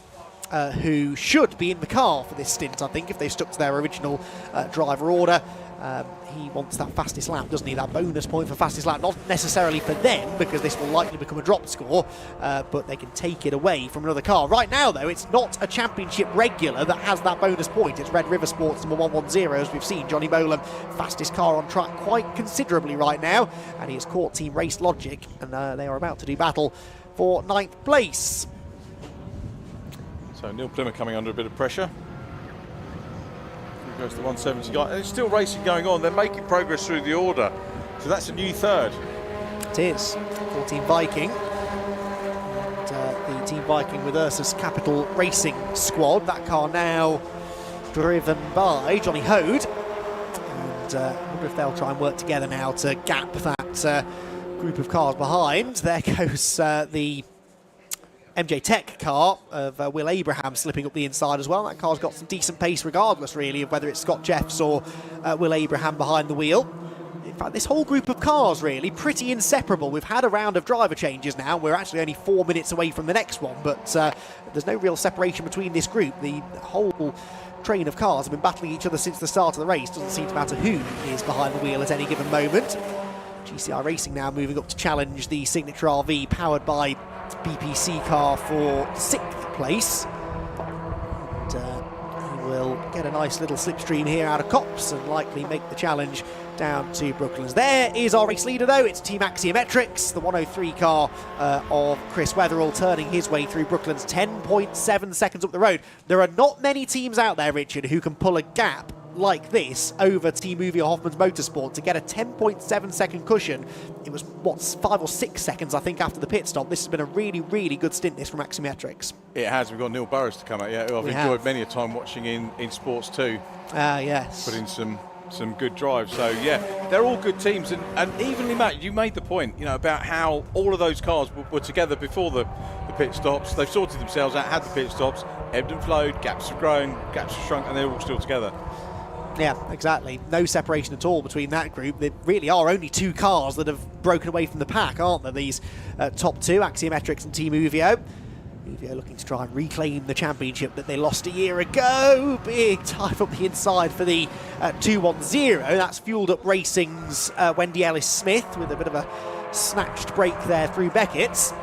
But as the leader was going down the Wellington Straight, the sort of second pack of cars only just going through Copse Corner, so nearly half a lap behind already. And this is where an extended period of green flag racing can make a few teams nervous. It is very easy to slip a lap down here and very difficult to get that lap back. So if we cycle through this next stint under green flag racing, I think we're going to start to see a lot of teams slipping off that lead lap. I reckon we've got 17 of them right now still on the lead lap, 16 or 17. And it won't be, in fact, no, it's going to be less than that. I think maybe 13 or 14 of them on the lead lap right now. And that number's going to keep on dwindling the longer that we stay under green flag conditions. There's an expectation, isn't there, of a certain number of safety cars. I'm not sure what the average is for the... You'll know what the most and least is, but is there an average figure as well? 1.6. Not that you can have 0.6 of a safety car, but between 1 and 2, let's say. So the most is 2, I think, and the least is 1. We've never had more than 2 okay. On the national circuit. So they might be betting on, they'd certainly bank on 1, but not 2. Yeah, I think so. I think, once or twice we've managed to go safety car free here. Let's have a look. Silverstone, once on the international circuit. And no, we've never actually had a safety car free race here at Silverstone on the national circuit, only ever on the international. So, no, tell a lie, 2019. So yes, once we've had a safety car free race, and then a few times it was 1. So not a particularly high probability when you compare that to places like Alton Park, where the likelihood of you getting stuck in a gravel trap or something is significantly higher. The average number of safety cars there is 4 per race. So, there you would bank on there being interruptions, but certainly not here at Silverstone. How long does it take you to update the stats? And when do you do it? Do you do it straight away? Do you do it straight away? Or are you like me and I get into a touring car weekend and think, Oh, crikey, I haven't done my JCW stats. Yes, Thursday night. Yeah, that's definitely been the case this year, I will admit. But it was a winter project about 3 or 4 years ago. I had a bit too much time on that. In fact, it might have been during COVID, one of the COVID winters. Of course. And yeah, I just thought, you know what, it'd be fun. Because I spoke about this before, big NASCAR fan, and you watch a NASCAR broadcast, and they've got a stat for everything, haven't they? So that was very much my inspiration. And I compare Fun Cup to NASCAR quite a lot. And the drivers like it though, and many a driver has said to me, you know, and I don't throw out the stats all the time, but if you do, the driver will say it's nice to know something that you didn't know yourself. Absolutely. So they do appreciate it. Yeah, well, there's one that I'm working on at the moment, which Fabio and Farchini asked me to work on, actually. Ooh, that was a bit close. This is Johnny Molan, by the way, whilst we're rabbiting on, about to move ahead of MJ-Tech. So he's almost about to break into the top 5 now. Good drive this from Johnny. But yeah, Fabio and Farchini, they wanted to know what the record is for fewest number of laps to go from the back of the grid as a previous race winner to the race lead, because they think that they probably have that record. Now that takes a lot of time to work out, counting through lap charts over about 12 years worth of races, but I'm working through it. I'm about a third of the way through them now, so and I'm pretty certain they will hold the record. I think they've done it in about 5 laps of just time. to massage their ego for that one. Exactly. I think there's a reason they asked me. They probably knew already that they were going to come out of that one well. Yeah, good stuff. Fair play to them. Pit window open, by the way. Oh, That's yes. all happened very quickly, hasn't it? Greenheath diving for the pit lane there. They were the first to blink. So, second stint completed. And, well, driver of this stint, no doubt about it, has really been, well, either, you could say, race leader Chris Wetherill for romping away from the field, or Johnny Molan, who has charged his way up now into the top 5. Yeah, because I mean he was destined to be lapped, wasn't he? Yeah, exactly. When he came out of the pits, and it's half a lap now or so. Yeah, something like that. He is and fastest lap. How far back is he? Yeah, 26 seconds, so just under half a lap back. So really good job that by Johnny. I'm with you on that. Good call. So there's the splash and dash. Yep, 1 churn of fuel, I think, for Greenheath. Driver change ongoing. That's now Gary Bate getting back in for his second go. And they were running in 10th place when they headed for the pit lane. That was Paul Turner there, very tall Paul Turner, stood watching on as his car heads back out onto the track. PLR Racing nipping up the inside of EDF Motorsports. So this is the fight for third then, Richard. PLR ahead of Team Viking. These two have really distanced themselves now from that big pack that they were a part of for most of this stint, really. Yeah, they have. And still they battle on, don't they? Absolutely amazing. And this is the great thing. This is why drivers want to come in, because you can, you know, come in with a business colleague or racing colleague or friend, family, race with these guys and just enjoy race-long battles all the way through. Absolutely. So down through Beckett's they will go. So I had in my mind that the Vikings had won a race here at Silverstone. I don't think that's actually the case. They've had podiums, definitely, on the Silverstone National Circuit. We've only ever actually had 5 championship races here on the National Circuit at Silverstone, and 5 different winners from those races. 4 of them, though, are on the grid today, so we could have a double winner potentially come the end of the race, as spectators pointing at something there in the grandstand. I think it was this they were pointing at. That was Team Race Logic, who themselves are previous race winners here at Silverstone on the national layout, battling away with MJ-Tech, who are sideways again. The rear tyres on that MJ-Tech car have got to be screaming out for help now. That car is sideways more often than not. Comes 104. So another pit stop for them. Gap now still 10 seconds. It's the gap for the race leaders have got has kind of settled down a little bit more. 251. Fuel going in, and they've got 2 churns of fuel ready. So dragged out of the car is Kieran Murphy, who I think someone was telling me earlier on today is a neurologist, Kieran Murphy. Oh. And this is very much a change of pace for him. And he watches on now as they brim that tank full of fuel. Have to assume that they didn't take any fuel on board at the first stop. They're very much making up for that now. So 251, one of the newest cars on the grid. The higher the number of the car, the newer the chassis is. That's the chassis number that gets associated with the car. So 251 is one of the, in fact it might be the newest car on the grid, I think it is. Oh, no, 252 and 267 I suppose are slightly newer. But this car didn't race for a long time. I think it spent a bit of time as one of the 2-seaters. Are you not allowed to change them up? So if you're number one, you're champion, as in other traditionally as in other motorsports. But Yeah. okay, I didn't know that. No, yeah, that's Wow. it's quite an interesting way of keeping track of where the cars have gone, because obviously they're run by different teams over the years, Yeah, but it's yeah. always the same number, which is quite handy.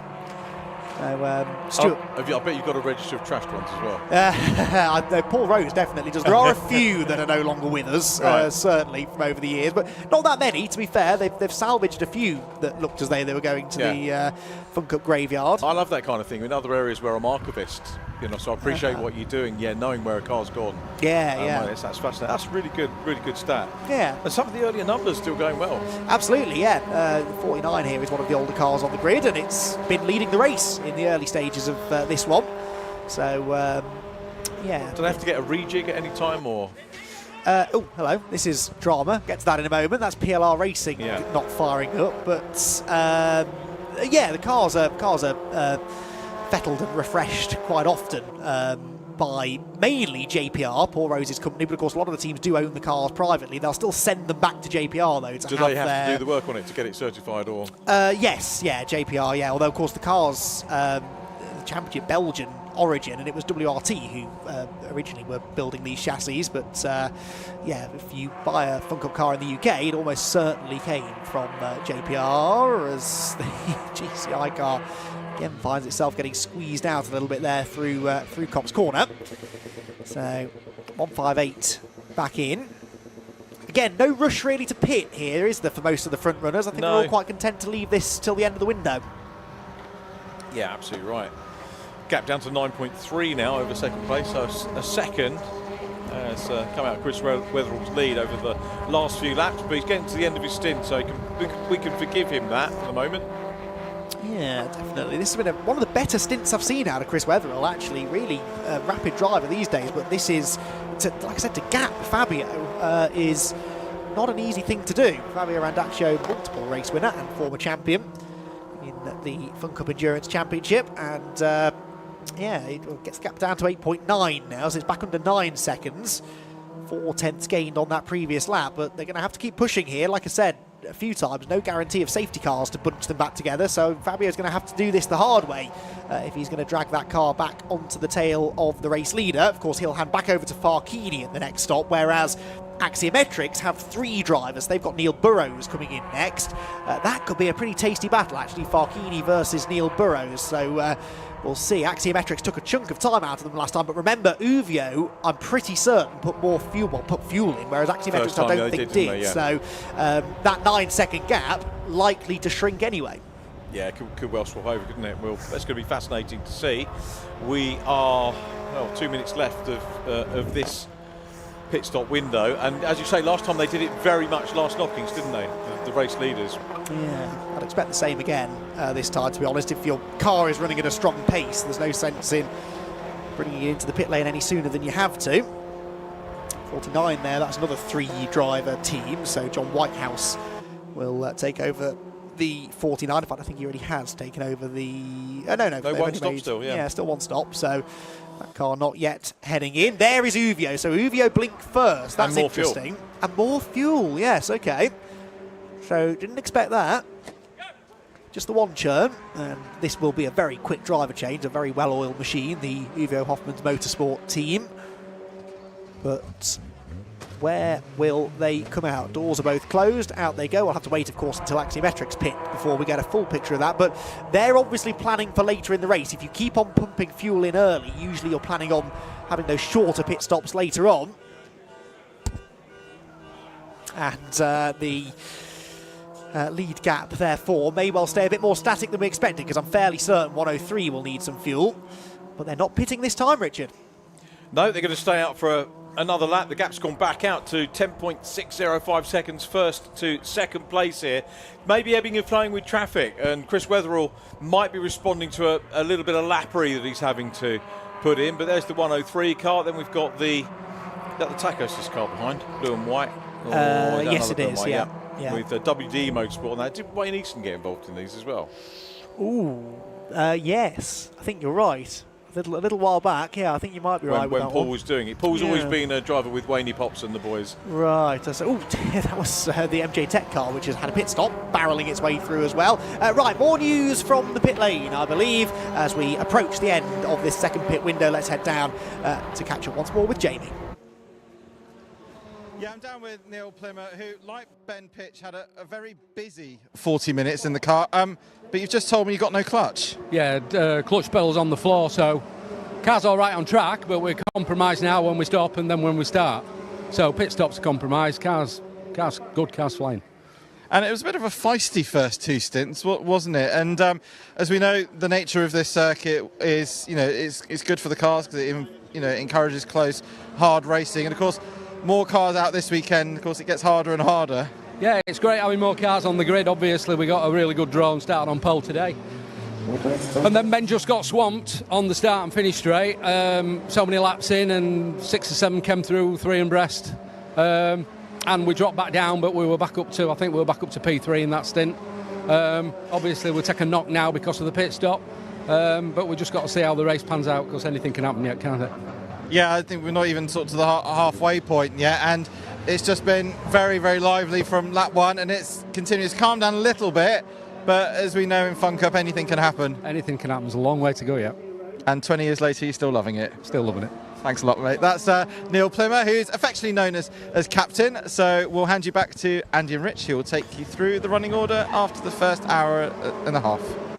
The day that Neil Plimmer stops racing in Fun Cup will be a very, very sad day indeed. He has been the stalwart of this championship, absolutely loves racing in it, and we love having him here.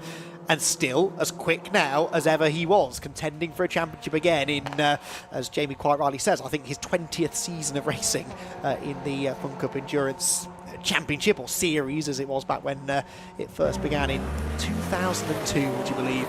Pit stops then ongoing for our leaders, pit window now closed, and the last couple of pit stops happening. And in the pit lane right now then is the 103, the Axiometrics car, so it's going to be interesting to see here, Richard, where they pop out in relation to Uvio. What was it, about 8-9 seconds or so before the pit stops? 10. About back 10, out to right. 10, yeah. 20 now with the other cars that have come in, so yeah, we just need to look and see how that all pans out. It's fueled up racing, getting fueled up before they go racing again at Silverstone. Driver change to be done first. In came the 49 car in the background. GCI Racing have pitted too. Now there are Axiometrics top of the shot, the second of the blue and white cars. And where is the Uvio car? I didn't see it on that shot, so they must still be ahead of them. The question is, what's the gap officially between the two of them? We'll get our answer in about 20 seconds or so when they get to the timing line. The Tacosis car just ahead too, but look at MJ Tech. They are in danger here of going a lap down, and that's Uvio. Uvio are a long way back, Richard. That doesn't seem quite right. That doesn't seem right, does it? Took fuel on, so... Yeah. Did we see Axiometrics pit stop? We didn't know. We didn't see the stop, no, so we don't know whether they've taken fuel and whether they just did a straight driver change. And we'll get Jamie on the case, because that's a question worth asking. That's a big deficit now, isn't it, for the Uvio machine. Now, hang on. Uvio are actually being shown as ahead of Axiometrics, so I think it's the opposite. Yeah, Axiometrics had taken on more fuel. Yeah, but no, but they've had Tacosis had a spin. Cars, yeah. Beckett's, that is. They get fired back up again. I think they've had a problem in the pits, Axiometrics, because their previous lap was 2.5 minutes, which I know obviously incorporated a pit stop, but that's about 30 seconds longer than it should have been. So I wonder if they stalled in the pit lane or had some sort of drama. So it's actually the opposite then. So Uvio are ahead by about half a lap, as opposed to having dropped back by half a lap. So yet again, that shuffles things up quite significantly. It does, doesn't it? So we'll get a handle on that and see how it pans out. It might have been extra fuel because they didn't take it on first time. Maybe had an extra one here. Maybe tying it in with one of the things Lawrence Davey was saying to me, who runs that team earlier on, was different sized drivers. So he said we can't match the Uvio Hoffman speed for driver changes because we've got to adjust things like belts and seats. Well, that's interesting. So, yeah. Good point. 30 seconds though. That's a long time, isn't it? It's the kind of time you'd lose from having a slightly slow pit stop and then stalling, or having some sort of issue like that. But we'll see if Jamie can find some answers. It gives this car now a 20-second lead. And look Wow. who's popped up into second place on their first race in the championship for a number of years. Former champions, Team Race Logic, winners here on the national circuit back in 2018, are into second place now, would you believe, with the 170 Team Viking and Ursus Capital Racing car in third. And those two pretty close together at the moment. AIRTEC are fourth, GCR Racing fifth. There is the fight for second place then. The blue and white Race Logic car just ahead of the yellow and blue Ursus Capital backed Team Viking machine. And then the white and orange car in the background, the the fourth place car, I should say, of AIRTEC, with GCR Racing fifth and Axiometrics down into sixth position. So they came into that pit cycle with, we think, about a 10-second lead, and they're going to come out of it over 40 seconds off the race lead. Change there for second as the Vikings move ahead of Race Logic, and Team Race Logic with David Denyer back behind the wheel will in fact immediately try and snap back alongside they go into Beckett's, but that's the outside line into the tight right-hander, and the 170 car will stay ahead. So Axiometrics, 32 and a half seconds off the race lead. So they dropped about 40 seconds there, Richard, with that previous pit stop. That's a lot of work to make up. Yeah, kind of gap that you'll probably only really get back if you get a safety car. So, as we've discussed at length, it's not all that likely here at Silverstone. Race Logic back into second place again now, with a bit of a lock-up there for David Denyer. And he is battling now with Mark Holm back into the 170. And then 98, Team 3 Motorsport keeping pace with them as well now. That's John Perrott in the 98 car. That's the car, remember, that bounced wide at Beckett's on the opening lap. They've replaced the splitter on the 98 machine now. As there's a penalty board. Did you catch what that said then? I didn't... no message on the time. Nothing on TSL, no. Yeah, I'm not sure what that was.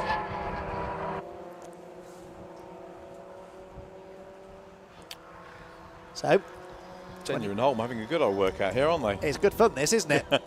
Race Logic not quite able to get back through, but the Vikings, again, defending that inside line at Beckett's corner. 21 seconds off the race lead, though. Again, might be an argument to say that you probably should be working together a bit more than this to stop Team Uvio Hoffman's Motorsport getting any further ahead. You can't have dialogue, can you, though, with the whole grid? I mean, there are too many. You could 3 or 4 people are in your vicinity. In the race, you can maybe sort of say, yep, can we work all together going ahead? Then you're back into second position. And, point taken. If you do work together, it can work well. But, with 20 plus cars in the mix, it's a very, very difficult thing to coordinate or sort out. And that's why you see the cars just cracking on with their racing. But this for second and third. And 225 Uvio Hoffman. Farchini back at the wheel now, away, looking to grab their third win of the season. I haven't seen a lot of them actually yet in this stint because they are 20 seconds clear. So 10-second deficit becomes a 20-second lead after the second set of stops. Denyer and Holm still very much involved in the cracking race between these two just now. Yeah, absolutely. They're chopping and changing second place quite frequently, aren't they? As they head out of Beckett's corner now, back along the Wellington Straight, and we'll see whether that slipstream now allows the Race Logic car to move back ahead. Right then, a brief moment of calm out on the circuit, so a perfect opportunity to head back down to the pit lane. Jamie Peters-Ennis is catching up with a couple more of our drivers. You've said it now, Andy, haven't you? If you said the word calm, which we know what's going to happen now, you've said that. In other news, Simone Busch flown in from Germany as guest of GT and GT Radio. You enjoyed your first stint, didn't you? Yes, really, I'd enjoy it. It's very difficult for me, but it's really fun. Only one spin in my race, it's not so good. I have a lot of traffic and I go outside in the copes and I must start new, but now I hope for a good race for my other drivers, and I drive in the 2 stint a lot of better. But I think it was a good time for me, better than yesterday. Yeah, I mean, you race historic Formula Fords in Germany. Yeah. The only the only thing that's the same is they both are driven by the rear wheels, and that's it. Yes, it's a lot of difficult with a Formula car. In the Formula car, I late on the brake, and got in the corner, and here I really break down. I'm sorry about my English, it's not so very good, and I had to brake earlier and come in smooth in the corner, and that's I have to learn, yeah. And if you had another chance to come back, you'd like to come back and do some more? I want to come back. Where? It's I've got a chance from everyone. Yes. Oh, also I want. Yeah. It's very great. It's a good feeling. It's real fun cup, and it's really great for me. Yes. I don't know the English word. It's I'm happy. Yeah. We're one big family. So as we say, welcome to the party. Thank you. Okay, thanks a lot, Simone. That's Simone Bush from the GT Radio team. We'll hand you back to Richard John Neal and first Andy McEwen. Yeah, thank you, Jamie. Great to hear from another one. We've got so many new drivers this weekend at Silverstone. It really is fantastic to see. And Simone enjoying herself despite having, in her words, only one spin during her stint. And she picked the worst corner, probably, Copse Corner, to have that moment. And bless her, apologising for her English, which is better than mine anyway. Yes, So. Absolutely. Great to have her on the grid. Oh, that was a gap that was closing, but a lovely move by MJ Tech. That was Scott Jeffs, of course. Again, leading into some of his NASCAR routes there to lever aside the Race Logic car. That's got to be one of the fastest cars on track right now. Yeah, 110.6. And coming into the pits by the look of it as well. Who? Scott peeled off into the pits. MJ Tech, okay. Well, that's, again, definitely... Because we were saying he was doing well, let's have a pit stop. So. People say the curse of the commentator is not real. Right, well, that's a shame, because he was the fastest car on track, but that matters little now. He's in the pit lane, and I don't think he stopped in the penalty box, as far as I can see, so... I wonder if he's gone to his garage then. Let's hope not. He just made a brilliant overtake, so the car seemed to be working well. And yeah, he's popped out of the other end of the pit lane, so that looks a bit like a drive-through. That's a shame. That's a little bit costly, isn't it? And this was a really good battle anyway between David Denyer and Mark Holm. Mark up holding honours at the moment. With the gap, interesting to keep an eye on the lead gap, still just over 20 seconds, 20.833 seconds. Going to have a quick look down and see where that 103 car is. Let's have a quick look. Well, it's not a quick look because I can't find it at the moment. It's away down, isn't it? So, sixth position, Axiometrics now. Yeah. So trying to climb back up there. David Denyer back up in front now of Mark Holm. Really good scrap. Yeah, I mean, going back to the point you were making earlier on, yeah, they would do better to work to each other, but you can't work verbally before an event with everybody. No, exactly. The drivers in the car are probably the ones with the least idea, really, of where they stand in the overall running order, and won't necessarily know that they are 20 seconds off the leader, although actually the gap came down last time. It was a slow lap for the leader, a very slow lap actually, 1 minute 12.3. They lost over a second, presumably in some traffic, which very much now is filling the entirety of the 1.6 mile Silverstone National circuit. So I do believe that probably is a little bit longer, isn't it, than the Brands Hatch Indy circuit, a tiny bit longer in distance, but maybe shorter in lap time because of the much higher average speed. Speed that is increased by having a slipstream down the back straight, which is exactly what David Denyer had that time. And he slips back ahead of the Viking car, slips wide though, then out of Brooklands. They end up side by side through Luffield, and that's the kind of thing that just holds you up, drops you a bit of speed through the middle of the corner, hurts your exit speed onto the next straight, which is so crucially important. And the Vikings now already trying to nip back up the inside again as they head out of Woodcote Corner towards the line. 2.25 hours to go. We are almost halfway through this race. We're about 17 minutes away from our third pit window opening, and we're going to see our umpteenth positional change here for second place. No, Team Race Logic just about managing to hang on.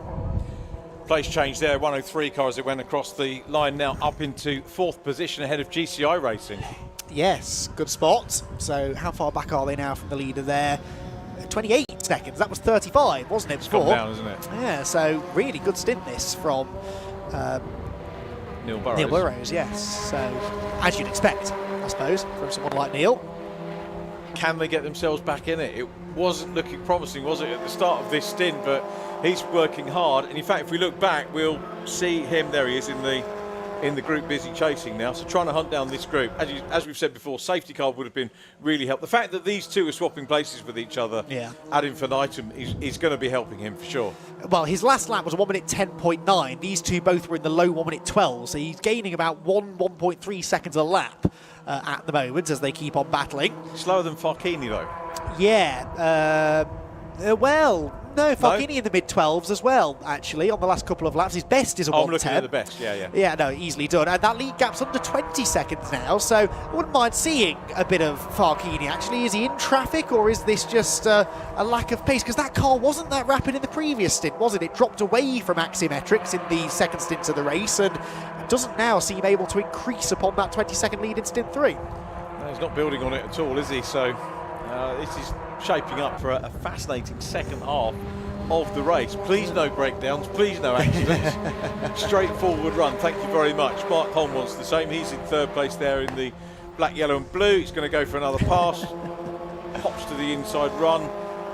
That's well positioned, isn't it, into the left-hander at Brooklands to retake second position. Fantastic. Almost looks a bit wide there through Beckett's, and drifts a bit wide, gets that inside line through Luffield, and manages to hang on to the place. Right, I'm now being corrected by our director, who tells me that how he's got time to look these things up whilst also trying to follow a 4-hour endurance race. I don't know. Top job. Yeah, Brands Hatch about 0.4 of a mile shorter, and lap time's actually about 15 seconds shorter, so I was talking absolute rubbish. The Brands Hatch Indy circuit, definitely the shortest circuit that we race at, but still your chances of going a lap down here that little bit higher, just because we don't get that regularity in safety cars. So the Silverstone circuit, the second shortest circuit that we race at, although they weren't really getting down to the 55-second mark all that often when we were there earlier this year, when it was torrential rain and a very, very, very wet track. That's a pass for fourth position PLR, getting back in front of the Axiometric GDR car. I can never remember who's in, so I have to go and look at the PLR we're looking for. Pitch. Ben Pitch, yeah, correct. So good workouts being had. Oh, there's our pickup. Nice to catch up with that little pickup truck again. It's fascinating, isn't it, to see? I remember a few years ago people saying, it's great to be able to see what the driver's doing, but good to see mechanics and what's underneath the shells as well. Still looks good, doesn't it? It does, actually, and it's not going particularly slowly. Their previous lap, a 1 minute 14, which is sort of comparable to those at the back of the field, is only a couple of seconds slower than the race leader, which is remarkable, really, for the Team Seed data car. Side by side across the line there, Axiometrics and GCI racing. And just behind them, we're in stint 3 now, aren't we? So just behind them, there, the black and green car, that will be one Stuart Lyons having his first stint of the day. And I called him something else, though, like I did in the first stint. I just wanted to blame that incident on it. That was all it was. No, of course, yeah. He is running 21st place after that contact earlier on. 28 laps down, unfortunately for Stewart, but proving his pace by sticking with some very quick cars around him. Pit stop infringement we're hearing, by the way, for MJ Tech. That was the reason for their drive-through. It was 1 minute stop go.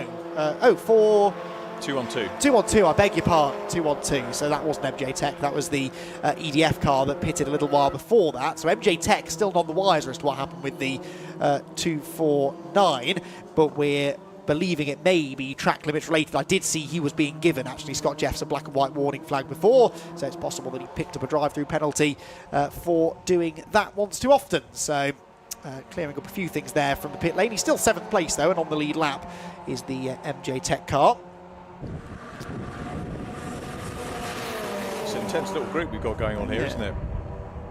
For position as well. Yeah. Well, for 3 of them, not for Stuart Lyons, but he's actually just overtaken the reigning champions. So we like to tease Stuart, but he is not a bad peddler, actually. And he was rapid in these things when he raced them a few years ago. Real shame that they've had that early drama and he's out of contention, really.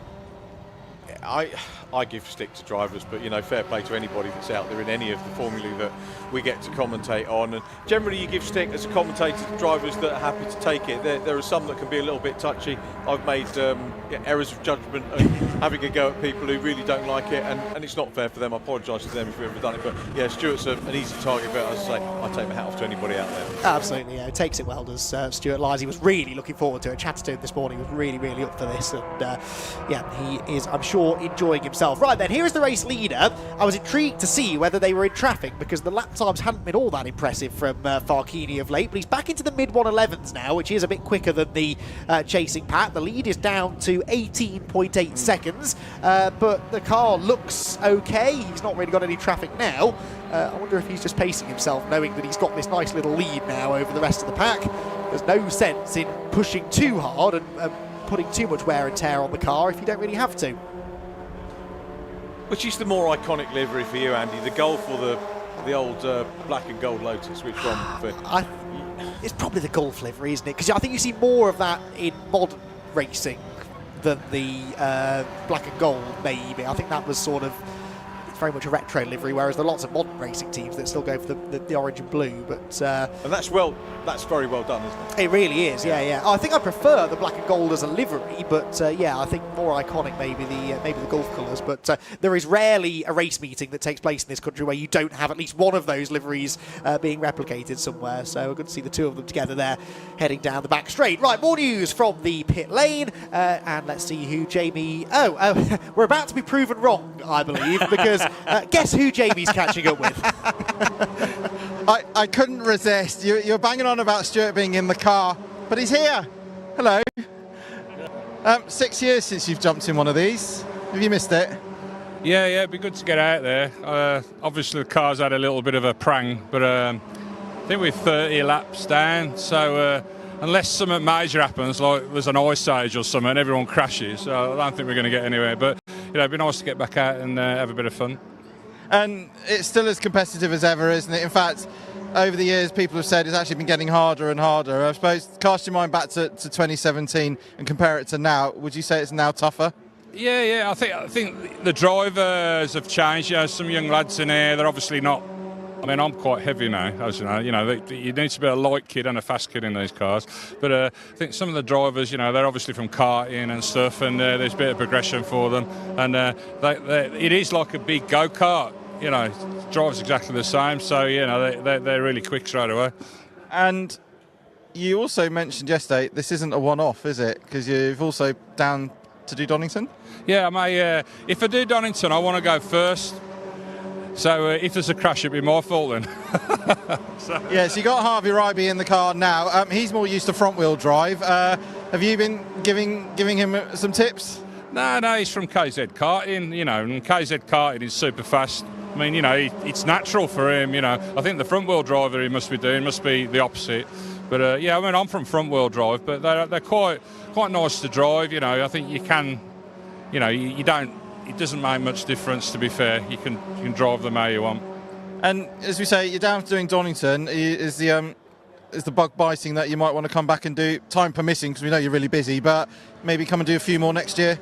I can't race in my own races, because it's not the right thing to do. Although I did test the TCR car the other day and I really enjoyed it. The new TCR cars are wonderful. But I'd like to do a little bit of racing. But because of my son's racing in British Kart Championships, and times, it's his time really. If I got a spare few quid, it needs to go into him, because he's doing really well. Excellent stuff. Well, it's good to have you back. And you'll be back to your old tricks when you get out there. Thank you. All right, thanks, mate. That's Stuart Lyles, and so he'll be getting in the car after Harvey Ryby has got out of the car. And Laura, if you look behind you, there's a horrible black cloud that's just arrived. Oh dear. That was a bit ominous. Cue Jamie diving for cover now. Well, the fleece might have to go back on. So, it did get very warm down here. And, it's potential. It wasn't forecast, but as you said, Andy, use that calm down phrase. I don't think it's going to now. Well, no, that's kind of why I said it, to be honest. You can guarantee if I say it's going to calm down, the exact opposite will happen, and that's not really a bad thing. So, yeah, that could get interesting. It's not a big black cloud, but it's definitely heading our way, and it does look like there's rain in it. So we shall see. We are almost halfway through the race, 6.5 minutes to go before the third pit window opens, and the lead gap down to 17 seconds now as Team Viking and Race Logic continue to trade second place. But I do think that they've now found a formula, haven't they, where they're trading places without slowing each other down. This, as I said earlier on, can sometimes be the quickest way to do it. Let's see what the lap times are then. The leader, Farkini, does a 1 minute 12.0. Viking and Race Logic, well, Viking an 11.4, 17 seconds now. Here come Race Logic, back up the inside through comps, but they don't seem to be losing each other too much time through the trading of positions, which is very, very interesting to see indeed. So as that continues, Richard, great to hear from Stuart there, who's not in the car, as we realised, but he mentioned there... That was recorded earlier. In the car, exactly. I have to say, we're giving him some stick in this race. The work that he has done, he and Nicky Lyons, who I know must take quite a bit of the credit, on TCR UK. We're here as part of the TCR UK package this weekend. You know, the work they've done to make that championship grow now to the point that it's at really does deserve, there's a squeeze there from Race Logic, he really does deserve some praise for that, because that is a championship that many people thought was dead in the water a few years ago, and fair play to him, he's brought it back to life. He's done a fantastic job, and you know, it's, as you know, I'm around touring car weekends. People are quite happy to come and watch TCR, more than happy to watch TCR either at the track or on screen, as well as your BTCC. And rightly so, why not? Absolutely, absolutely. Always said there was room for 2 touring car championships in this country, and we are a touring car nation here in the UK, so the more the merrier as far as I'm concerned. I think most touring car fans feeling the same way. Right then, bit of traffic here that's just been dealt with for the race leader. This perhaps explains a little bit of why the lap times have dropped away. It was a 1:11.9 last time for Farkini, 0.8 slower than Race Logic behind them. So the gap now down to 16.5 seconds, but Farkini looking okay here. I would like to put a request into Jamie that we maybe speak to Farkini after this stint, though, because I am intrigued to know if all is right in that car, or whether they are just sort of deliberately pacing themselves, making sure they don't overstress the car. But it's a little bit strange to see this gap coming down. Normally, Richard, when the Uvio car gets out in front, that's it. It disappears unless something goes wrong, and not really the case today. Great news for us neutrals, because we want to see a close race, but I wonder if maybe there are a few concerns in that garage. There could well be, and we've only got 3 minutes before the pit window opens again for the halfway stage of the race. Really good to have seen the 103 car get back up into the mix, and I think back up into 4th position now, which we're looking at 4th and 5th, about to cross the line. So yeah, this is endurance racing. It's fun. They've actually got within sight of the 2nd and 3rd battle now, haven't they? Yeah. Ben Pitch and Neil Burrows are actually within sight. They're racing with each other, and they have been, as indeed the 2 cars ahead of them have.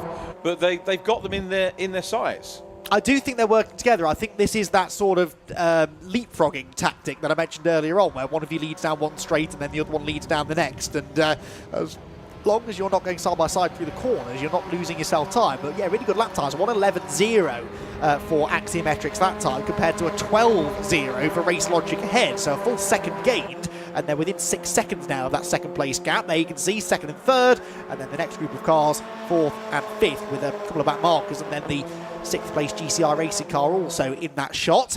There is the black cloud that's got us all a little bit worried, but the sun is now shining again on the pit straight, so I think it hopefully is moving through without sprinkling rain on the track, and we might just get away with this one. We're going to be okay. I did leave the washing out at home, but weather report coming through. Oh, really? With it, right? Okay. 5 minutes. Well, we'll see. I hope that is wrong. As I said, the worst of the cloud seems to have passed over us, but we'll see. Well, you never do know. A little sprinkling would certainly throw the cat among the pigeons. As a 16-second lead is now enjoyed by race leaders Team Uvio Hoffman's Motorsport. Ben Pitch getting stuck in again, so Neil Burrows. This is where you get for me, where it's fascinating again is where you get the 2 driver lineups versus the 3 driver lineups, and you get, you know, with the 2s they're going to alternate the stints, but with the threes you can mix and match it up, so you end up getting drivers racing against other drivers at different stages of the race. Here comes Pitch, looks down the inside, nothing doing quite there. Neil Burrows will hang on to that for the moment. They are still trying to close in and just pull up. Now we've got a minute to go before the pit window opens again, and then it all shuffles. Then we've got to take stock again. I do like the 40-minute windows because it does give you that, you know what's happening and when, and you know when once they've all come out that things have settled down. You can reassess and take stock of where people are, and then look at how you think the next stint is going to unfold. It's going to be interesting to see who gets fuel on the next one as well. Yeah, well, I'm pondering that myself.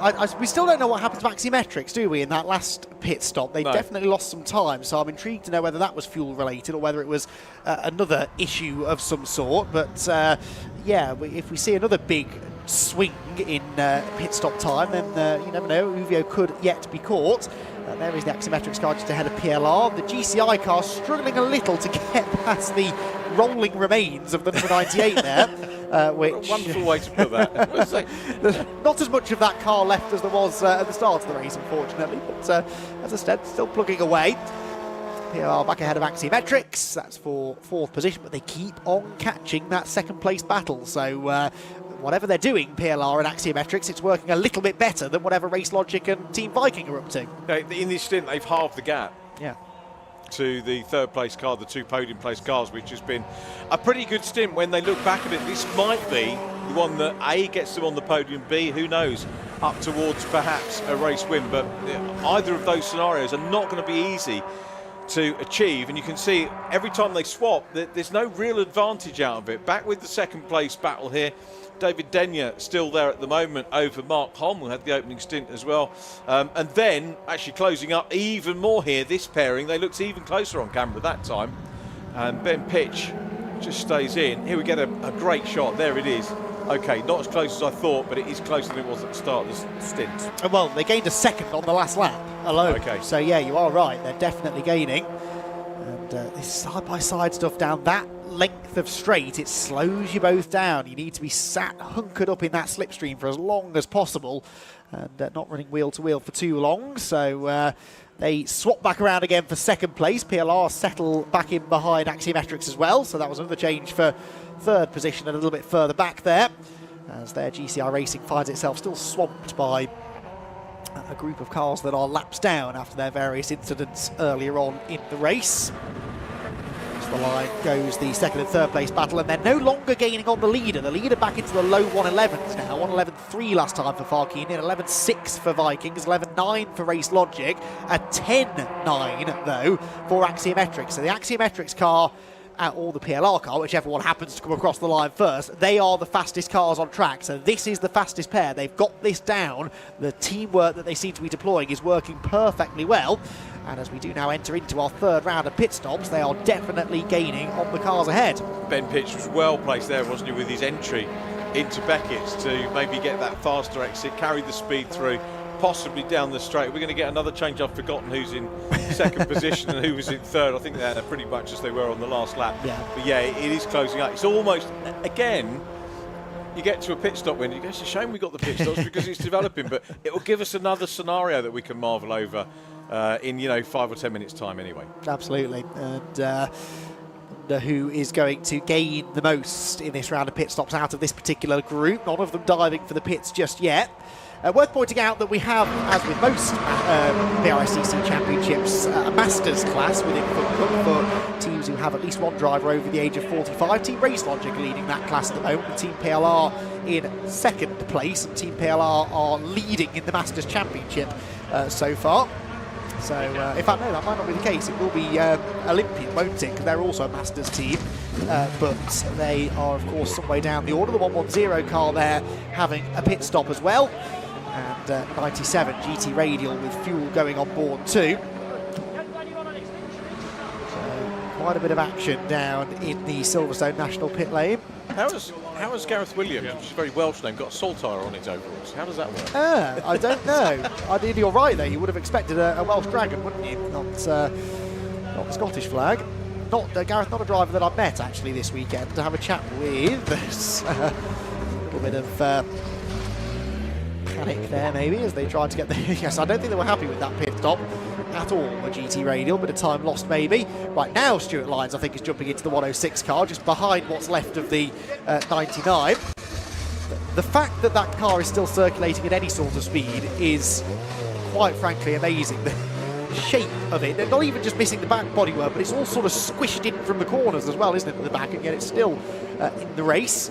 There is Lyonsy, everyone's favourite Brummie, being plugged into the 106. And he does now head out onto the circuit. We've got visual evidence there of the fact that it is Stuart Lyons in the DW Motorsport prepared 106 car who makes his way back out into the race. I think their race order has changed, DW Motorsport, because on my sheet, Harvey Ryby was down as stint 2. Yes. And he's just on stint 3, isn't he? So that's messed us up completely. Yeah, there was a reason I got confused. I wasn't making it up as I went along for once. Yeah, they had initially said that Harvey was doing stint 2 and Stuart stint 3. Right then, we're getting reports of some rain up at Beckett's, apparently, just spitting with rain. Can't see anything out of the window here at the other end of the circuit, but that's always a driver's worst nightmare, isn't it, Richard? When it starts raining at one isolated spot on the track, that can easily catch you out. Particularly if you're first there. Yes. Which is not what we want to be, but all these guys are used to it. Is there a thing where, we talk about treaded tyre, but is there a more treaded tyre that there might be a temptation to use if it was a deemed a wet race at the start? No. Same rubber regardless? Yeah, same rubber regardless. And they don't hold back any... Not that I know of, no.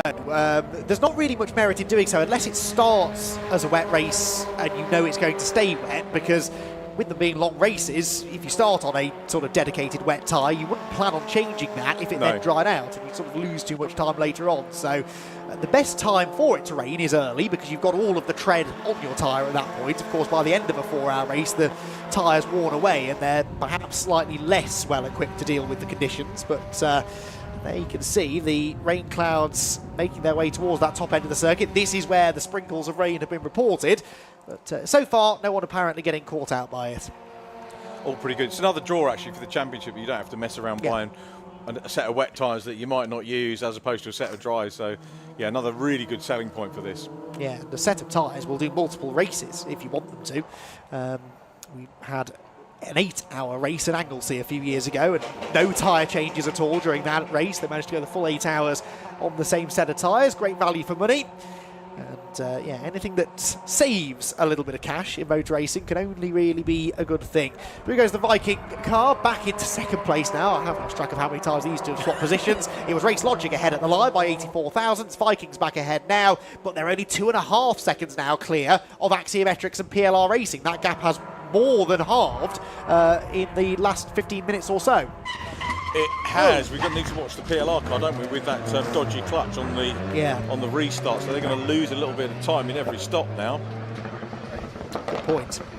When things are as tight as they are now, if they lose 3 or 4 seconds, they lose the slipstream for the cars they're working with, and that can have a real knock-on effect. That was Gary Bate, I think, wasn't it? Yeah, Gary Bate handing back over to Paul Turner. Wasn't happy about something. No, it looked a decent pit stop to me. Weren't there for long. He certainly came in at a rate of knots, screeching to a halt in front of the garage. So back out of Luffield comes the 2nd, 3rd, 4th, 5th place group with an added GT Radial car now as well, which has made its 3rd pit stop already. So that should now be Ellis Hadley back on board for his 2nd and final stint of the day. Axiometrics that time around, again a full second quicker, so they're within slipstreaming range now of the group of cars ahead. So by the end of this lap, Richard, we could well have them right on the tail of the 2nd place battle. Yep, Chris Weatherall will take over this car at the end of the stint as Ben Pitch goes back in front for 4th position to have his turn at the front of this little dynamic duo. 97 car still getting in the mix as well. And then very, very nearly one group of, it's just going to get sort of snuffed out, isn't it, this battle for 2nd place. 17 seconds now the gap between first and the group we're looking at. Yeah, it is one pack now. Yeah. Oh, and another lock-up for the Race Logic car. I wonder if they've flat-spotted that inside front, the left front tyre, because they've locked up a few times into Brooklands over the last stint or so. And of course, this is where you've really got to look after the tyres. The wear rate on these tyres is extremely good, but if you do flat spot them or damage them in a way, you've got to live with that then for another few hours. Can I just say, if we've got any of the viewers who we were saying, imploring to stay with us for endurance racing, we are past the halfway point. We've had 2 hours of racing. Yes. And look at this, you've got second, third, fourth and fifth all together after 2 hours of racing with driver changes, little bit of refueling, drivers of different abilities. How cool is that? And we've only had one safety car, and that was about 80 laps ago. So we can't really blame that on a safety car either, can we? It's just naturally so competitive up at the front. Now, we have lost one car from that group because Team Race Logic have pitted.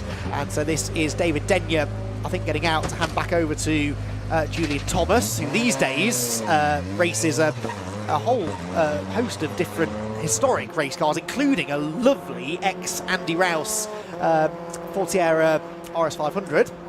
And he races that along with, I think he's got an E-Type Jag and maybe a TVR, if memory serves, but certainly a very, very well-respected historic racer now is Julian Thomas. And he makes a very welcome return back to the Fun Cup paddock. Does a lot of travel with his job. He's the man behind the V-boxes, the Race Logic V-boxes, which the majority of racing cars really in this country these days run. The data computers sort of on board the cars that log lap times and all sorts of other telemetry. And Julian's worked very hard on that to make a very, very successful business for himself, which allows him to go and enjoy his racing. And we're very, very happy to have him back here on the Fun Cup grid. In now come Team Viking. They're taking a churn of fuel. So out goes the fuel. In gets Jonathan Hode again for his second stint. And where will he pop out, I wonder, Richard, in relation to the Race Logic car that pitted a lap earlier? Yeah, this is going to be fascinating to see, isn't it? So, decent enough start by the look of it. And we have, very nearly at the end of this. So we'll see the other runners come in and then we can take stock once again and see whether the Uvio Hoffman car has lost or gained in the stops. Nice to catch up with the 49 car again, which is away down 12th position at the moment. Had its third stop. It's the Team Ratters car in pit lane. Yeah, I think when all is said and done, the 49 car will be off the lead lap, unfortunately, which is a shame, because when Marcus Clutton got back in it later, if it was still on the lead lap, I think they'd have been contenders for the win. But it is Steve Ruston now on board. Marcus Clutton doing the first and last stint of the race, which often is the way that he used to do it, actually, with Peter Belshaw back in the Sherrodise days. He would often top and tail the race. Right, in come PLR, so 3 consecutive laps. We've had one of the cars in that second place battle pit. In fact, they pitted the same lap as Axiometrics. So where is the Axiometrics car? Olympian in, so too is the 251 Britain West Motorsports, but I want to see where that PLR car is when it leaves the pit lane, and where it is in relation to some of those who have pitted earlier on. Race Logic, for example. There is the Uvio car taking a tight line out of Luffield Corner. The pit window is closed, so they have to pit this time around. And Farchini, who had about a 17-second lead again when he came in, only lost in the end about 3 or 4 seconds during that stint. And this will be a fascinating pit stop then. Are they going to take fuel? How much fuel will they take, if any? And where does it put them back on track in relation to the chasing pack? There is fuel going in, fairly obviously. 2 churns. This will be a slow pit stop, Richard. Right, yeah. So this, I think, is going to bunch things up quite nicely. That extra churn, you can see how long. Well, let's see. The first churn was in for, what, 8-10 seconds? Oh, it's only a splash from the second churn, so it wasn't a full tank. Calculations have been done. Definitely, yeah. They've worked out how much they need to put in now to then allow them to do what they want in their final couple of stops. So not quite as slow a stop as I expect, but you can see the extra time it loses you. You can only now start the driver change, then the doors close. Off goes Fabio Randaccio back into the race. So 17 seconds was the starting point. We'll find out at the end of the next lap, the end of its out lap, what the gap is. But look, Race Logic coming out of Woodcote Corner now. Now I believe that car, well, there's Axiometrics through Copse. So have Uvio actually lost the race lead then through all of that? They may well have done. Through Copse Corner goes this big group of cars that includes most of those who were fighting for second place. So Uvio, I believe, well, there is the Uvio car, so they're still ahead, but we'll get a good view of it, won't we, in a second, what the gap is back to there. Vikings second, Race Logic third, and then Axiometrics somewhere, I think, in 4th place. Yeah, so we have had a little bit of a shaker. It's a little bit closer, so the pit stops have actually enlivened it. It was me saying, let's not have them. What do I know? I know nothing about Fun Cup racing. It was that extra fuel, and I wonder if maybe the likes of PLR are well ahead of. Yes, and they've stopped, haven't they? So I think PLR might be in the lead, Richard. Yep. Wow. And that with the clutch problem. Yes. So that was very well marshalled stop. Extremely good, yeah. We saw them pushed away, and the team were very, very clearly well drilled for that. Yeah, well, they've had a fair bit of practice, haven't they? They've done a few of these races. So, yeah, I think PLR are in the lead from Uvio in second. And with Olympians' problems in this race, these are basically the top two cars in the championship now, PLR and Uvio. And as they come across the line, Axiometrics are actually ahead of both of them. So Axiometrics have the lead by 2.7 seconds. PLR second, Uvio third, Vikings fourth, Race Logic fifth, and then a bit of a gap back to Team Greenheath in sixth position. So Uvio came in with a 17-second lead, and they leave the pit stops after the halfway point, 4.5 seconds off the race lead, a net loss of over 20 seconds. Let's head down to the Team Uvio garage and find out what happened. Right, unfortunately with Farkini, I can't keep a straight face with you. I'm trying to be all serious here, you know. I know, it's nice. Busy stint for you. Is the car all right? Yeah, it is, but we're down a bit. We're really struggling out of Luffield. We've got a lot of understeer in the setup, and so that's really hurting straight line speed. So it was interesting. 212, who must have had a problem earlier on a way back.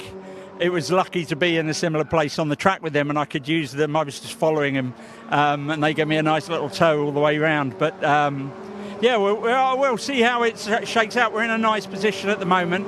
We just put a lot of fuel in, and yeah, I think it was good. We had great fun in the early stint with 103 and 49. Great fun tussling with those guys. So yeah, really enjoying it. We just got to hold it together, keep pushing.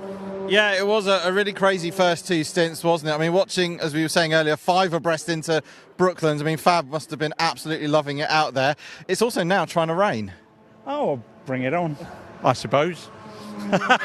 whatever happens, it's fine. We're just halfway through, so yeah, long way to go. Absolutely, and we got Donington and Alton Park next. Amazingly, only 3 more rounds of this championship to go. Yeah. It's gone flown by this year. Are we starting to think about the championship, or are we just going to keep picking up results and points? We're completely on the back foot at the moment. So so sorry that Olympian are out, because we're kind of jostling with those guys. It just goes to show this championship can swing completely on just a completely unforeseen event. We had got caught up in someone else's crash at Alton. That has really put us back. I tell you what, Alton Park is the place to be. 2 races in one day. It's probably going to go down to the wire. It's going to be a good one. But the other amazing thing today, we've got lots of new cars in with some really star drivers. So it's nice to be able to measure yourself against those guys. And potentially more coming out at Donington. Yeah, well, let's not have too many really quick people. But yeah, no, bring it on. Brilliant. Excellent stuff. Thanks a lot, mate. That was Farkini from Uvio Hoffman's Motorsport. Current 2 race winners this year, and yeah, absolutely loving it. And like you say, a little bit down on Parent Straight Line, but I think he's just trying to scare all the others. Back to you guys. I was pointing at the screen then to warn you about Neil Burrows coming behind, and then realised you can't see me, so that warning was not going to work, was it? So Neil Burrows catching Jamie off guard down in the pit lane there.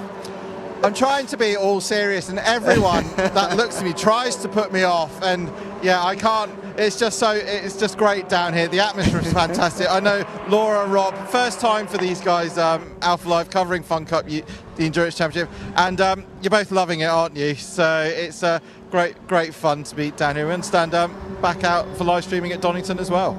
Indeed so, because we're back on the TCR package again at Donington on the national circuit, so that should be another really fun race. Right then, what was that, Richard, you were saying about wanting a real battle for the race lead? Well, I think you're about to get your wish, because Team PLR Racing are charging after Axiometrics, and what was a 4.5 second gap immediately after the pit stops is down to 1.5 seconds now, and they're bringing with them the erstwhile race leaders, Team Uvia Hoffman's Motorsport. Yeah, it's all to play for. I mean, Chris Wetherall did a really good stint, didn't he? He did the second stint for the 103 car and actually built the lead that Simon Rudd had come in with.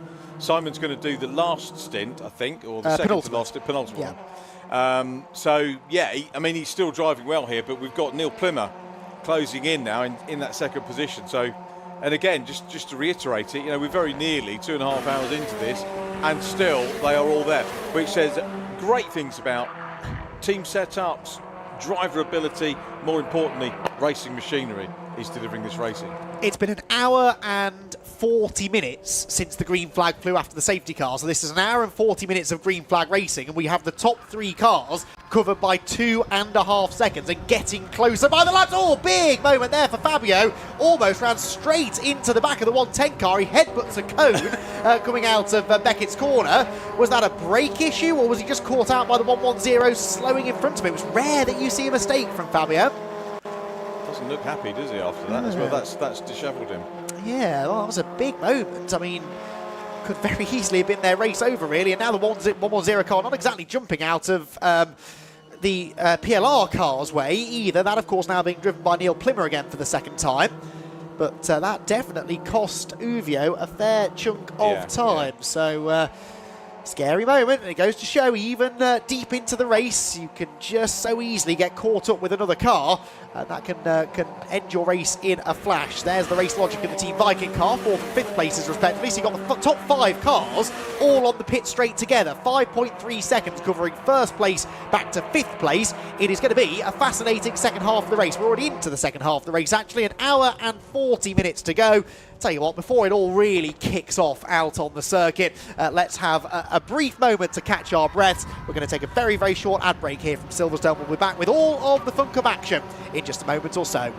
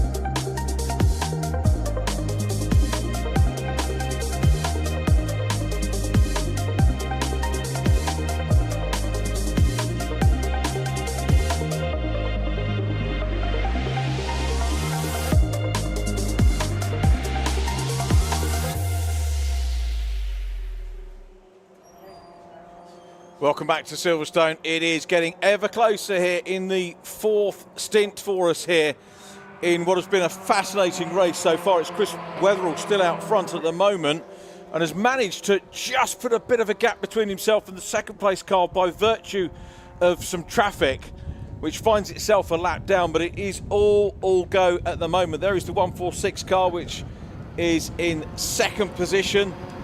Neil Plimmer at the wheel of the PLR car. And got to say that Chris Wetherall really dealt with the traffic well there. Had an excellent second stint in the car and has just managed to clear this traffic. And that's key at this time of the race. Plymouth, though, is dealing with 2 cars for the price of 1 as they come down into Brooklands. The 110 car just holding sway there. That's the Red River Sport car. I think we've got Johnny Molam doing the last stint of the race, and is a little way down at the moment in the 110 car, but proving difficult to overtake. The Red River Sport 110 car actually down in 10th position at the moment and causing a little bit of spoiler action. But think of it from their point of view, they want to get back onto the lead lap, because if there is the unlikelihood of another safety car, then they will be in a position where they can tag themselves on the back of the field. And what they won't want to do, or what the leader won't want them to do, is engage in battle and maybe get involved in taking him out. But you can see the 110 car has got that little bit more space at the moment. It is Johnny Molam, isn't it, at the car? So Johnny, who was quicker, unlaps himself and finds himself here with an opportunity to do what he did in his first stint, which was pull up the best part of half a lap, as Plymouth now gets involved for the race lead. So we've got backmarker car in the middle, but very fast driver on board, and Plymouth's gone round the outside. Sensational driving that from Neil Plymouth. He might even have a pop at Molam. No, just slots in behind him again. So Plymouth then to the front. Can the 103 car snap back round the outside though? Christopher Wetherill wanting desperately to get the lead back, but actually could be well served just to sit in the wheel tracks of Neil Plymouth now, who clearly is the fastest car in this group, and try to gap the field with him if he can. Adam Woodcote, let's see what he opts to do. This is his first chance to get that slipstream. Plymouth actually defending the middle ground there as they head towards Copse Corner, so he is sort of forcing Chris Wetherill's hand here by defending. It sort of goads Wetherill into trying to have a go at him. Wetherill gets a much better exit out of Copse Corner, ducks out of the slipstream nice and early, and challenges for the lead again now as they head down towards Beckett's. Yeah, fantastic racing here. Here are the 2 leaders side by side. The 103 on the inside at Beckett's. Wetherill back through. One if you just got caught napping earlier on. Certainly got the pace, as we know. And he's still got an hour and a half to go. So we've got the 251 car off. That is the that's the new car. It's the Bounty gone, isn't it? That's our 2 Canadian drivers at Luffield. I thought I was trying to see if there was a driver still in the car. I sincerely hope there is, because it's driving off now back onto the road, so that's good news. Didn't really need a safety car right now to liven things up, because this is the battle for the race lead already. It's close enough as it is. The Vikings have moved into 3rd place now, Race Logic 4th, so there is definitely some sort of issue with that Uvio car. It's down to 5th place now. It's slipping away from this group, and Fabio clearly has his hands full. We heard Farchini saying that car's got a bit of a handling imbalance, a bit of understeer being picked up as the race goes on. And it's dropping away now from the leading battle. There it goes, 5th place now across the line. But the top 2 absolutely as one. Team Axiometrics and PLR Racing out of Copse Corner. They've got more traffic ahead. That's the recovering 251 car. They're both stuck in behind Johnny Molam. And Neil Plymouth goes up the middle of all of them. Tries to get the lead back and has to back out of that. That was a low percentage move, I think, if ever I saw one. Plymouth likes the traffic, doesn't he? He knows where to pitch the car. To Ben pitch the car in the right place, just to go. Not saying that Chris Wetherill can't, but just in terms of when it's busy, that's when we're seeing Plymouth take the opportunity, reads where the traffic is superbly, and can get back in front. Now we've got Wetherill just trying to put that lap back on Johnny Molam, which he does. Molam won't say thank you very much for that. Wants to try and get in and make up another half lap and perhaps get towards the podium. Plymouth's now got to run the outside here at Luffield, down through into Woodcote. And a momentary bit of breathing space for the 103 car. Plymouth dipping a wheel into the gravel there out of Luffield, which supposedly is where you start getting in trouble for exceeding track limits, so he needs to make sure he's not doing that too often. Out of Woodcote goes the Team Viking car, stuck behind the fueled-up racing machine. That's the 3rd place car, Team Viking, trying to go after the top 2. They are 2.2 seconds off the race lead, Team Viking, as they begin their 119th lap of the race. Down towards Beckett's we go again. And the Johnny Molam car sat between the top 2 in the race. There's the 3rd place Viking machine. The blue and white car, 2 cars behind them, is Team Race Logic, sat in 4th position. What a brilliant story that would be if Race Logic were back on the podium on their return to the championship. Jamie will tell me when they last raced with us, it's been a good few years since we had a Race Logic car on the grid, and immediately they're picking up where they left off, fighting for podium places. Johnny Molam back up the inside now of Chris Wetherill, trying to once again get himself onto the lead lap, and Neil Plymouth says that could be my chance to get the race lead back. Can't quite do it at Brooklands though. Yeah, he can't quite pin. He's got the inside line pin, but outside for Luffield as they exit Brooklands, round into Woodcote once again. And they might as well just let Johnny Molam go here, because it's a big, big gap for him to be able to make up. And if they work with him again, you could maybe get the lap times. I was going to have a look and see whether Johnny still had the fastest lap of the race. It's actually with, hang on. It's just been beat. As you said that, Team Race Logic managed to pip him 109.7, which is about 4 tenths away from the lap record. So 109.76 there for Team Race Logic. Is this Neil Plimmer going for the lead again, Richard? He's going to have a go, isn't he? He's trying that out. Trying the run here up in towards Beckett's out of Maggots. Had that well teed up. Maybe a little bit too much curb there. Certainly not on the exit. Johnny Molam does and stays up front, but it's the Team PLR car that now re-grabs the lead. But again, this is a huge group. We've got Jonathan Hode still in 3rd position. That's the second of the yellow and black cars that you can see on screen. Plimmer, though, sticks another lap on the 110. Indeed so. Puts a car between himself and the 2nd place car now. So it looks as though Plimmer's going to lead this lap. That will be the 13th official lead change of the race. And starting now to get towards the realms of maybe a race record here at Silverstone. We've still got so long to go in this race, an hour and a half, and 4 cars absolutely nose to tail pretty much, with Johnny Molam in between them. 1st, 2nd, 3rd, 4th, flash across the line, 1.1 seconds between them after 2.5 hours of racing. This is fantastic stuff. The Fun Cup Endurance Championship really living up to the billing here this weekend at Silverstone. It's Neil Plimmer temporarily who finds himself at the front of the queue. Johnny Molam a lap down, wants to try and get on the inside, and there's contact as they head down towards Maggots and Beckett's, and that was Plimmer saying, no you don't, I am the race leader and I'm going to defend from you whether you're on the lead lap or not. Yeah, some superb drivers and driving that we're seeing here. And a lot of occasions here you get drivers that you wouldn't normally expect to race against each other. And it is fascinating to see how it all pans out in equal machinery. The other thing I was going to say is that these cars, it's a I'll come back to what I was going to say, because we've still got racing going on aplenty, and the Team Viking car very much in the mix as well. Top 3 cars are the 2nd, 3rd and 4th and indeed 5th cars for 4th place, all in the mix, all on screen, all racing hard.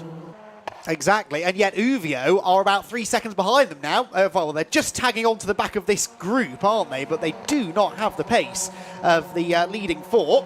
So Johnny Molam there getting back ahead of Neil Plimmer, and I think sending the captain a bit of a message as well. Now here comes Wetherill back up the inside towards Copse Corner, and bringing with him maybe the Viking car. Yes, from the lead down to 3rd now for PLR. They led at the line, but it's Axiometrics now back to the front. The Viking 2nd, and Race Logic now moving up to Challenge 2.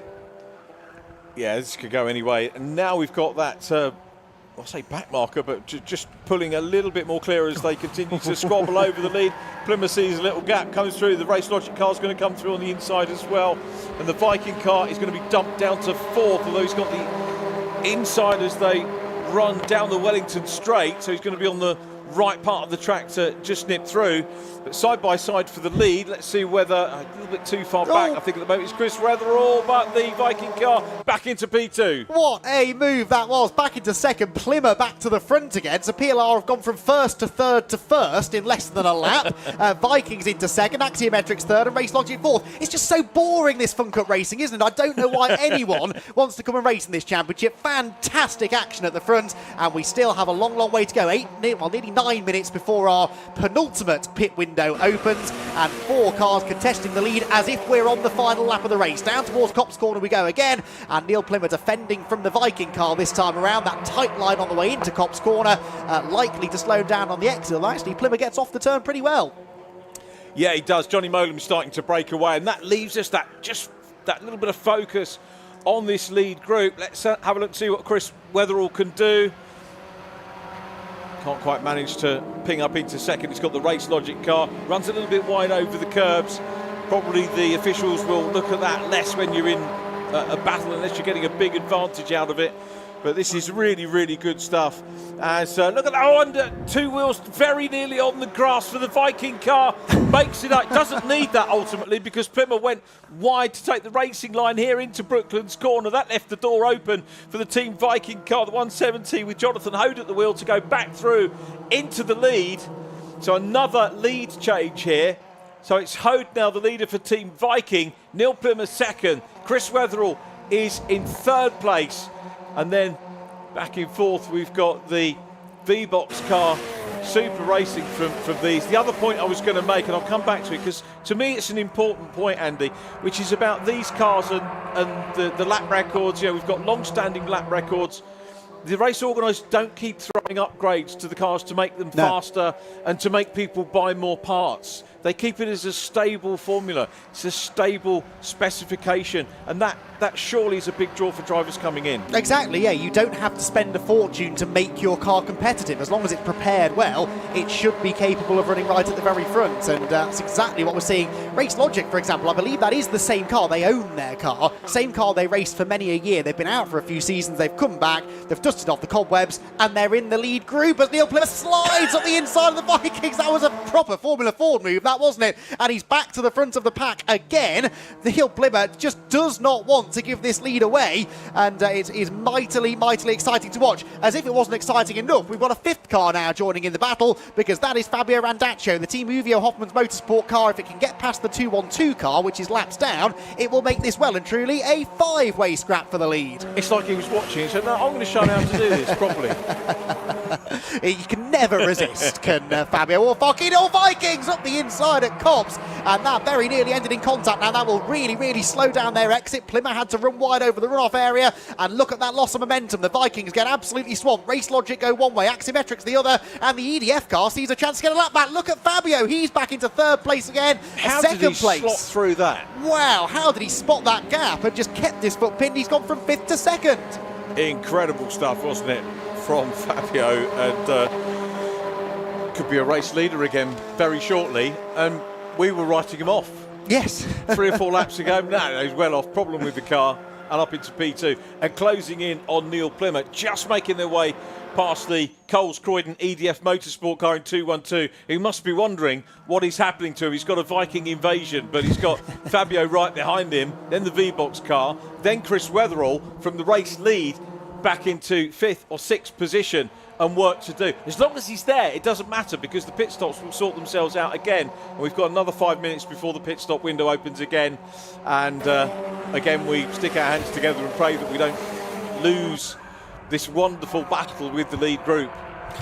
15 lead changes we're at now. The Silverstone record 23 I've just looked up, so I think we really are going to stand a chance of beating that, because they just refuse to leave each other alone. Although this isn't actually a pass for the lead now. That's the EDF car unlapping itself, 212. They are now 1 lap down rather than 2. The Vikings slip up the inside of the Uvio car. No one can get settled in this group, can they? As soon as they establish themselves in any one of these leading positions, there's someone immediately trying to draft back past them. PLR are, I think, about to be attacked very much now by the Viking car as they head down the back straight. Vikings are going to go to the inside of both PLR and the lapped EDF machine. And do they go to the race lead? It looks as though they might. Yeah, Viking are going to be coming through. Yeah, got it done.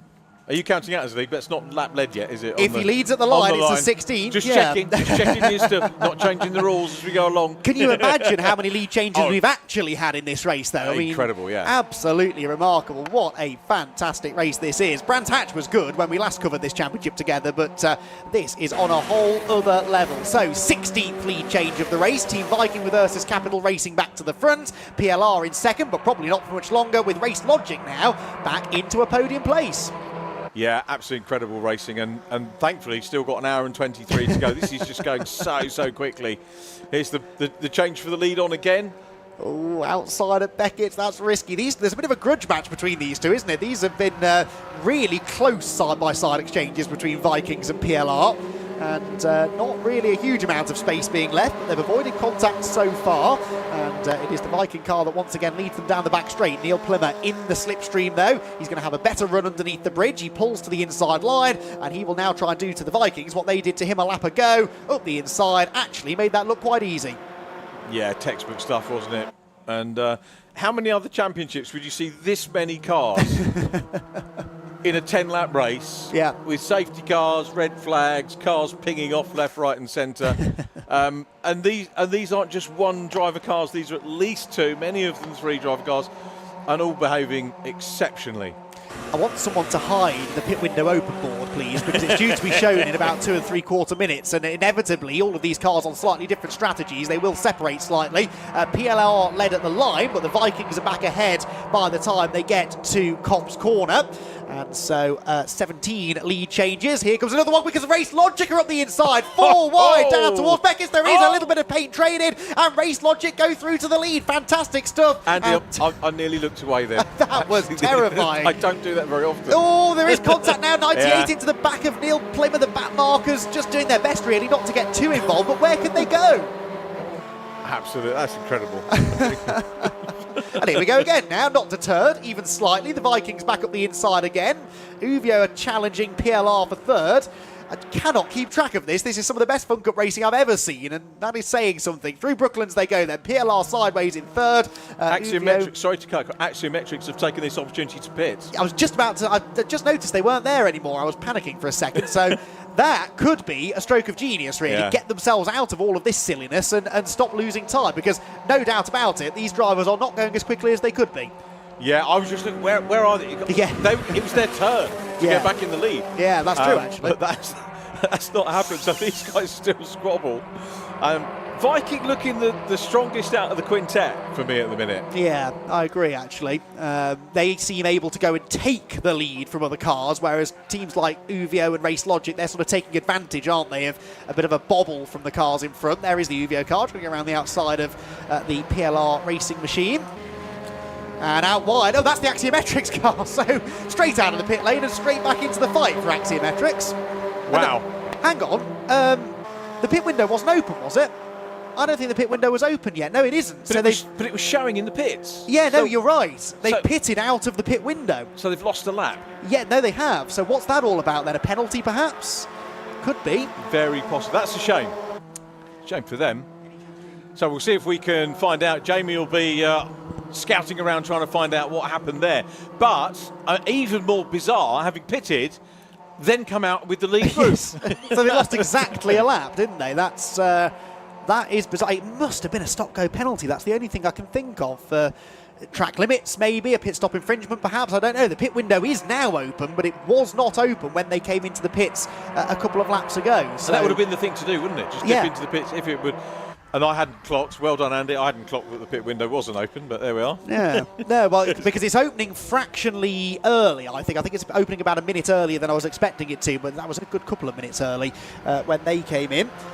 Right, deep breath, everyone. We are now into a pit window. We've got Race Logic out in front. Viking second, PLR third, Uvio fourth, 1, 2, 3, 4, nose to tail. And perhaps a couple more spots of rain just starting to appear on that camera lens up at the exit of Beckett's. Race Logic, I think, are about to do the impossible here and lead a full lap of this race. They were in the lead at the line by half a second. They are still in the lead when they get down to Brooklands at the end of the Wellington Straight, and despite the Vikings' best efforts, they can't quite wriggle their way past them. Out of Luffield, back towards the end of a lap. No one dives out of line. It does look a bit grey out there again now, doesn't it? I think it's going to be okay. I hope so. What might not be okay is if we get to the end of the last stint and we've got 4 cars all piling around on the last lap. And I'm sure it's happened before. Oh, absolutely. We've had some very close finishes over the years. Not particularly here at Silverstone, though, surprisingly, because we don't get as many safety cars. The field tends to spread out a lot more than it has today, but very, very grateful for the fact that has not happened on this occasion. Vikings almost into the back of Race Logic. They drift a bit wide. That gives Neil Plymouth a chance now to get the overlap on the exit of the corner. And that tighter line looks good through the apex, doesn't it? But then inevitably you lose a bit of momentum on the exit, and he just has to drop back into third place there, does Plymouth. Johnny Molam continuing to put a little bit of a gap between himself and the chasers. Here comes the Viking car down the inside again, makes up the position, goes up into the race lead. Plymouth thinks about having a look for second position as they go into the left-hander at Brooklands. He can't do it. There is a gap on the inside though, but not momentum as he comes out of Luffield through Woodcote and down to tick off another lap. Another lead change for you, Andy. Yeah, again, lost count. I keep trying to make a note of this, but we've had lead changes almost every lap for the last 7 or 8 laps. That's Olympian in. Stuart Lyne's opening stint of the day is done in the 106 car as well. But thankfully, none of the leaders choosing to bail for the pit lane just yet. Race Logic are indeed back down to second, and Team Viking out in front. So they led one whole lap, did Race Logic, but 2 consecutive laps was asking far too much. Absolutely right. Now, Neil Plimmer wants to have another go in the lead. He's in red, in case you have not been with us, in which case, why not? And we've got a change behind with Uvio still there in that 4th position with the 212 car, which is a back marker just holding him up at the moment. He won't want that. The Uvio car won't want that at all. Needs to stay in touch with the top 3 drivers coming down into Brooklands again.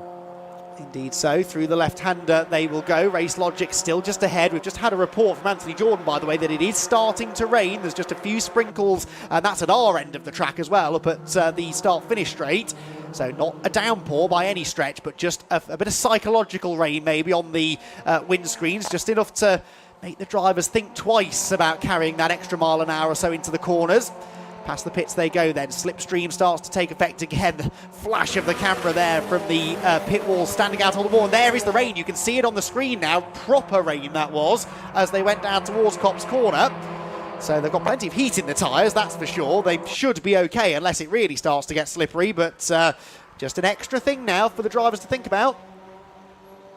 Top 3 still got that 212 car between themselves. And Fabio back in 4th position, so he's got a little bit of work to do to try and go through. Yep, there's a shot. So, yeah, it is not enough to trouble them at the minute, but nonetheless, eyes on the skies, I think, at the minute, as we get a challenge for the race lead again. Here comes the Viking car, repeating that move down into Brooklands on the inside. Another lead change there. V-Box car down to second. Neil Plimmer still can't quite get back into P2. It's his turn to have a go, isn't it? 212 car running well too. EDF Motorsport car with I think Simon Coles at the wheel right now, has held station with this lead group exceptionally well, and not messed up the battle for the lead at all. No, exactly. It's a shame they're 2 laps down, actually. If they were just 1 lap down, then you could see them getting back into this, couldn't you, if we did get a safety car, but trying their best to reduce that deficit to just 1 lap. So the Vikings back to the front. That is a 22nd lead change in the race, and about a 12th in the last 15 laps or so. It's ridiculous the amount of trading of positions we've had. And will we see another one? Almost certainly we will. We've still got another 5 minutes before the pit window closes. It doesn't look like any of these leaders were in any rush to leave the party just yet. And as the Uvio car slips up the inside there of that 212 EDF Motorsports machine, they just get a little bit more detached from the leading group. Race Logic peeking to the outside there. Strange, not really looking to try and get up the inside of the Vikings. They do roll into Brooklands Corner just a little bit more quickly though. And as they round Luffield again, Vikings just understeering a bit wide, missing the apex ever so slightly, cutting back to the late apex and managing to come off the turn pretty well. EDF now pit, so that takes them out of that group. And we do now have once again a genuine fight for the lead between Team Viking number 170, Team Race Logic number 252, PLR Racing 146, and the Team Uvio Hoffmann's Motorsport car 225, all 4 of whom stayed in the same positions for an entire lap last time around. And actually, Vikings maybe now starting to make a break. Neil Plimmer sees that happening, pulls up alongside the Race Logic car and challenges for second place now as they head down into Beckett's corner. So Plimmer, realising that the leader was getting away, not wanting to let that happen. So manages to slip back through into second. And the race leader maybe just a bit more confident in the drizzly conditions maybe, because all of a sudden the Vikings look to have a bit of a pace advantage. Yeah, looking pretty handy at the moment, and you can see that from the line being taken there. Very confident line, no issues at all. Plimmer though will close in, and the pace car again will, the pit lane stops will, I think, change things around for us. Once we've got 3 minutes of this stint remaining. So there is Neil Plimmer. Yeah, the Viking car looking very, very good indeed. V-Box car back in 3rd place. 3 minutes plus maybe a little bit to go before these cars have to pit, and they will do so. If they do so all at the same time, it does make our lives a little bit easier to pick up on track position once they come out. But that does seem to be the way, doesn't it? Come out more towards the end of it. Indeed, down towards Beckett's they go again then. Expect to see them in probably in about 3 laps time then on that reckoning. And Beckett's goes the PLR racing car, doing its best now to try and chase down the race leader. Plymouth runs very wide, though, over the rumble strips there, exiting Beckett's, and that compromises his exit speed, brings the Race Logic car back into play. This, remember, is Julian Thomas having his second of 3 stints. Plymouth almost sort of crowding him there towards the middle of the road. Neil's going to be late on the brakes on the outside and does manage to hang on. Plymouth will be screaming at Julian, don't fight me, work with me. We're losing time to the race leader, and losing a bit of rear traction there as well was Plymouth. He was, wasn't he? He was getting into practice for some drifting a bit. They all are now. Yeah, and Uvio diving for the pit lane. It must be getting a bit sketchy out at the final sector. Although the rain now seems to be abating a little bit based on that camera shot. So Uvio pit then. Axiometrics, as far as we know, will have to, in fact they have pitted again, haven't they? Yeah, their proper mandatory stop. So they are going to be a full lap down, I think, once all is said and done. That's a real shame. So we're realistically looking at 4 cars still in the fight for the win. And Neil Plymouth trying to fight a rearguard action here, trying to keep Julian Thomas at bay. And in doing so, they're both managing to gain the time back on the Vikings again. Absolutely fascinating, isn't it, to watch this? And we'll see. No word, by the way, on the 104 car, sorry, the 103 car's penalty as to what that. We do have them in the pit lane again. Yeah, this is for their mandatory stop. Meanwhile, is another lead change for Neil Plymouth, and he manages to slip up the inside at Beckett's, at Brooklands corner, sorry. Doesn't run too wide on the exit. Let's see if any of them decide to dive for the pit lane this time then. Plymouth back to the front, and as he exits Luffield corner, he stays out wide. Race Logic, though, are coming in. So Race Logic from 3rd position now head for the pit lane. PLR and Viking stay out, and if Neil Plymouth leads to the line, that will be a record-equaling 23rd lead change. It is almost neck and neck by 32 thousandths of a second. He does manage it. 23 lead changes, one more, and we've broken the Silverstone record, and we've already had it. Look, Vikings back ahead by the time they get to Cops Corner. Right, I don't really want to take my eyes off this battle, but I believe that Jamie's catching up with someone down in the pits.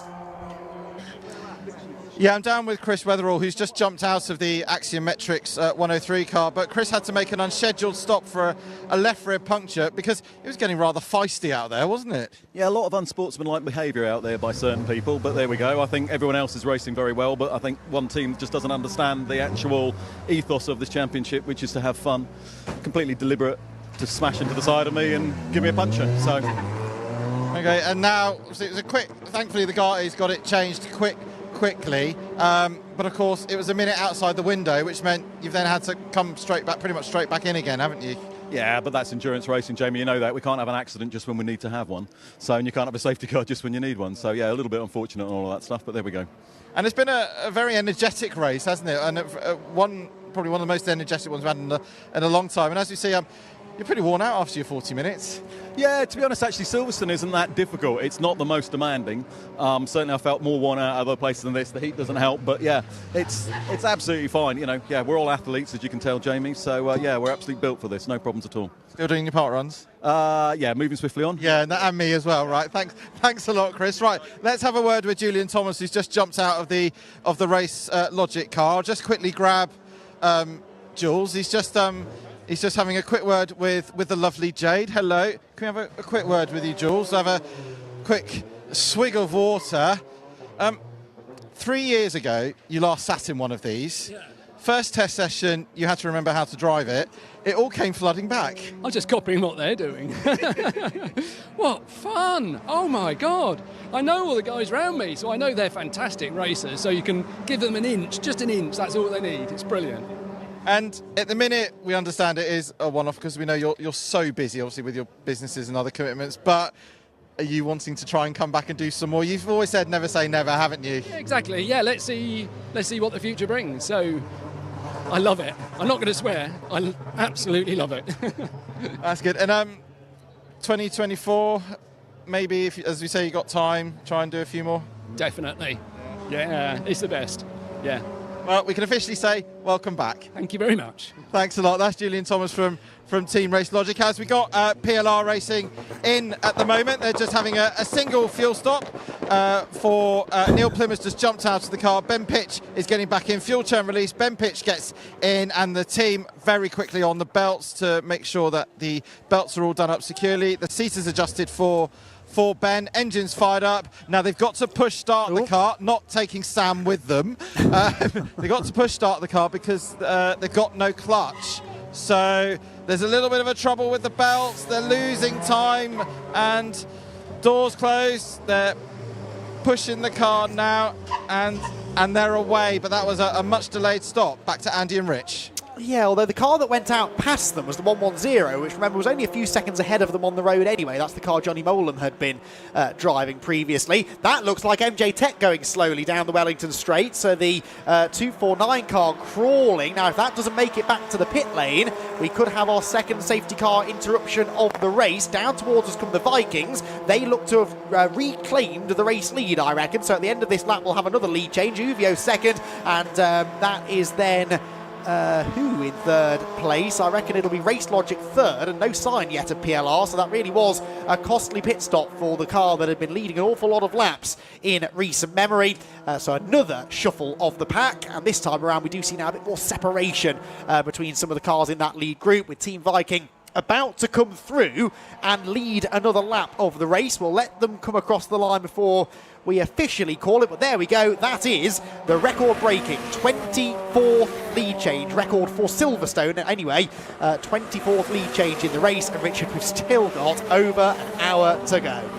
It's going to smash the record, isn't it? Yeah, well, they'll go some to beat the record from Thruxton, which was in a 4-hour race. Let me just double check I've got this right. 63 lead changes at Thruxton, but that is Slipstream City. But yeah, we're certainly going to smash the Silverstone record, that is for sure. It's almost one every couple of laps. Yeah, well, it really was. You know, the TSL timing these days give us some very interesting data on lead changes. So we had Uvio out in front for quite a while, from lap 74 to lap 107. Then we had a lead change on lap 107, one on 116, one on 117, then 120, 123, 124, 126, 127, 28, 29, 31, so on and so forth. We had one virtually every lap for about 20 laps or so. That was some absolutely sensational racing. But it is Team Viking with Ursus Capital Racing who find themselves back in front, and by a reasonable margin as well. 5.3 seconds was their margin over Team Uvio Hoffman's Motorsport, and as they sweep through now to complete another lap, that is the 249 car stationary at the side of the road. So you can see what's coming, can't you? There's no way they're going to leave that car there. There's no way really to recover it without neutralising the race, I fear. Black smoke out of the back of the car. That was a familiar sight back when we had the diesel cars running in this championship, but less so now. Marshall scramble into action down at the end of the Wellington Straight. And, well, Richard, just as we have, well, I was going to say some separation at the front of the field. This is Uvio battling with Axiometrics, albeit not for position. Just as the lead group have separated, I think they're all about to be bunched back together again. Good news for Ben Pitch. Very, yes. 25 seconds lost there. Yeah, that's just how it can play out, isn't it? You can lose out in the pit stops, and they seem to have a bit of an issue with the belts, but Wave Yellow's here, so they need to sort themselves out. There we go, safety car is deployed, or will be deployed, and pick up the race leader, and it's going to close it all up for us. So where we were worried about these, we needn't have. Dear me. Right, as I say, Croydon, we needn't of. Needn't of, yes. One of my real bugbears, that. So, where does this leave Axiometrics? They're still trapped a lap down, that's a shame. We have 6 cars, by my reckoning, on the lead lap. Team Viking the leaders, Uvio second, Race Logic third, PLR fourth, GCI fifth. And Team Greenheath, we really haven't mentioned a lot, have we? Dark horses, aren't they? Dark horses. Yeah, definitely. They are running in 6th place, and they were nearly a full lap down, so this really benefits them. They were about 55 seconds behind the leader, and a lap is about 70 seconds or so they didn't have a lot of wiggle room, and they will now catch back up. So the safety car driver doing a good job, actually, to pick up the race leader. That takes a lot of communication from race control to make sure the right car is gathered. That has happened. So a few laps behind the safety car, I suspect, before we're able to go racing again. Perhaps a good opportunity, maybe our last opportunity in this race, to take a brief step away from the action. And we will get a much needed chance to catch our breath. And I think in a moment or two, we'll be able to have maybe our final ad break of the race after what has been a frenetic 3 hours of racing. We'll do that in a moment or so, I think. There is Scott Jeffs, I think it was, wasn't it, who just jumped back into the MJ Tech car. Yes, it was. So Scott, unfortunately, his luck deserting him once again. So 142 laps completed, the record on the Silverstone National Circuit, 201, but we're not going to get to that now because of the couple of safety car interventions that we've had. And there you can see the Vikings have got 2 lapped cars between themselves and second place, but the second of those lap cars, the one right in the middle of your shot now, number 103, is the Axiometrics car, so they're only just a lap down, and on this restart you can be absolutely sure that Simon Rudd's going to be gunning to try and get that lap back. If he can get back ahead of the race leader and then we catch a quick safety car, we're going to have potentially a chance for them to get themselves back into contention. So don't count the Axiometrics team out one little bit. Right then, recovery crews on scene up at Beckett's. They will pick up the MJ Tech car in a moment or two. Whilst they're doing that, we'll step away from the action here for a couple of minutes at Silverstone. Do not go anywhere. We've got a sprint to the finish coming your way.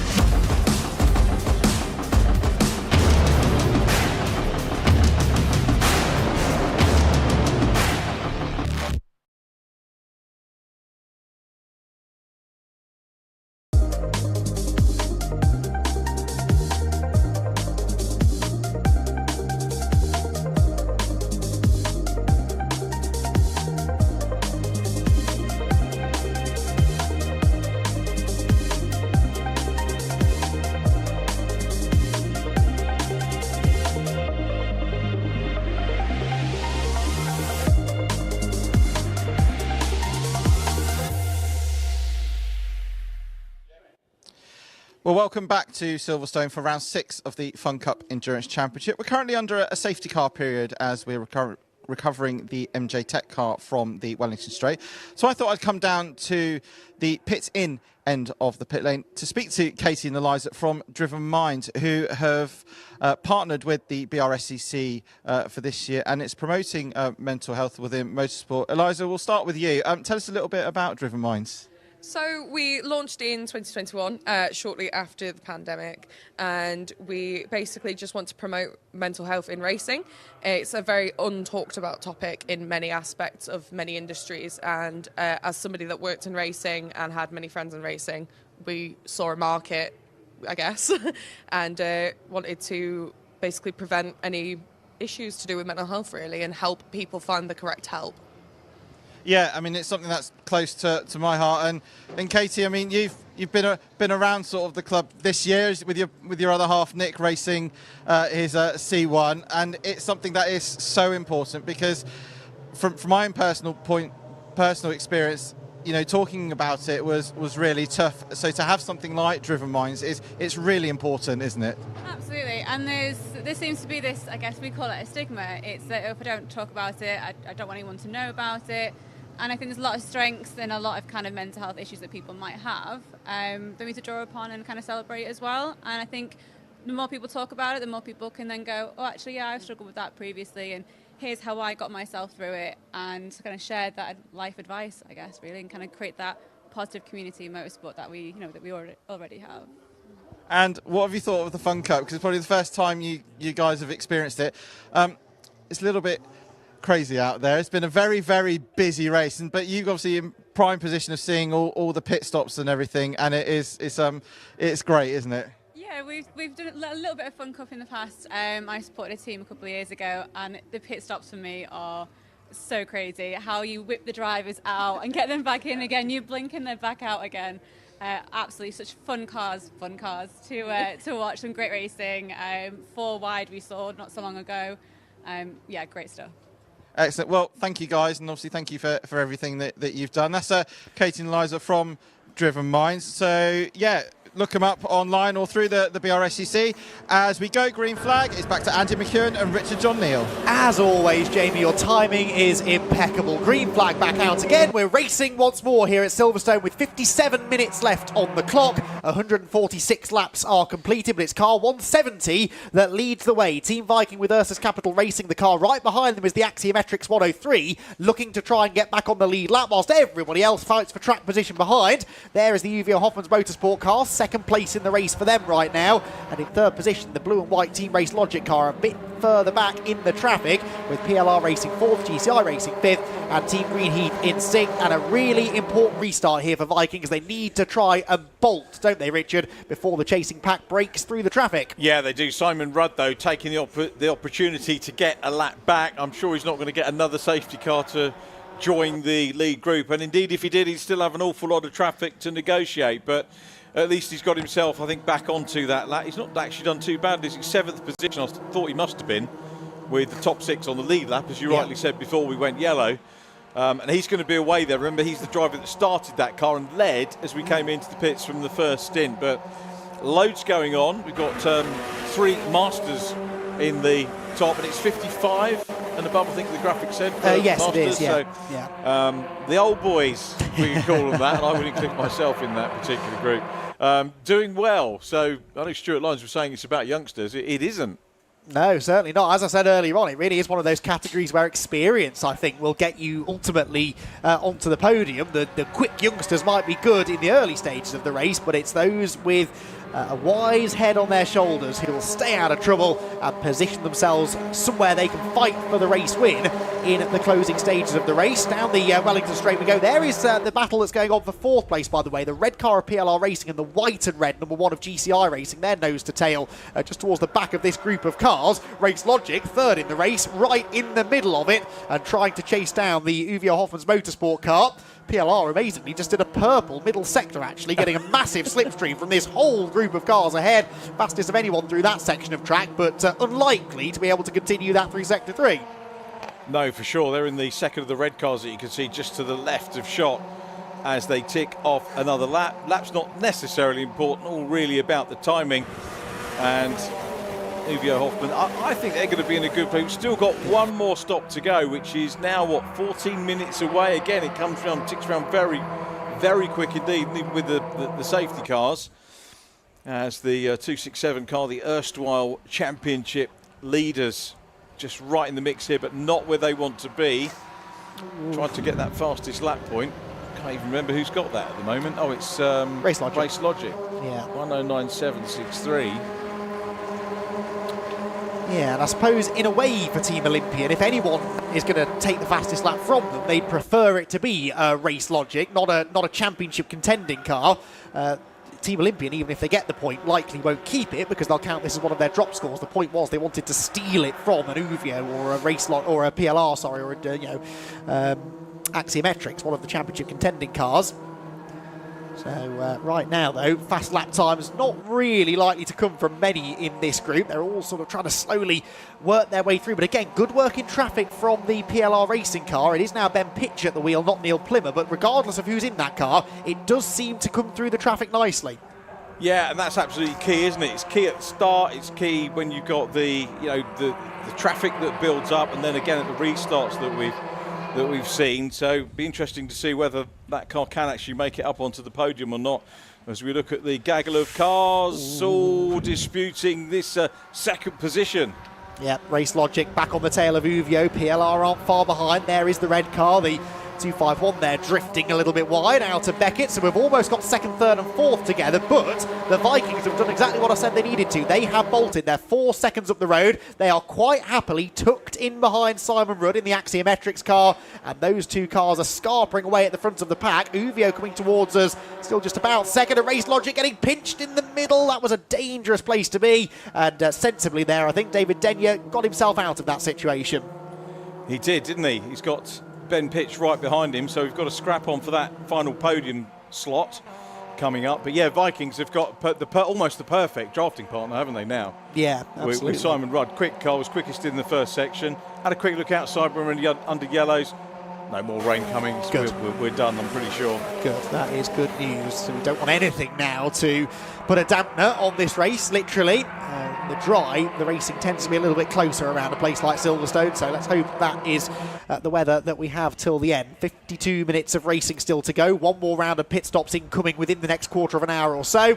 And back down towards Beckett comes this second place squabble. Ben Pitch now looking to the outside of the 246 car. That car's looked a bit wild in the braking zone at Beckett's on a few occasions. It is Vlad Vasiliev back behind the wheel of the 11th placed car, Vape Club with EDF Motorsports car. And here come Race Logic then. David Denyer onto the tail of Uvio. They're going to go 4 wide with some back markers, but round the outside goes Race Logic. They're into P2. Superb stuff. Come on, Bill. Bit of a touch there, I think, wasn't there? Yeah. Race Logic and the 251 car. Very close stuff. Uvio struggling to get past them, look, so they're losing ground already. They are. We need to see Ben Pitch sort of join up and maybe try and haul him back up into that second position battle, but the quartet that we saw towards the tail end of the last section of the race has dissipated now, so things are relatively calm for the minute. He says as there's a screech of tyres from Cop's corner. I don't think that was anything too much to worry about. Someone slipping a bit wide, might have been the Olympian car actually. Not sure who's in that. It should be Christian Rose, but whether they've stuck to their driver order, I'm not sure, with them being so far down the order. They're 21st place at the moment. Sharp intake of breath, I think, was because of the PLR car trying to squeeze through a gap that wasn't really there, heading into Beckett's. GCR Racing there is Greenheath, number 14, still on the lead lap, remember, in 6th place. Not really been much of a factor in this race, and yet here they are, contenders now heading into the final hour. That's the thing, it can just play out like that, can't it? You can keep working away, just keep your nose clean, do the pit stops about right, hope for a safety car, which we got, and that closed the top 6 up, albeit with the intermingling traffic to have to deal with, which might scupper them. Yeah, that's the one thing really that has caused a bit of separation on this restart, just because the back markers are not getting out of the way, and they don't have to. They're not often shown blue flags really in Fun Cup racing. Here comes Ben Pitch though. Yeah, Ben Pitch in the slipstream, pulls out to the inside line into Cop's corner. Now he needs to make sure he makes this move, because going in on the inside line can really hurt your exit speed if you don't make the move stick. See who came out on top. Is it the red PLR car? Yes, it is, but he's run a bit wide on the exit, and so back alongside him now comes the Farkini-driven Uvio car, and it swings back into third place, excuse me. What's the record on changes of place for third? Sorry, Andy. That thought did occur to me before. We've had a lot of them as well, haven't we? If we get a couple more lead changes, by the way, I've got a spectacularly Anaraki stat for you, but we'll see if we ever get there. We need a couple more for that to be relevant. Down the back straight we go. PLR back up the inside of Uvio for 3rd position. That's not going to work. It's so difficult, isn't it, jockeying for position like this whilst also trying to encounter and negotiate these cars that are laps down. You're battling so hard for outright position, but other cars keep on getting involved. This is where, if you've got your back marker, you really don't want them hampering. You just get out of the way, let me crack on, but they're racing for their points. So they need to kind of maintain that position. Indeed so. As I said, there's no blue flag system really in Fun Cup racing, so as long as you're capable of keeping pace with the cars around you, which with the power of the slipstream here, you should be able to. You won't be asked to pull aside by the marshals or race control. There goes the MJ Tech car back out. I don't think we ever heard what the problem was there, so I don't know whether Jamie can find out. Oh no, and that's the 110 off. Oh dear me. We know where this is going. That's Cop's corner for the Red River Sport car. They were running in 8th place. It was Gareth Williams, at the wheel. Johnny Boland was set to do the final stint, and that car ain't going to move on its own, is it? He's going to push your average safety cars up. It's going to be another record, I think, on what's been a record-breaking day, as David Denyer slips up the inside there. David Denyer very comfortable at the moment in second position, albeit 6.679 seconds away from the 170 car. Mark Holm in the Team Viking car, who really did make the most of that safety car restart. He had clear track in front of him, and then had Simon Rudd in front of him, and those two getting away, and that could be a very handy 6-second gap as we get into the last set of pit stops. Marshall, look at the Marshals. I know Jamie often does a round of applause for the Marshals. Yeah. Did when we were down at Thruxton earlier on in the year, and you can see why. They just work their socks off, don't they, right the way through the meeting, and trying so hard to get that car clear so that we can avoid the safety car. You can see it though, digging itself, burying itself further down into the gravel trap, so I do fear that we're going to have a record equaling third safety car. We did have 3 back in 2016 here at Silverstone, and with still 46 minutes to go. Well, this could carry us into that final pit window as well, couldn't it? Which would really give us a sprint to the flag then, but we'll wait and see what happens. 2-1-2 unlapping itself there from the second placed Race Logic car, as 251 does the same, I think, to PLR behind. They still sit in third position. Farkini's dropped back a little bit from pitch, hasn't he? Again, the Uvia car, when it all calms down a bit, does seem to just be lacking a bit of pace, doesn't it? So Farkini told us that, in fairness, said that the car was understeering, wasn't handling how he wanted it to, and he does seem to be dropping away again slightly. Not been their season. No, it's not been the exemplary season that we're used to seeing from them, really. And when you consider that last year Uvio had 6 wins over the course of 2022 on their way to the championship. Well, not quite the championship, of course. They ended up second because they had a couple of bad races. The ones they didn't win, they had issues in. It's amazing to think that, isn't it? You can have 6 race victories in a championship that only had 9 races all season and still come up short in the championship. But that's the way the drop score system works for you sometimes. And they'd scored handsomely more points than anyone else on outright points. But yeah, with the drop scores coming into play, they did slip back to second. They want to try and redress that situation this year, get the championship back, and of course it's the car right behind them on track that stole the championship from them. We do though go safety car for a third time. The 155th lap of the race sees our third safety car period, and Richard, we're only 5.25 minutes away from that pit window opening. What do we think? Are we going to see pit stops under safety car? I think it's a possibility.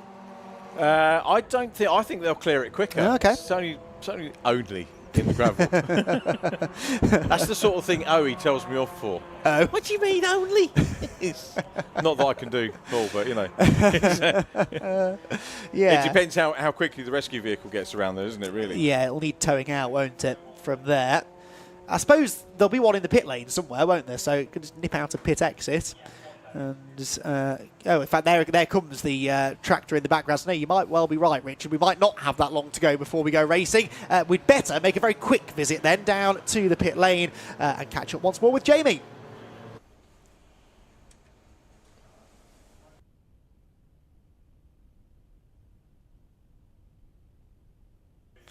Well, we'll get back to Jamie. No audio from Jamie Peters-Ennis down in the pit lane, so we'll sort the little technical gremlins out and then hear from him in a moment. There's no immediate rush because, of course, they've got to wait for everyone to come through and get caught up behind the safety car before they can send the recovery vehicle out. Okay. They will drag the car out of the gravel trap as soon as they possibly can. Right, I think we can now, once again, head back down to the pit lane. Jamie, who have you got? You know what happened? I forgot to take it off mute. Johnny, we'll try again. It's been a very, very busy race. Poor Gareth in the gravel at Cots, but nevertheless, the performance has been there. We saw you getting stuck in with the leaders, trying to stay on the lead lap. It's been hectic, isn't it? It has. I feel so sorry for Gareth because he's really come of age this weekend and his pace has been incredible. His racecraft, he's learning all the time. I'm just gutted for him. We were managed in my couple of stints to build on what Gareth did, actually, and then I managed to unlap myself, get the 3 leaders came up, managed to get past them. They didn't really want to let me pass, to be quite honest. They made it quite difficult, but then I managed to pull away and get a gap, and we came in, and then we had a long pit stop. Otherwise, we would have got our whole lap back then. And then Gareth did a brilliant job to take 8th and was doing a super job, and then ended up having a snap of oversteer and ended up in the gravel at Copse. So it's one of those things. It's part of the learning process. It's only a 3rd race. He'll be gutted, but this is part and parcel of it, and this is motorsport. They have to take the rough with the smooth. Absolutely, and sort of from your personal perspective as well, I mean, you've driven a lot of different cars, as we know. You openly admitted when you came to Donington last year to drive the 97 car, they're very, very different, aren't they? There's a real black art to them, which I'm just about beginning to understand, and they need to be driven very, very precisely. A bit like an indoor kart or something. You cannot get them sideways, but at the same time, if you can get them drifting all 4 wheels, it actually works quite well to be quick. And this track, Silverstone National Circuit, I never thought I'd have so much fun on the national circuit at Silverstone. I mean, I love the Grand Prix circuit here. Member of the BRDC, I love Silverstone. But national circuit here in one of these things, absolute joy to drive. And I thoroughly enjoyed it. And Gareth, his lap times, he's really surprised me how quick he is. I mean, he's doing 10s. He's done 10.7 in the race. So that's as quick as any of the other amateurs out there, if not quicker. And plan to see you out at Donington? I can't do Donington because I'm at Goodwood Revival. I've been invited there, so I'm looking forward to that. But we'll be back at Alton Park at the end of the year. Fantastic. Lovely to see you again, Johnny, and hopefully see you for more next year. Definitely. We'll be back. Thanks a lot. That's Johnny Moden from Red River Sport. Let's go and have a chat with a few other drivers. We'll give Andy and Rich a well-earned break because they've been very, very busy over the 3.5 hours. I mean, where has this time gone? In one of our busiest races we've had in a long time. Let's have a word with Andy Bennett from 98. We'll just quickly doorstop him. Andy, quick word with you. And how's it been going so far? It's been a bit of a crazy day, hasn't it? Yeah, it has been a crazy day, really. Well, my first stint was all right. My second stint wasn't very good. I was trying to overdrive the car, really. Apart from that, we're looking good now. This will liven things up in the pit lane because I think everybody's going to come under the safety car. But yeah, John, our quickest driver, is probably in next, so hopefully we'll have a good result in the Masters, really. So yeah, all good. And first full season, you joined in at Anglesey last year. You've really come on. You've had to learn very quickly as well, haven't you? Every day, don't we, with everything we do? So this is, it's tough. We think it's going to be easy. People think you come into this championship and it's going to be easy. It's not easy. It is tough out there. All right, thanks a lot. That's Andy Bennett from Team 3 Motorsport Car 98. We are just about to go green. We understand the safety car lights are out, so it's back to Andy McEwen and Richard John Neal. Yeah, so just in the nick of time, really. The pit window is open, but I don't think any of them have seen the pit window open board. So I think we're going to have at least one lap before we start seeing people pit. Certainly the leader's not able to stop, and they will then bring us back to green flag, where immediately the battling will start to kick off again. Team Viking with Ursus Capital lead the way, but that battle for second place not that far behind, is now between Race Logic and PLR. Then Pitch in the PLR machine immediately jumps to the inside of Race Logic and tries to claim second place for his own at Copse Corner. Does not succeed in doing so, though. That will slow him down on the exit of the turn and maybe bring GCI racing onto their tail. It does. Here comes the GCI car, the reigning champion, as the Vikings get themselves involved in a really close moment there with EDF and Team Olympian. So Richard, just as things had started to settle down after that previous safety car restart, we re-rack them, we bunch them all back together again, and once again you've got to try and pick your way through some back markers that are not that far off the pace. Yeah, and how important is it going to be maybe to, if you're in the mix here, just to grab a quick pit stop? Yeah, I think that's sensible. If you're GCI, PLR, you could get a lot of time, couldn't you, from getting yourself out of this mess that makes its way through Brooklands Corner. So 2-1-2 unlaps itself. That puts it one lap down. It was 2 full laps down at the beginning of the lap.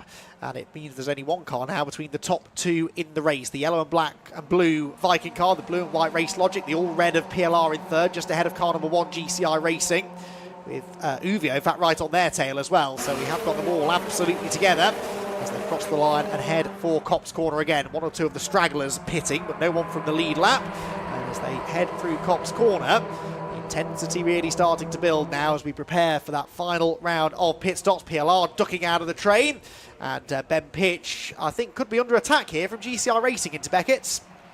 Yeah, he's used to those, and he'll be able to fight back. There goes the position. Oh, look at that, scything through. Wow. And looks like Facchini coming through as well. He does. Yeah, so Ian Wood then gains a place, so does Farghini. Pitch on the grass now. This reminds me of the opening stint of the race when Ben Pitch was leading, wasn't he? Got elbowed wide through Beckett and just plummeted down the order. Not the time of the race we try to do that. Here comes a lead change though. Race Logic up the inside of Team Viking. They get boxed in behind EDF though, and I think the Team Viking car is going to try and stand its ground on that outside line, get the inside for Luffield, and maybe, just maybe, hang on to the advantage. They're still door handle to door handle as they head towards the end of another lap. Yeah, lovely side-by-side racing for the lead. And it's Team Viking that hang on to it. V-Box are coming through. We've got the Neil Plymmer changeover about to happen because Ben Pitch has pitched to the right of the circuit and gone into pit lane ready for his stop. And that, good timing for me.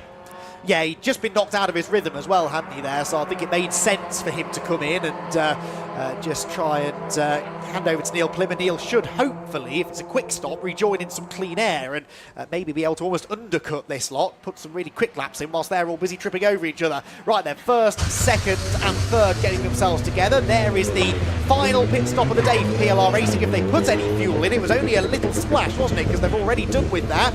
So as long as they don't lose too much time push starting the car, this should be a really good strategy move. Neil Plymmer about to go, the door is slammed, the car is pushed. He selects first gear, it's not pretty, but he does get the car going, and he will rejoin in some nice clean air. Team have managed those really well, given the problems that they've had in pit lane, and given us a nice view of what might be a podium winning move, maybe a race winning move. Who knows, as we go side by side for the lead again. And Viking's still there, but the number one, the reigning champion's up in the mix as well. He's all getting closer, and again, we've said it every single pit stop window opening, that's going to sort of rob us of some very close racing, and that's just the nature of this championship. I shouldn't sound surprised. No, absolutely. 3 wide they go into Copse Corner. That's Race Logic going up the inside of the wounded 99 car and trying to convert that into a move for the lead, but it didn't quite work. So still, somehow, Team Viking stay in front. Uvio now stop. Now we could do with following where this car comes out in relation to PLR Racing. It looks like a similar stop. I don't think they needed any fuel. Of course, the car accelerates away much more quickly though, definitely saving some time there against one of the cars they're fighting for this race win. Yeah, this is going to be interesting, isn't it? That looked like a very, very efficient stop. They didn't have the clutch problem as well, so are going to be well clear. Wow, it's the clutch that's going to cost PLR this race, I think, isn't it? Or a chance anyway at the race. They lost a huge amount of time there in that pit stop. They're, what, half a lap behind, do you think? Yeah, yeah, there or thereabouts. Yeah, Uvio at Beckett's as PLR come through Woodcote. Yeah, Fabio, so we've got to wait for the other cars to come in. It's it's good. We just want to see what happens. I know. I'm on the edge of I'm not on my seat. I haven't been on my seat at all through this race, but if I was, I'd be on the edge of it. Olympian into the pit lane. That gets them out of the leading gaggle. And here comes maybe a challenge from Team Race Logic down towards Copse Corner for the race lead. David Denyer up the inside of Mark Holm, and he does move the V-Box liveried car to the front. And again, if he stays there to the end of the lap, that will be our 25th lead change of the race. But of course, he's now punching the hole in the air for Mark Holm to benefit from down that back straight. He is. That was a lovely, lovely move, and you can see they've got not really too much breathing space over the number one car with Ian Wood, who will hand over to Craig Butterworth. Ian's going to just dispatch the car that's a lap or so down and get a clear run maybe, or is he? No, he isn't. The 251 car will hang on to it. The Britain West Motorsport, Kieran Murphy, Gordon Ross, not going to get in on any cash today, but sure they've enjoyed their trip over from Canada. And the important thing is, of course, that we see them back and they learn more about it. They have done absolutely superbly, I've got to say. They really have, haven't they? They've been competitive all day long, really. A couple of issues in the middle of the race, dropped them down the order, but running pretty quickly now. So Race Logic exit the final turn, and the Vikings, I think, are going to pit, aren't they? Yes, so Vikings now pit from second place. Where will they come out in relation to Uvio? We'll find out in a minute or so. But that means that it will now be then Team Race Logic who come through. 25th lead change is completed. So they're then waiting to jump into the 170 car is Johnny Hode.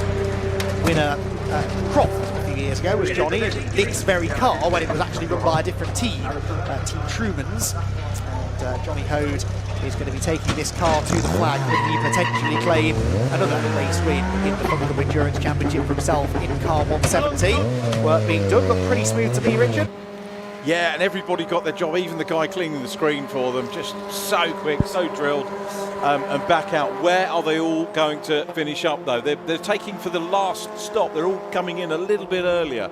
and that will just set them up. They'll know where they are. It almost gives them that little bit of extra time, maybe an extra 5 minutes to undo any damage on track over 35 minutes as opposed to 30 minutes. And of course, a lot of teams leaving their sort of quicker driver maybe to do the final stint. They want to maximise that drive time.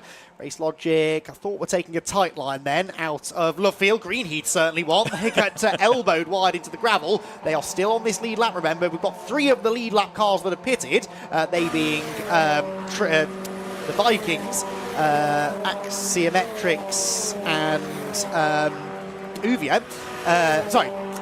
Vikings, Uvio and PLR, I should say, from the lead lap are pitted, whereas Race Logic, GCI and Greenheath all staying out, and at this point you'd expect them to stay out till the bitter end, wouldn't you? You would, yeah. Yeah. Did Axiometric unlap themselves? Or No, they didn't. I was getting myself confused. Yeah, they've moved ahead of PLR, but they haven't yet made their final pit stop. So they were hoping really for a safety car, I think, weren't they? A well-timed safety car, but it's not quite happening for them. So... no, hang on, no, they are running on the lead lap, aren't they? Because they were ahead of Team Viking, weren't they, on that Johnny Molan car, safety car? No, you're right, yeah, but I think they still owe us a stop, but they are back They have on the still lead got lap. to do a stop for this one, yeah. Yeah, you're right, sorry. So depending how long their stop is, they may lose that again. Indeed so, yes, there we go, got there in the end. It's been a long afternoon. Yeah, a lot of cars to take in, a lot of positions to take in as well. Indeed so. And record safety cars. Absolutely, absolutely. So through into the pit lane now comes GCI Racing. Was that Race Logic coming in ahead of them, or did they stay out? I think they have pitted. Yes, they have. So there we go.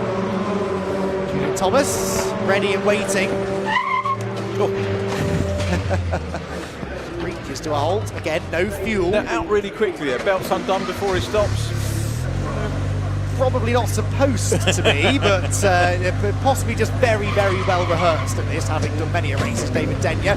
So this car is going to leave the pit lane behind GCI Racing. GCI have leapfrogged them in the pit lane. That could be for the race lead then. GCI Racing out in front. We're still waiting for Team Greenheath to come in. It will not be this car that leads, we know that much. It will either be GCI Racing or Team Uvio Hoffman's Motorsport, I think, that jump into the lead of the race here. And all of the action is happening on pit lane exit.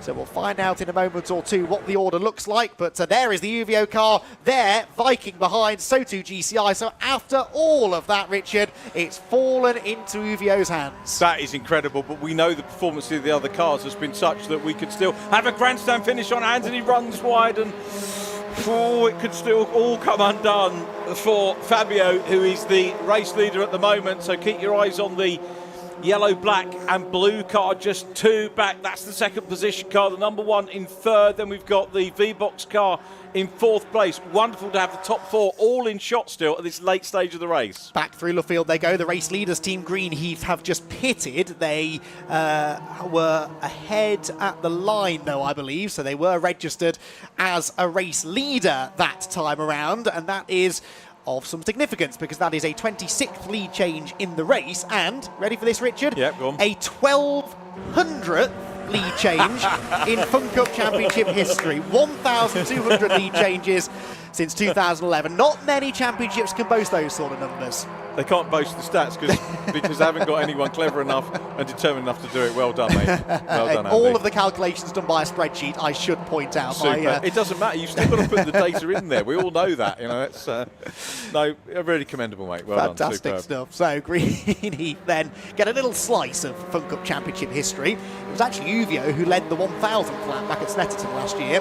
During a pit window, that was too, but they're not going to be in the lead for much longer, because here comes the Viking car. Immediately they've been able to catch up to the slightly hobbled Uvio car. You feel that car not handling like it should be, and as the Olympians do a really good job actually of getting out of the way, the Vikings sweep through into what we believe should become the race lead momentarily. So Vikings back out in front, then Uvio second, Greenheath third. Where did Greenheath come from in all of this? That is amazing, isn't it?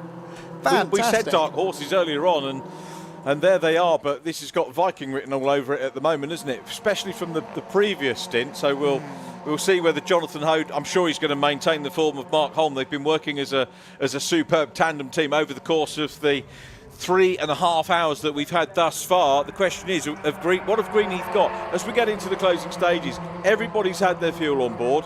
Everybody's had their stop, so they're all on a level playing field to the checker. They're all together again. I just do not know how this race keeps on panning out this way. We've got them all absolutely together. Vikings leading, Uvio second, Greenheath third. Then a bit of a squeeze as Race Logic, fourth place, dive up the inside of 2 lapped cars. And GCI Racing at the back of this group will be running in 5th place. At the moment, it is Axiometrics registered as the race leader, but they've just pitted from the lead, and so they'll drop back behind again. And this is a genuine fight for the victory. 28 minutes to go, and because of the power of that slipstream here, Richard, I just don't see anyone breaking away. We could still see the Uvio Hoffman car take it. He's not being lost, is he, No. by the race leader at the moment? And this could all be about timing. It could come down to the last lap. It could come down to the last corner. I've always said that Fun Cup racing is like a 4-hour Formula Ford race, and that really is what we've got, isn't it? It's where you want to be on that final lap. The Uvio car, though, I think is in a bit of a difficult position because I think it can keep up in the draft. I think the slipstream allows them to maintain a pace, but will they be able to stay in front? If they make that move on the last lap, can they then stay there? Because that car in clean air quite clearly is struggling. You know, I said it wasn't going to rain anymore. Legs just told us it's raining at Beckett's. Yeah, a little bit of rain. It's sunny at Beckett's here. I mean, I'm not too concerned. I think you might still be right. Look at that, a bit of a helping hand given was that. Now, that was a bit touchy-feely. Oh, that wasn't malicious contact, was it? That was just, well, not even a touring car tap, was it? Oh, this is going to get busy. Look at this. They're side by side for the lead. They're side by side for third. Watch Race Logic. They've got a mega run. Is there anywhere to go with it, though? There's no gap on the inside. The Vikings managed to close the door. They can't go up the middle either. The top 5 cars under a very small blanket as they head through Brooklands corner once again. On this, the 170th lap of the race. Greenheath are sideways. Just about managed to gather it all together, but they fall to the back of the leading group. We need to discount that Green Olympian car, by the way. They are multiple laps down. They do have their fastest driver in Riley Phillips, and he clearly is not going to bail out of this group, but he is the only car in this group who cannot win this race. This is anyone's guess who's going to come out on top. Paul Turner did well to save that, didn't he? He's still in 5th position, so he's still in with a shout, because whilst the other 4 cars in front of him are busy squabbling, he's got the opportunity to join in again, and he will probably do that. Let's just see if he comes into shot. Yeah, he's still there. Lost a little bit of momentum with that knock on the curb, but still in with a shout. Vikings still out front. One bit of breathing space with the erstwhile championship leaders there. Uvio Hoffman car about to try and move up the inside and get back into the lead battle. Got the number 1 with Craig Butterworth trying to displace the Race Logic car as well. Long may this continue for another 25 minutes. I think there's a very good chance that it will. Down into Brooklands they come again. Race Logic now slipping back up the inside into 2nd position, and they move back ahead of Uvio, who sort of get boxed out wide then a bit by the Olympian car.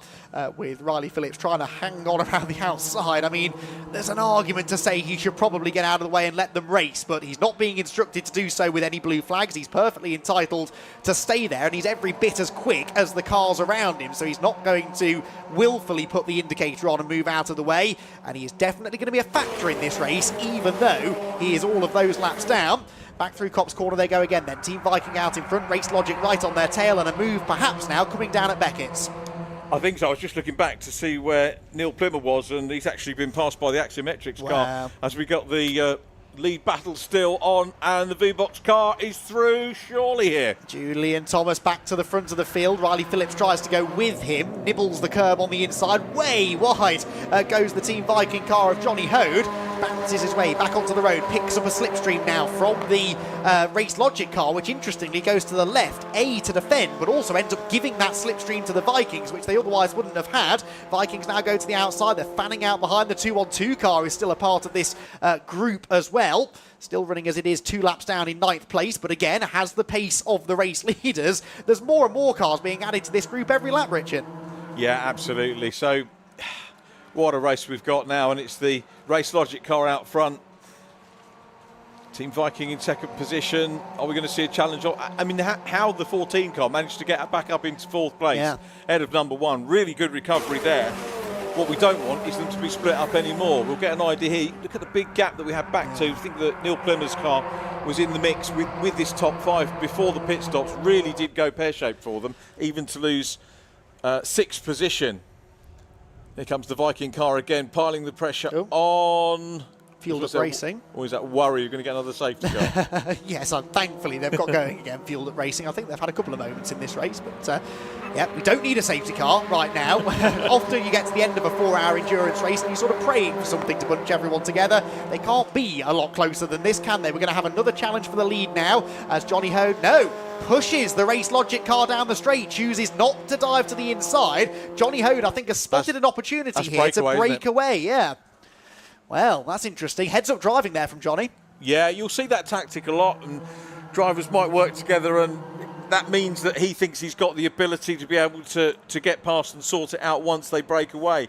It may well be that the leading car might want to stay with them. Might just want to stay with that group. You might feel more comfortable in the group of 5. Most definitely working together, aren't they? New fastest lap team Olympians, so that does take that point away potentially from any of their championship rivals. And that's the other reason, of course, that Riley Phillips is pushing hard, staying in the slipstream, working with the race leaders. Vikings just nip out of the slipstream there, not to try and challenge, just to make sure that they don't run into the back of the Race Logic car, and also to try and make sure they're cooling the front of the car. When you're literally pushing another car down the straight, you're covering up that radiator opening on the nose, and you do run the risk of overheating the engine. Let's see what Johnny Hode chooses to do this time around. Down the back straight now, goes for the race lead. So it wasn't really working. They weren't getting away. Might as well try and hit the front again. Yeah, Julian Thomas is, well, he can't defend there. He's on the outside run. So Johnny Hode goes back into the lead. Another lead change for you. Now we've got Fabio closing up as well. Wants to have a little nibble and see if he can get back in the mix as well. So 3 of them fighting it all out at the moment. Those 3 with a little cushion with the 212 car. EDF Motorsport machine just breaking the podium runners. Track limits there for Julian Thomas. Needs to be careful of that in the closing stages. Doesn't want to annex a penalty. Drive through or time penalty if it's... in final stint, possibly time penalty. I think it depends how close to the end it is. If it's within the last 10 minutes, they might instead add the time on. But comes back up the inside now of Johnny Hode into Beckett's corner. And Team Race Logic hit the front once again. I wonder how much of this, Richard, is a genuine fight for the lead and how much of it is planning for that last lap. Right, if I make the move into Beckett's, can I then defend the position down into Brooklands? Do I want to leave it to the Wellington straight, or can I go a bit earlier? I mean, you've got a chance here, haven't you, really, to try out a few different scenarios in preparation for that last lap. Yeah, this is fascinating. This is all about strategy, isn't it? Trying to work out whether you want to be in the lead at any given time, although...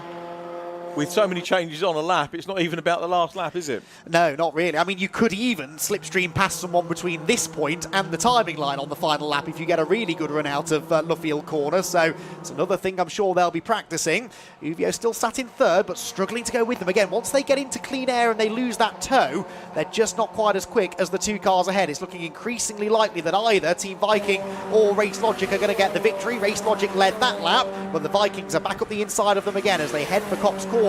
Did that work? Yes, it did. So Johnny Hode back to the front again, but it won't take long before Julian Thomas tries to relieve him of the race lead once more. Here comes Julian again, side by side, gets the overlap. What are we going to see from the cars behind? There we go, the V-Box machine back into the race lead. So this is just going to change and change and change and change. Superb stuff again, but look how close they are. I mean, that is bump drafting. That is bump, yeah. Yeah, absolutely. It's... could not be closer between those 2. But now you can see again a new tactic: push for half of the straight, then pull out. And actually, no, Johnny Hode then ducks back into line again behind Julian Thomas. It really is like Julian's never been away. His racecraft as strong as ever, his pace as strong as ever. But is he going to be able to come out on top in one of the most competitive Fun Cup Championship races in history? Out of Luffield corner towards Woodcote they go again with 19 minutes to go. So we've basically got a Ford Fiesta race length still to go. And it's as close as you'd expect a Ford Fiesta Championship race to be, with the top 3 cars at the end of the 176th lap. Well, let's say the top 5 covered by 3.3 seconds and a lead margin of 1/4 of a second. Yeah, 2 leaders clear at the moment. Simon Coles, I was going to call him the spoiler. He's not, because he's holding a very competent 3rd place in this group on the road as we go for another lead change side by side again. And the Viking car just grabs that lead again, so these 2 can play with each other. I think they probably are. Yeah. I think so. Because there's not huge amounts of defending going on. No, well, there's no point, is there? The slipstream's so powerful that you can't really defend against it. I think I would want, if it's just the 2 of them, escape from the rest of the pack on the last lap. I think I want to be second onto the Wellington Straight. As long as you're close enough to challenge into Brooklands, I think that's the place to be. Where it gets really complicated is if the others catch them before the end, because when there's 3, 4 or 5 of them fighting for positions... You get hung out to dry then, don't you? Exactly, yeah. You dare pull out of line. And quite frankly, you can't make a plan in that situation. When it's head-to-head, one-on-one, maybe you've got half a chance of predicting what might happen. It's funny how it's all kind of sorted itself back out, and you mentioned that Fabio, it's just not quite got that edge, has it, to get past the 2-1-2 car and get into the mix. No. Just climb up with the lead through. It'll be fascinating to see if that's the case. Will he, though, be able to work with Craig Butterworth, or are they leaving it a little bit late? Well, on the previous lap, Farchini did a 1:10.4. That was 4 tenths quicker than the leader. Now that Simon Coles has passed him, he's got a slipstream again. That's all he needs, I think, is someone to draft with and close back in on the leaders. You can see the understeer way out over the edge of the track.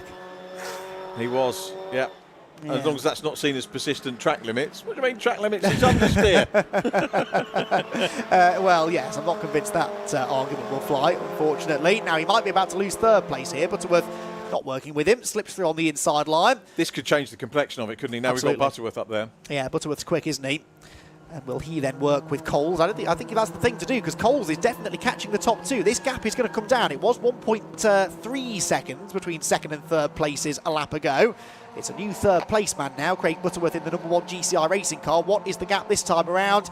It is 1 second, so he gained 3 more tenths on the race leader. Even with an overtake, Craig Butterworth could still be in this fight. Very much so, and still 16 minutes on the clock. As you said, it's 20 minutes when we were at that is a Fiesta race. So that's what these guys, now will be getting into that mentality that it is a sprint race that they can do. Coles is closing up on them. Yeah. V-Box car takes its turn to be back in front. Now, if these two carry on dicing with each other, and this time the understeer's with the number 1. Yeah, absolutely. I think they've realised that Fabio's getting away with it, so everyone might as well take that line out of Beckett's corner, but they're losing time doing this. The leaders are overtaking each other occasionally, but they're not doing it through the corners. They're just doing it down the straight, and that's the quickest way to do it. Craig Butterworth really having to get his elbows out now to hang on to third place, and as they head through Brooklands for the 179th time, he slides his way literally back into a podium place, but this time around, no doubt about it, they've dropped some time to the leaders. Yeah, they have. So this is now, again, sort of focusing, coming a lot sharper now, the picture that we're getting of the battle between first and second place, and it's all going to be about... So who's had the most... who's led the most out of the two that are there? Out of Race Logic and Vikings. Yeah. Is that a stat that we can get? I think so. I think you'll probably find it's pretty close, actually. I think probably... It's got to be Viking, isn't it? Viking had a longish stint, didn't they, in front? Yeah, they led 24 laps about 40 minutes or so ago. So, yeah, I think they probably have led more.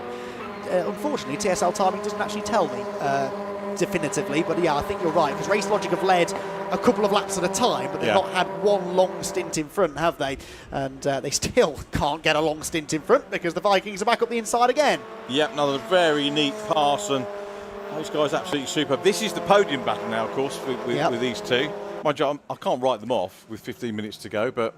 Yeah, absolutely. Well, it only takes Race Logic and Viking to have a little bit of a tangle or, go side by side through a part of the circuit they shouldn't, and you can lose that time quite quickly.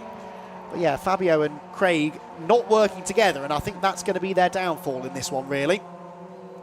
Yeah, what could they do if they did? And they've got Simon Coles to negotiate, even if they work together to try and come through. But Fabio tries the outside run here through Copse Corner, heading down towards Maggots. That's an iconic shot, isn't it, there, as they go around there.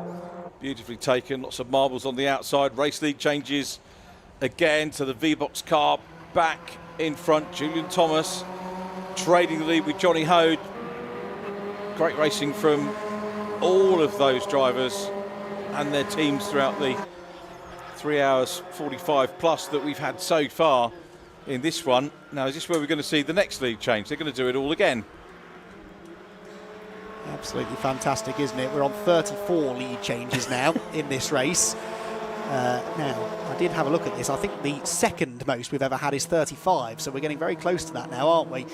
63 might be out of reach, but yeah, 35 lead changes is the second most competitive Fun Cup race as far as lead changes goes. I think we're going to beat that today, with still, another 13 or 14, or 12 or 13 laps to go. 12 or 13 further opportunities for these two to trade the lead, although they didn't that time. Race Logic actually staying ahead, as they did a few times earlier in the race, for an entire lap. GCI up into third, with Uvio Hoffman's fourth. Was that Race Logic running wide out of Copse Corner? I think it might have been. No, still okay. No, they're okay, yeah. The camera deceiving slightly.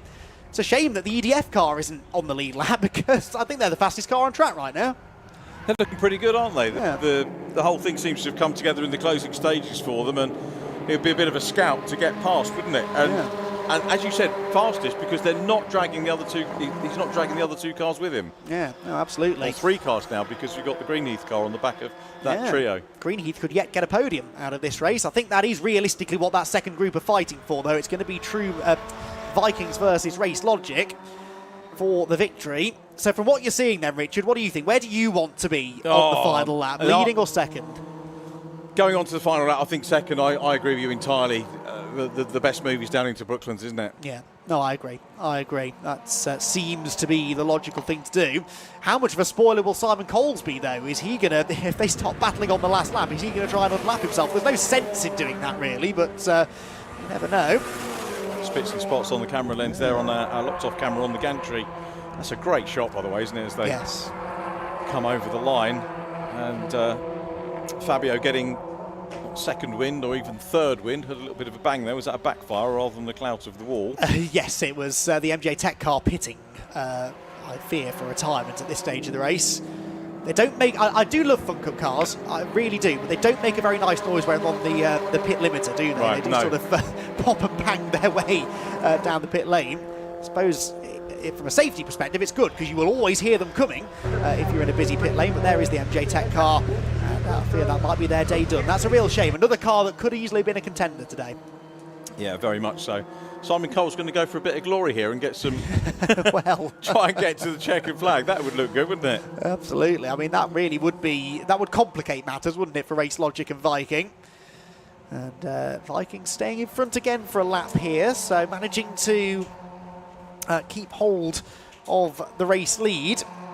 Third, fourth and fifth have dropped right away, though, haven't they? Yeah. Noticeably now. I mean, that's a big gap that's developed really over just the last couple of laps. They are 5 seconds off the race lead now. Yeah, as you say, a couple of minutes, and it's just changed completely. Equally, I guess they could come back if these guys... This has settled a little bit now. Yes. No, you're right. If they decide to engage again, is that going to slow them up?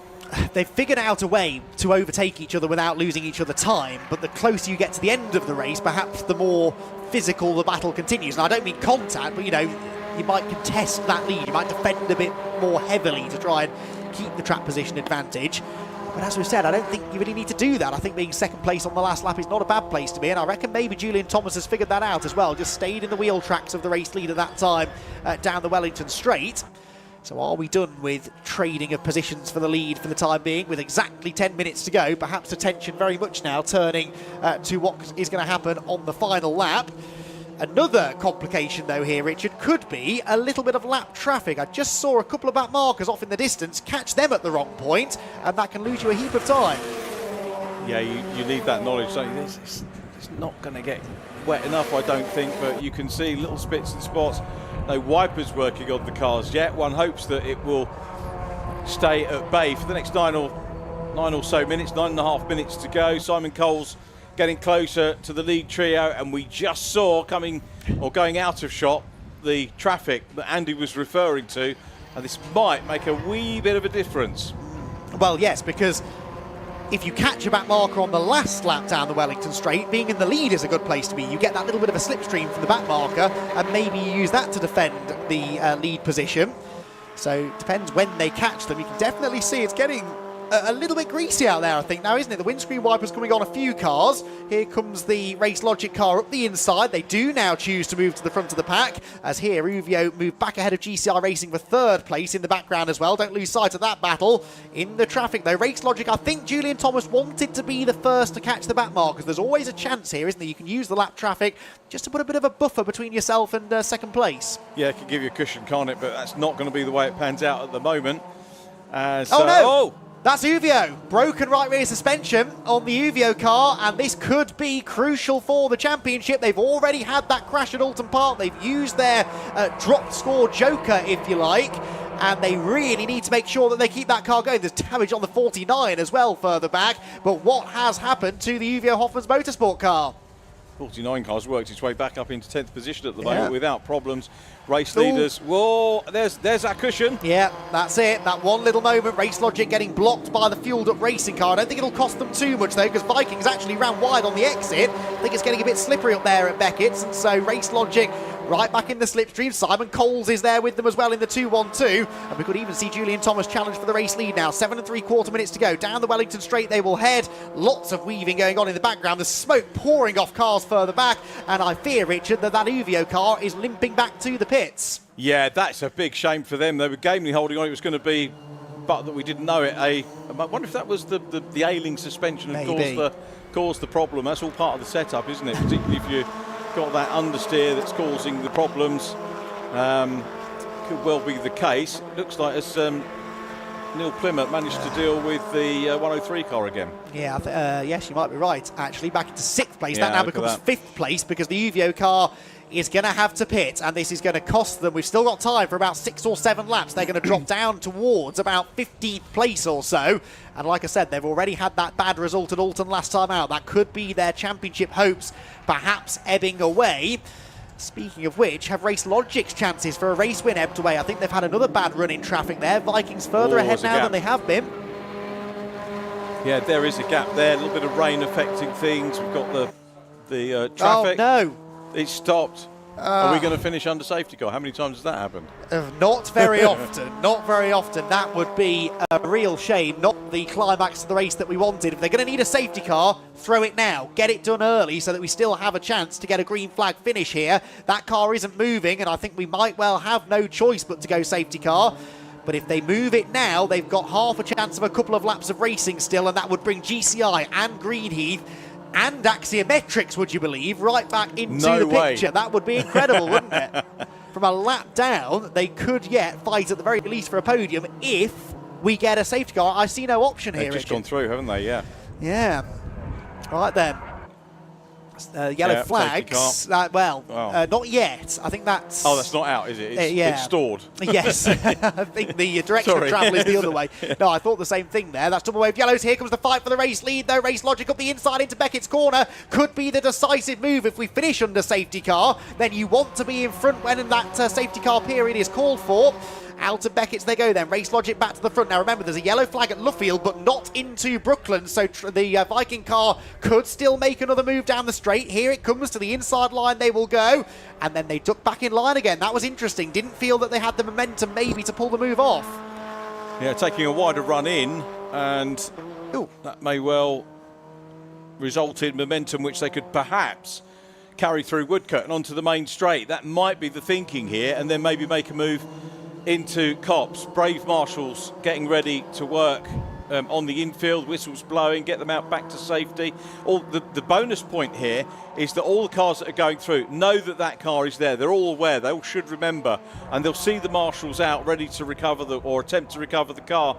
As we see Johnny Hode come back, there we go. It was about momentum going through down into Copse. Indeed so, and I think the Viking car slipped a bit wide there, maybe a bit damp again at Copse corner. That could be the decisive moment, couldn't it? The Vikings suddenly, with by this race's standards anyway, a very healthy lead heading down towards Beckett's again.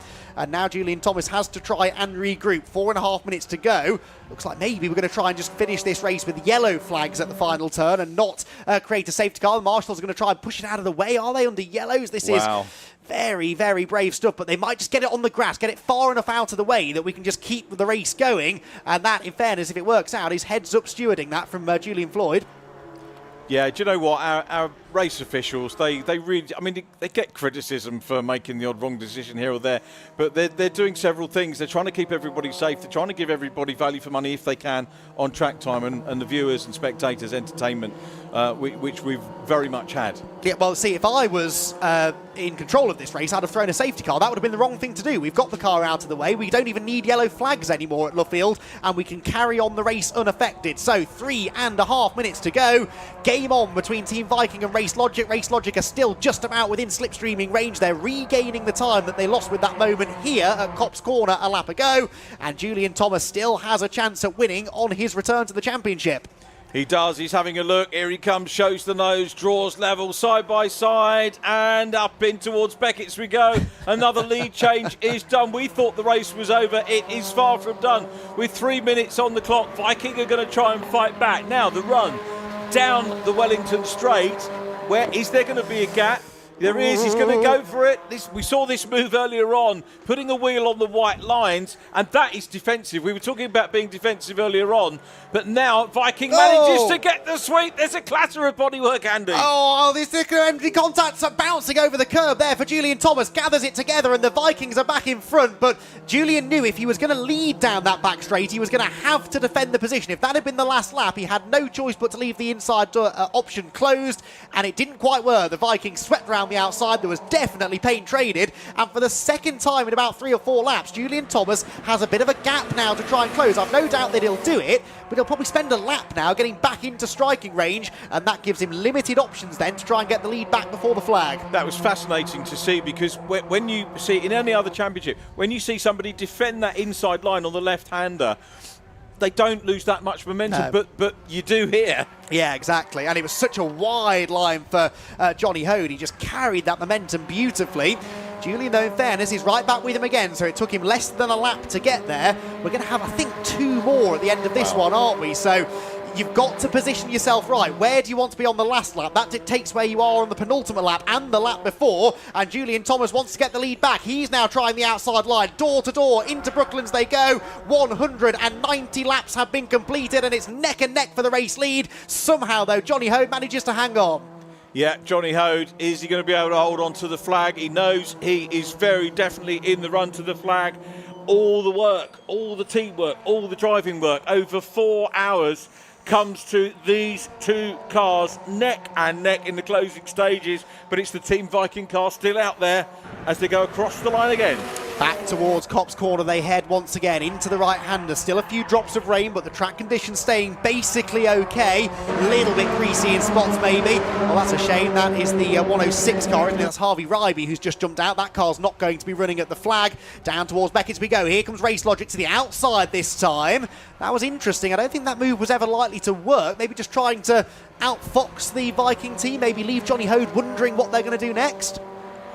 Very much so. Now this is the Bentley Straight. Let's see how defensive things get here. It's Team Viking this time that are having to hold station, and they just come away from the white line, move over as we look at them over towards the left-hand side. So too does the Race Logic car, who's going to have a look on the outside. Hasn't quite got the sweep though. That was a very well executed run down the straight and into Brooklands by the leader. Yep, here we go then. One more time around the 1.6 mile Silverstone National circuit. Either Team Viking with Ursus Capital Racing or Team Race Logic are likely to win this 6th round of the Fun Cup Endurance Championship. Place your bets now, everyone. One more lap to go, and Julian Thomas might just have one more realistic shot at this. Down in towards Copse Corner he goes. Defensive line taken by the Vikings, but Johnny Hode sweeps back over to the racing line. Didn't want to compromise his run through the first turn, and Julian Thomas doesn't really gain anything out of that. Gets back in the slipstream now. Does he make the move into Beckett's, or does he wait for the back straight? He's going to try and make it into Beckett's. Tries to find the gap. Down driver's left. That's the outside line into the braking zone. There's contact. The door flies open on the Viking car, but the Race Logic car takes the lead. I think that's too early though, Richard. Very possibly. We've got Simon Coles coming up in the mix as well. He's down in 9th place, a lap adrift.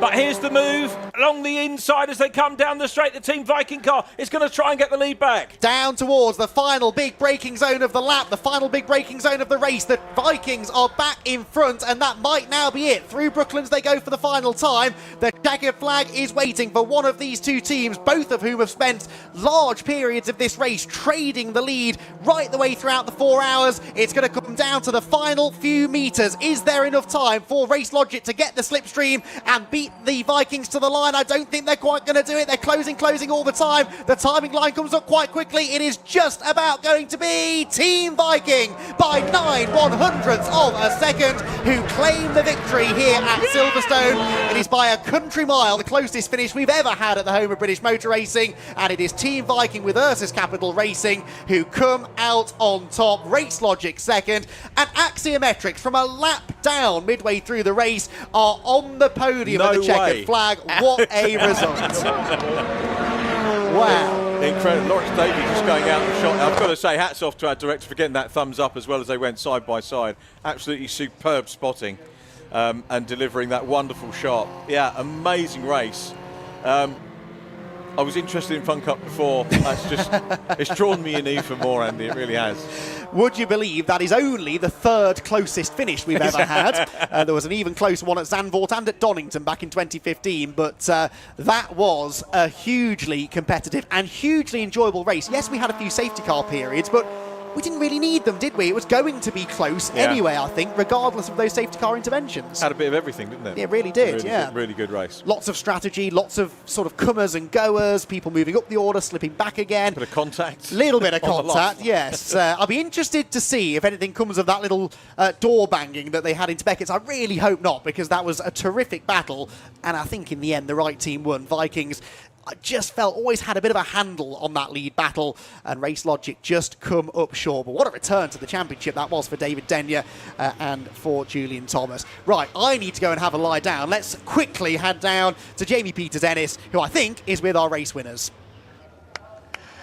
I am with our race winners. Mark, that was an extraordinary race. 90,000ths of a second you got that by. Wow, what an epic race. And, well done to everybody. And it's just been a brilliant 4-hour race. You couldn't ask for closer racing anywhere in the world, could you?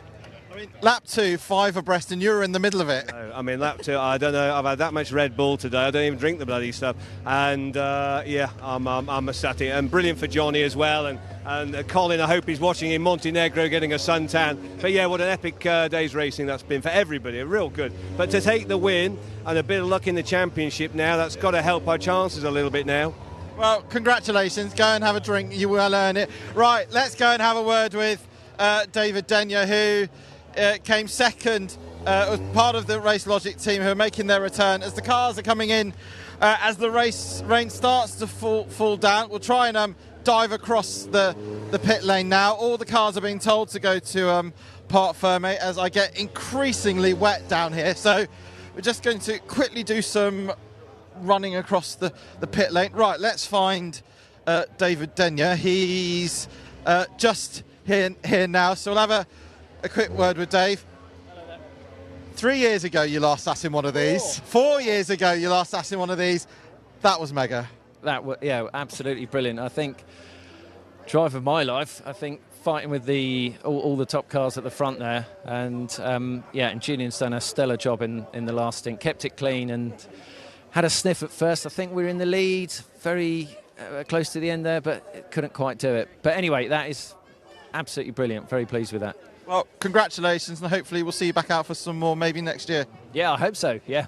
Cheers. Right, thanks a lot, Dave. That was David Denyer from Race Logic in second place, sorry.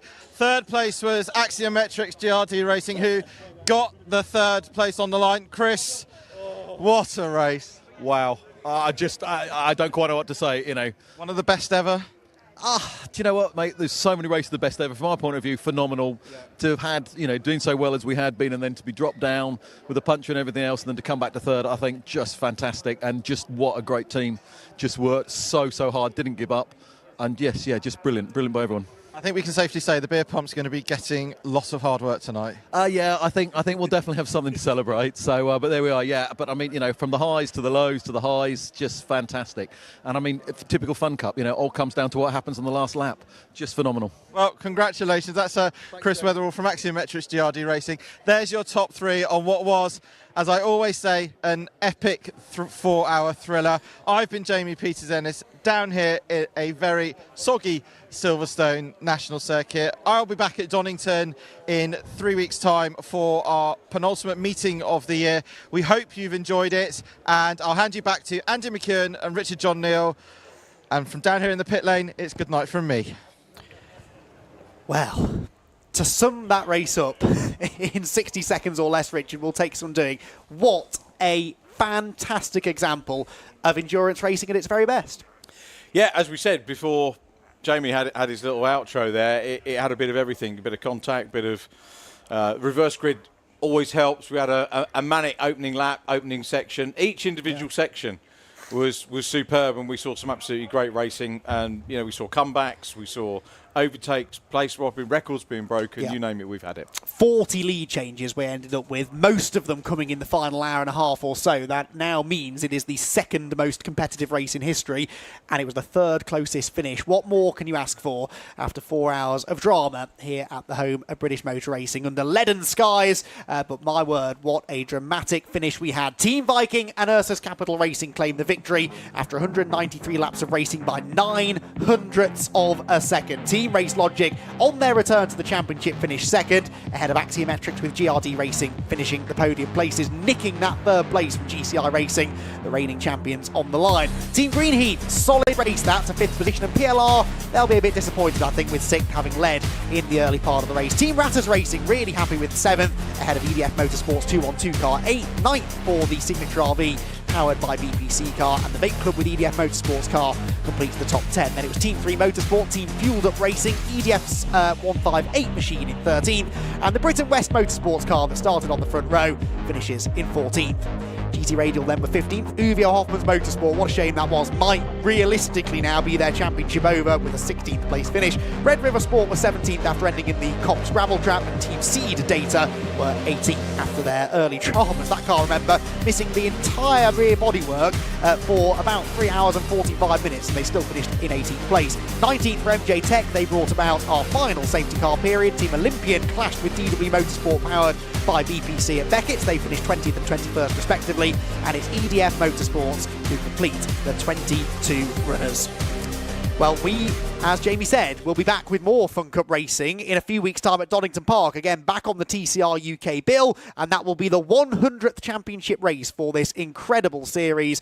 If it comes even close to matching what we saw today, then we're in for a real treat. We're not done, though, for the weekend here at Silverstone. A full day of racing coming your way tomorrow, which will include the next 2 rounds of the TCR UK Championship, as that championship battle starts to intensify as well. It's going to be a full day of racing, and it's all available to view free and live here on the TCR UK YouTube page. So make sure you tune in for that one. Our first race tomorrow due to kick off at around about 9:45. So make sure you're here bright and early for that one. But for now, from myself, Andy McEwen, Richard John Neal, a pleasure as always, Richard, from Jamie Peters-Ennis and Anthony Jordan, who have been roaming the pit lane through the day. Thank you very much for joining us. We'll see you again tomorrow.